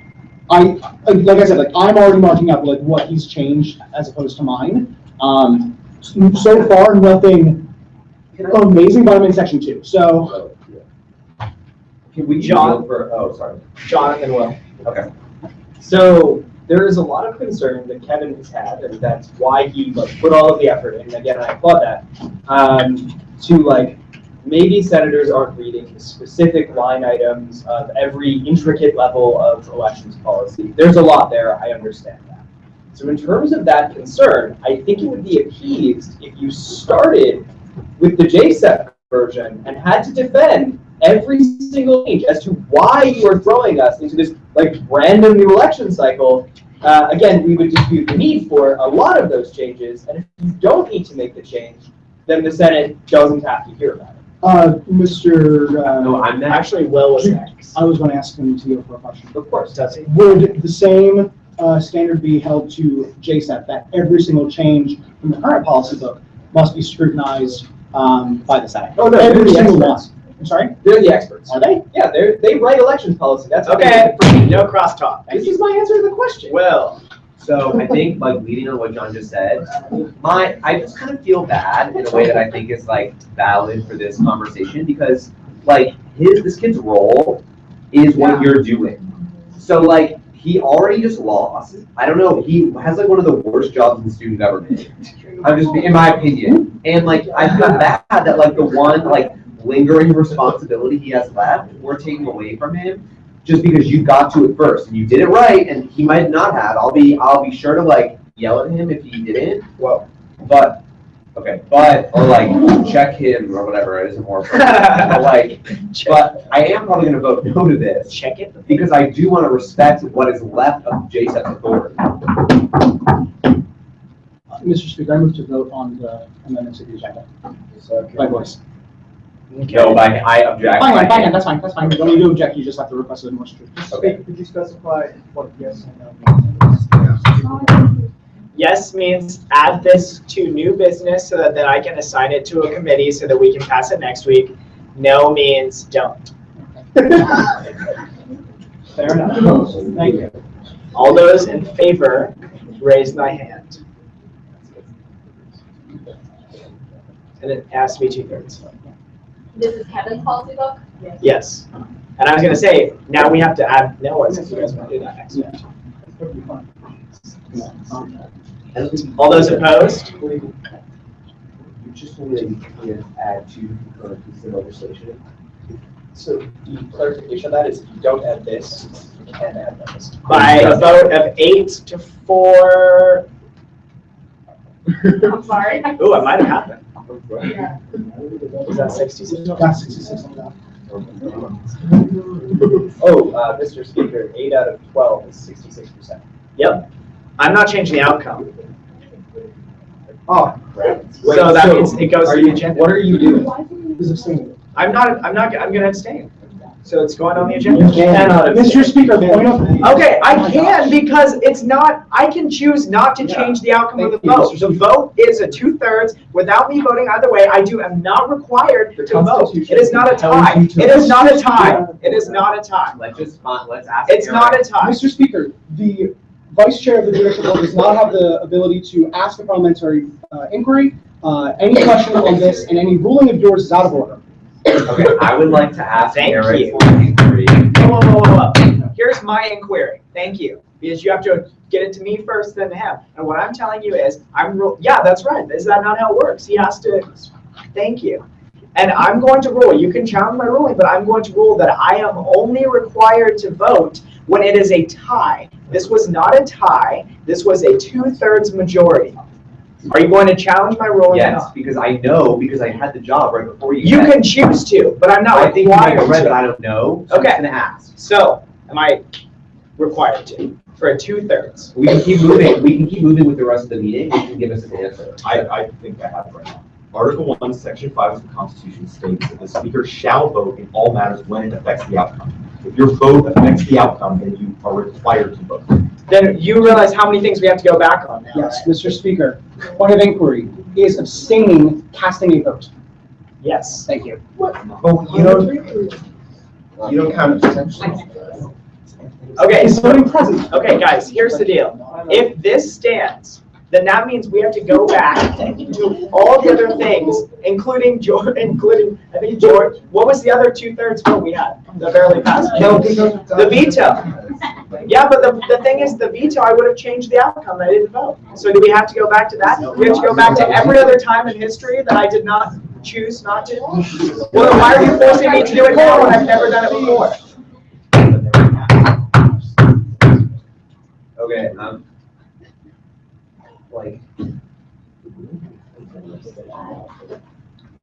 The ruling on the floor is an abstention to vote. If no one challenges me, then I abstain. Because it's not a vote. Okay, I challenge it. Are you gonna? I already gabbled. So are you gonna? No, I don't want. Never mind. I don't want to challenge it. I challenge it. I challenge it. You have to vote. Yeah, but are you gonna challenge him for me already banging the gavel? Point of inquiry, is an abstention a vote or is voting present a vote? It doesn't say tie. That's not what I'm asking. That's not what I'm Mr. asking. Speaker. You have to vote. Listen, I'm not going to vote on this issue. I'm not going to choose to vote on this issue. Mr. Speaker, point of privilege. The goal, Mr. Speaker. Okay. Yeah, go ahead. No vote me. I'm leaving in one meeting. Honestly, because like, you need to vote. Okay, go ahead. Mr. Speaker, Are you making point the of motion? personal privilege. Go ahead. He's first, but then you can make a motion right after that. If the goal of the speaker is to not affect the outcome of what just transpired, the speaker may vote in the affirmative to allow what just transpired to still occur.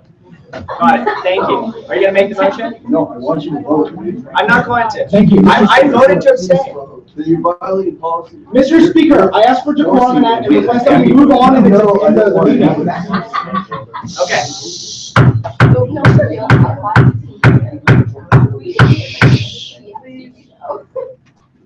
Is someone going to challenge the ruling that an abstention is a vote? Point of order. Abstention is not a vote. Okay, that's Mr. not Speaker, exactly that's how not a you, point of order. Thank you. yeah, I was gonna say, it's not exactly how you do it, but that's okay. I know what he's trying to say, so we'll let him do it. Go ahead, Eric. Consider dictionary. Bye, Barbara. Standard code. Quite fresh air. Changes. Mr. Speaker, you just wanted to reconduct the vote. I assume it won't be a 2/3 tie. Mr. Speaker, Okay, hold on. I request that we continue with the business. A vote has been held. Several points of inquiries have been raised. Like, He does have to make a decision here. no. That's where we're at. Mr. Speaker, Unless again, for the 15th time, Mr. Shapiro does not have the ability. No, it was not Mr. Shapiro, it was Mr. Maldonado. He made the inquiry, he made the challenge to the chair. The parliamentarian is looking. I know exactly the way it's gonna go, because I know that the J board has the same brain, but we're just gonna have to deal with it as it goes. It's a hybrid. So, like 3 minutes to figure this out, or I'm literally just gonna like. no, I'm sorry, but it was your choice for having him challenge the ruling of the chair. Wait, I'm sorry. How is that? Okay. One of your can Will present the stipends? No, I don't, we cannot break, we can't break a live motion. There's not a motion on the table. Yes, it's a challenge in the, It is, okay, it is, I can't find a definition in the standard code, so I'm going to go with Google. Abstention. An abstention, excuse me, an abstention is an instance of declining to vote for or against a proposition or motion. So it is a declining of a vote, therefore. that's fine. Then I'm going to let what stood before, so before the outcome is already at 2/3, I will vote in favor and it will stand. Dante, still do that shit. Why would I? Okay. Dante's counting abstentions. So, Hold on. So we're not gonna add Noah's policy book to the agenda? no. Okay, I think you can. That has not been a stand, that Mr. Speaker, just one ruling has not been given that there cannot be 2 concurrent books. Okay, that's what I'm asking. Does the senator want to? I would move to put it on there. to the agenda. I would second that. John has something that I think might be worthwhile Oh, saying. sorry, yeah. Is there any No, no. opposition? We'll go, we're not going to debate. I do Okay, object. so now we're in debate. This is going to make, this is going to make actually sitting down to reconcile the two bills, we're going to be here for hours upon hours upon hours. To have 2 policy books that do the same thing, I don't know, Gabe definitely doesn't know what, 2 concurrent policy books looks like, right? What if we pass mine, and then for whatever reason we pass Noah's? It doesn't make any sense. Take Noah's, read it, and put his stuff into mine, right? Mine goes with the bylaw schema that we just passed. Noah's does not. It doesn't recognize anything that we just changed. Mine was written after I wrote my bylaws. It doesn't make sense. It doesn't make sense. We're putting triangles into a square hole. It doesn't make sense to have Can I concurrent. withdraw the comment? What? Can I withdraw the comment? Yes. So normally I would just like to say that the reason why I voted to also do Noah's is because that is his job and you stepped out of your way and did your own job, and I commend you for that. I'm glad you did it, but we also have to face, and you too, these consequences of our actions, and so now that you've done it and you've gone out of your way to do it, but Noah also did it at the same time, and it's Noah's fault for not telling us. It's kind of this weird limbo where it's Noah did do his job. I don't know whether he did it on time or not, but you also went out of your way and did your own thing. I don't understand why we can't do this weird thing where let's say we just look at them and just I don't know how to explain what I want, because I don't think anyone has time to look at both of them. I don't know, it's finals week for me. I have 3 weeks of finals, so that's fine. But anyway, I withdraw. We'll just do Kevin's and then add in. I know, that's why. why.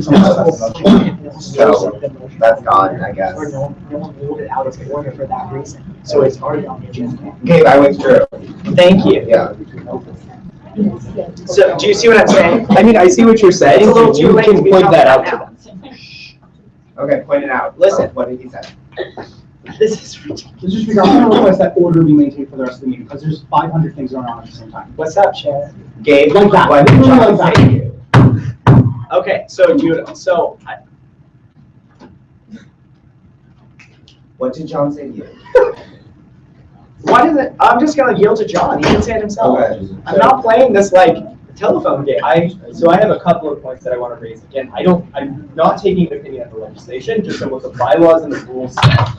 Okay, never mind. Maybe I'll take it back. Hold on. The first thing that I was going to say to Will is you cannot submit 2 pieces of identical legislation in the same meeting pursuant to the rules of debate and decorum, and it's section 6, I forget the other one. So you can't submit both Noah's and Kevin's. However, given that the bylaws bill that you just passed is the authorization for Kevin to submit the elections policy book, and the president has not yet signed that bylaws bill and it does not go into effect, Kevin's authorization to submit the elections policy book is in question. It would require a J board case to resolve, but it is at least in question. It hasn't been questioned, so it's not in question. No one's questioned it. I encourage you to. Mr. Speaker, again, I asked for some semblance of decorum. I was just saying he was wrong. I yielded to him. He was wrong. Go ahead. I yield that. Thank you. Okay. Well, I guess we'll see how this goes. Okay. Next up, Will. Okay. So this is pretty simple. I don't know if you want to pull it up or not. We passed it in CRP. I think Kevin has some questions. Some of you might, but we passed the stipends last Sunday, as I said in my report, and technically those stipends are illegal because our bylaws create pay grades, and we can't deviate from those pay grades. We did so last year. We broke the bylaws. So in the hopes of not doing so again, I propose this amendment. What it does is removes Article, or Section 2, I believe, Section 3, excuse me, from Article 13, which discusses pay grades. So it wipes those out completely. In addition to that, the only other thing it does is the last clause of this section stipulates that individuals being paid by directive cannot make more than $500, and that that it limits the number of positions that can be paid by directive. So, for example, with Faith's cabinet, just like if she might want to pay one of her staff one day, none of those positions are listed in the bylaws. So I just felt that we are okay removing that section also, because we already have the sort of standing like precedent that we can pay people through directives at the discretion of the Finance Committee and the Senate. I don't think we need the bylaws sort of putting a limit on what we can and cannot do, because the Senate will just fail it if we don't think it's appropriate. What I kept in there is that the comptroller still has sort of authority over setting the parameters for the stipends, and that the Finance Committee, presumably, it doesn't say this, but presumably through the chair, has the authority to make recommendations on pay grades. So like we still use pay grades. We submit a list of pay grades to student activities and to back for confirmation. The only thing that this will do is remove any stipulations that say pay grades need to be like this, this, and this. Questions? So aren't those pay grades like done by student activities? Like I thought, it was my understanding that student activities had grade A, B, C, D, blah, blah, blah. And we would, in the bylaws, what it did was we took our positions and put those into those little like things. From my understanding with the conversations I've had with Dominic, that is the way it worked like 5 or 6 years ago. Okay. But as SA has become more lenient in our ability to switch up pay grades, their new preference is that we limit the number of pay grades that we create, but that we're still allowed to deviate and create our own. Okay. Is it your intention to change that summer thing for the chief of staff? No, and I don't think it's a problem. I looked in the bylaws, and the only thing, maybe I'm wrong, but when I looked in the bylaws, the only thing that I saw for chief of staff was, maybe it's in the Constitution and I missed it. It's in the bylaws. I think the only thing that references the chief of staff in the bylaws is being eliminated by this amendment. I'll show you. Okay, we can handle that maybe in a different piece of legislation. Okay. Any other questions? Thank you. Debate. So I think I was the one who seconded this on the agenda for this week, last week. This is not what I anticipated showing up in my inbox this morning. I also would have appreciated having a full first reading, as in having received this on Sunday, like last Sunday, but we played with the cards that we got. It was my understanding that this stipend reconciliation bill would be putting those positions in the current schema of this instead of getting rid of the schema in its entirety. So I don't know that it's here. I'm looking at this from like a procedural and a logistical standpoint. The chief of staff 3 years from now will have no other ability except from digging through SG emails to find the incoming chief of staff's pay. Whereas today, it's public, you can look it up in the bylaws. If you are a John Q student, you do not have the ability to find out how much the new chief of staff is paid, or the director of IT, or the Founders Day director. I think that there is a whole lot of benefit in having these online, and maybe that's a conversation with Shannon, with Faith, to just publish that, which I don't think is an issue. Yeah. Yeah. So I mean, like, yeah, maybe my concerns are like being a little paranoid, but I don't know. I mean, what this bill does is allow us to implement what we voted on last week. So let's vote yes. Okay. Yeah. I'm good. That's a motion, an official motion? No, it's not. I. Yeah. What's that? The only thing, I think in getting rid of the subsection 11 one-time payment, I don't know, again, maybe from a very conservative reading, it eliminates the ability to issue one-time payments. Maybe that's something worth adding in another section. I don't know. I do wholeheartedly believe that it's important to recognize the benefits or the work of individual people who aren't paid by statute but are paid on merit. I would feel more comfortable leaving that in here, and capping that pay for a one-time payment. I don't think the sentiment of the room is with me. So I'll make the motion that we re-include subsection 11, which allows one-time payments of $500 to also just take out clerk, press secretary, deputy director, KPU, and have it more generalized. I'm not going to write it because I don't think it's going to pass. So I'm going to make that motion. Okay. Oh, no, don't object. I just want to see if there's a second. Is there a second? Oh, sorry. That's why. Okay. Would people vote for this? Would people vote for this? Say it one more time. And so he's saying instead of Will striking this thing in its entirety, he wants to just put a little sliver back in that gives the right in the bylaws to pay people for merit. Like one-time payments capped at $500. My reading of the bylaws would prohibit a one-time payment. It could be an incorrect reading. I would feel better protecting that ability through the bylaws. So if no one else is going to vote except a courtesy second from Val, I'll withdraw and I move to vote on the bill by voice. Got it. All those in favor say aye. That means a second. Oh, is there a second? Thank you. All those in favor say aye. Aye. All opposed, no. The ayes appear now. The ayes do have it. Good. Okay. Well, if you guys are sufficiently okay with how that election policy book thing ended up, we'll move into a period of public comment. Okay. Now we'll move into good of the order. You bastards.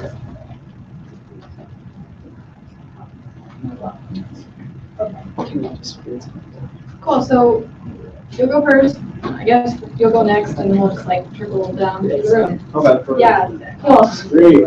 Yes, I just want to thank you all for confirming my nominees that were up today. It was a lot of tough decisions that were made. If you were to ask me, I guess about a week ago, overstanding, it may have been different than how we ended up today. But it was a lot of hard work, a lot of consideration that went into these nominees, so thank you for confirming them. Also, congratulations to Dante for being our speaker-elect. Transition's almost over, so that's great. It's been a lot. But stay tuned. Transition brunch is next weekend. Many of you, if not all of you, should have gotten invitations for that. But yeah, so happy Sunday, and thank you all again. Thank you everyone for voting on and passing the elections bill. It's part one in a two-part series. The finale is more exciting and more controversial than part one. I understand that this is hard, this is not sexy, and people just don't like doing it. I don't like doing it, right? Like I didn't run for Senate to do elections policy, but I think every year or after every election we start kicking ourselves in the butt and say, how did we let that happen? So I think it is worth the conversation every few years to really take an extremely critical look and say, all right, what can we improve? I think that the bill that we just passed, that I hope to God Sasha will sign, to God, it's my hope that a lot of the changes that we made will be substantial, And for body language in the back of the room, it doesn't look like I'm going to be too happy next. So I'm going to sit down now, I guess, and wish everyone a happy Sunday, and hope that you treat the policy book as stringently as you treated the bill that we had today, because it affects not me, and maybe not you guys, but anyone who wants to join this body, and anyone who wants to run for elected office, and to let it happen without any debate, which is not something that happens today, would be sad. So, thank you, and have a great week. Hey guys. I literally have no idea what to say. So thank you. I really do appreciate the opportunity you gave me today to try to lead this body going into the fall semester next year. I'm going to try to make this as quick as possible, but I'm not really a brief man. First of all, I'd like to direct this to John. You are a wonderful member of student government, and I actually do believe that. No matter what role you are in, you find a way to make yourself an expert at it.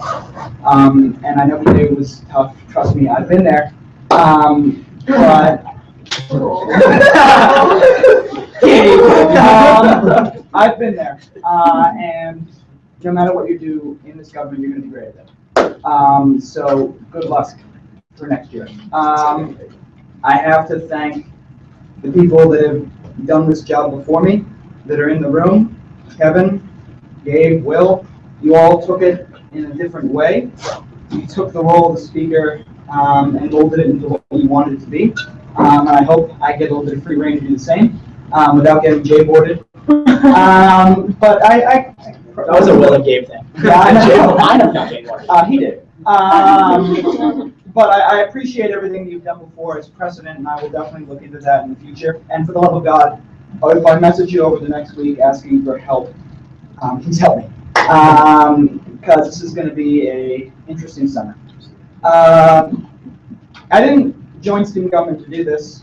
I always just thought it was a cool thing to try to help students try to get things that they wanted done. And I never expected to be in the leadership role that I am today. I never envisioned myself doing anything past being Speaker of the Undergraduate Senate, because I feel so passionately about the organization itself. I thank you all for the opportunity you've given me. I hope I don't let you down. And I'd be remiss if I didn't thank you, Faith. I love you so much, and I appreciate all the support you've given me over the past couple weeks. I gave you a lot of support a couple weeks ago. And I just very much appreciate everything you do. So aside from that mushy ending, thank you so much. And I love you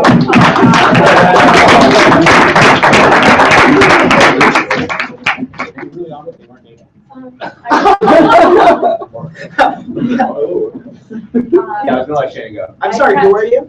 Oh. It was a joke, just a little joke. Go ahead. Name the comptroller. I'll add you to the list. Thanks. Sorry, I'm still recovering from something. You didn't need to do that. You popped up. Just two things. Number one, congratulations to Dante, because I was honored to have started working in student government with him. And my first impression of him was a profile picture of Chris Christie. So he has really just gone above and beyond influencing any opinion I previously had. Secondly, no, I'm just very proud of you, and I love and care about you. Secondly, I don't have anyone that needs to be confirmed, because none of my positions are paid, but you'll know who my choices are at the same time that everyone else's, and feel free to discuss them with me. But I think that they will, even though I haven't made everything yet, will be excellent. So, thank you. First, I wanted to congratulate Dante on the feed, but I'm very excited. I think you're going to be a very good speaker. And no, I think the Senate's in very good hands, so congratulations. I also wanted to thank everyone for confirming me. I'm very surprised still. It doesn't, when Devontae said he picked me, I was like, okay, because I was in shock. I didn't really know. But I'm very excited now that that's worn off and it's thawed a little bit. I think it's going to be really cool. I'm excited to build a team in the Student Advocacy Center. And I think we're going to have a really good year. And I promise I'll be here frequently. So everyone will black out at lunch, but I'll still come. Yeah, 121 for the record, Kate.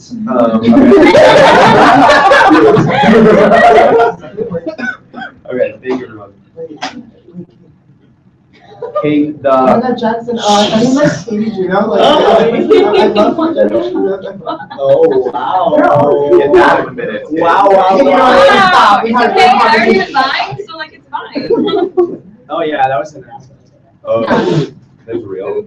Oh, sorry. Okay, Chris. Yeah, who's next? Hello. So I have some big news. Over the past week, well, actually 2.5 weeks ago, I submitted plans to the comptroller to purchase 2 student government iPads. So last week it was decided by student activities in conjunction with the new executive board and the current comptroller that you would have to get an approval through the new executive board and then they would go and purchase the iPads. So I'm pleased to announce that we have purchased these student government iPads. This is one of them. It's a standard iPad. So these will be used by the secretary's office primarily Sure will. For outreach purposes. So like, for example, when I was a freshman going through the summer last year, they had iPads over and getting email addresses of incoming students, so they'd be able to email the Sunday service number before this all turns off. Gets the list of student activities of the new students. And other stuff throughout the year, so like KQ events, checking people in with tickets, etc. So I'm really excited about that. Yes. Can you FaceTime the new iPads? You can FaceTime the new iPads. I know the answer, so. Can you show us John's picture on the iPad? John's picture is not on this iPad. I don't know why you're questioning. Oh, sorry. Angry Birds is not on this iPad. So I'm just very Why are there going to be games on the iPad? What is going on? Okay. So yes, in addition to like our use of it, if a member of student government would like to take out their check it out first through us, and then we will present the blend request to student activities because these will be utilized to save student activities because they are so expensive because you don't have to save and you can use them in your events to necessary. And also don't do any illicit things because it's on my views. Hi, everyone. So thanks for approving my nominees. I really appreciate it. Oh, yeah, thank you. So, thank you for congratulations, Dante, and congratulations to everybody else. Anyway, I can't wait to work for Chris, like work with Chris.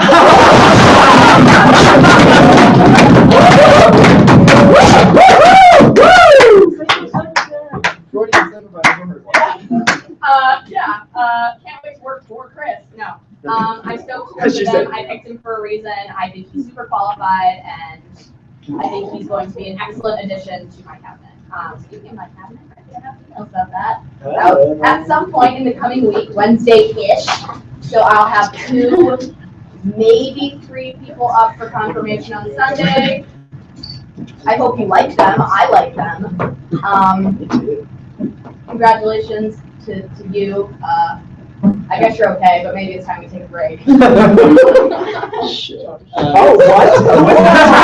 I'm kidding. I'm sorry I cried over my stress last night. I know it's a big day for you. You did it. And that's done now. Hey, be careful how you record that one. How's that? Clearly not a part of this. Okay. Apparently, This time split and allotted for both of you. Again, I do want to thank Senator Levy for all the hard work he did with elections and all the many late night meetings we had. It is certainly not lost in the fact that the outcome wasn't exactly what we wanted.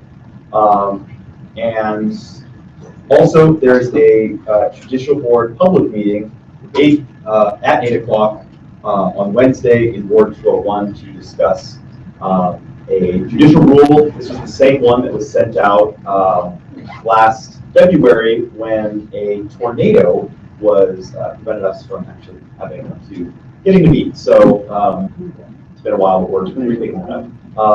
nothing in here is gonna touch elections, and it can't supersede any of the other bylaws. It's just a clerical thing that we're gonna clarify, and I'll send out an agenda and a copy of that soon.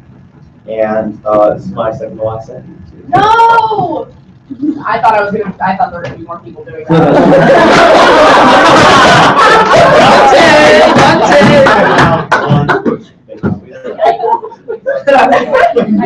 Babe, that's two slip-ups on one Sunday. Get rid of me, honestly, impeach me. Dante? I'm not saying a word. Mr. Speaker. Cool.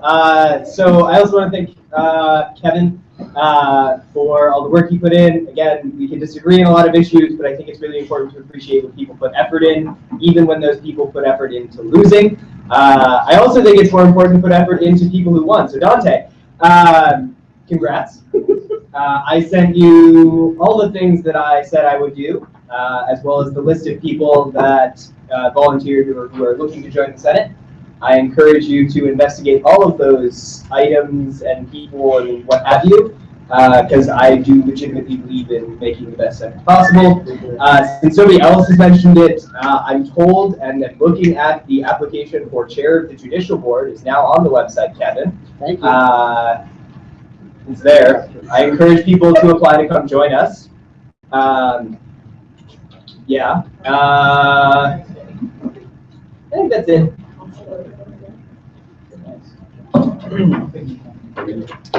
Hello. Hi, good. Will's giving me like this dead stare, but it's kind of like a loving dead stare. My face.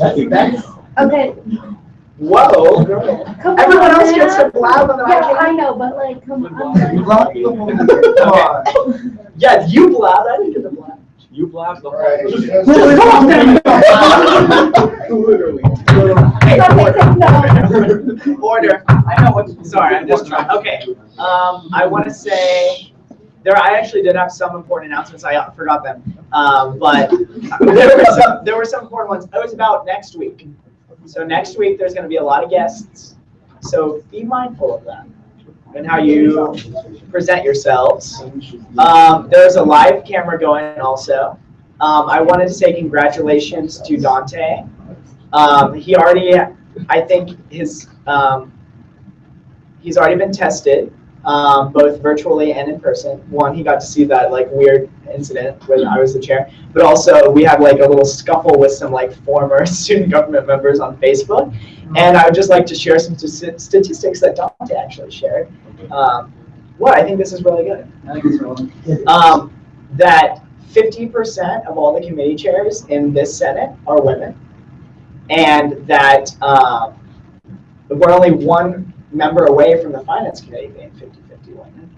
And of the 6 women in Senate, 5 are in leadership positions. 6 out of 6. Yeah, which by the way, there's so many people that have quit. That's actually saying something. There's 6 people in Senate, I think there might be 12. I think. And I'm not going to make any more appointments. I just want to let you guys know that now. So I'm not going to flood the airwaves with Senate appointments next week. I'm going to let Dante do that.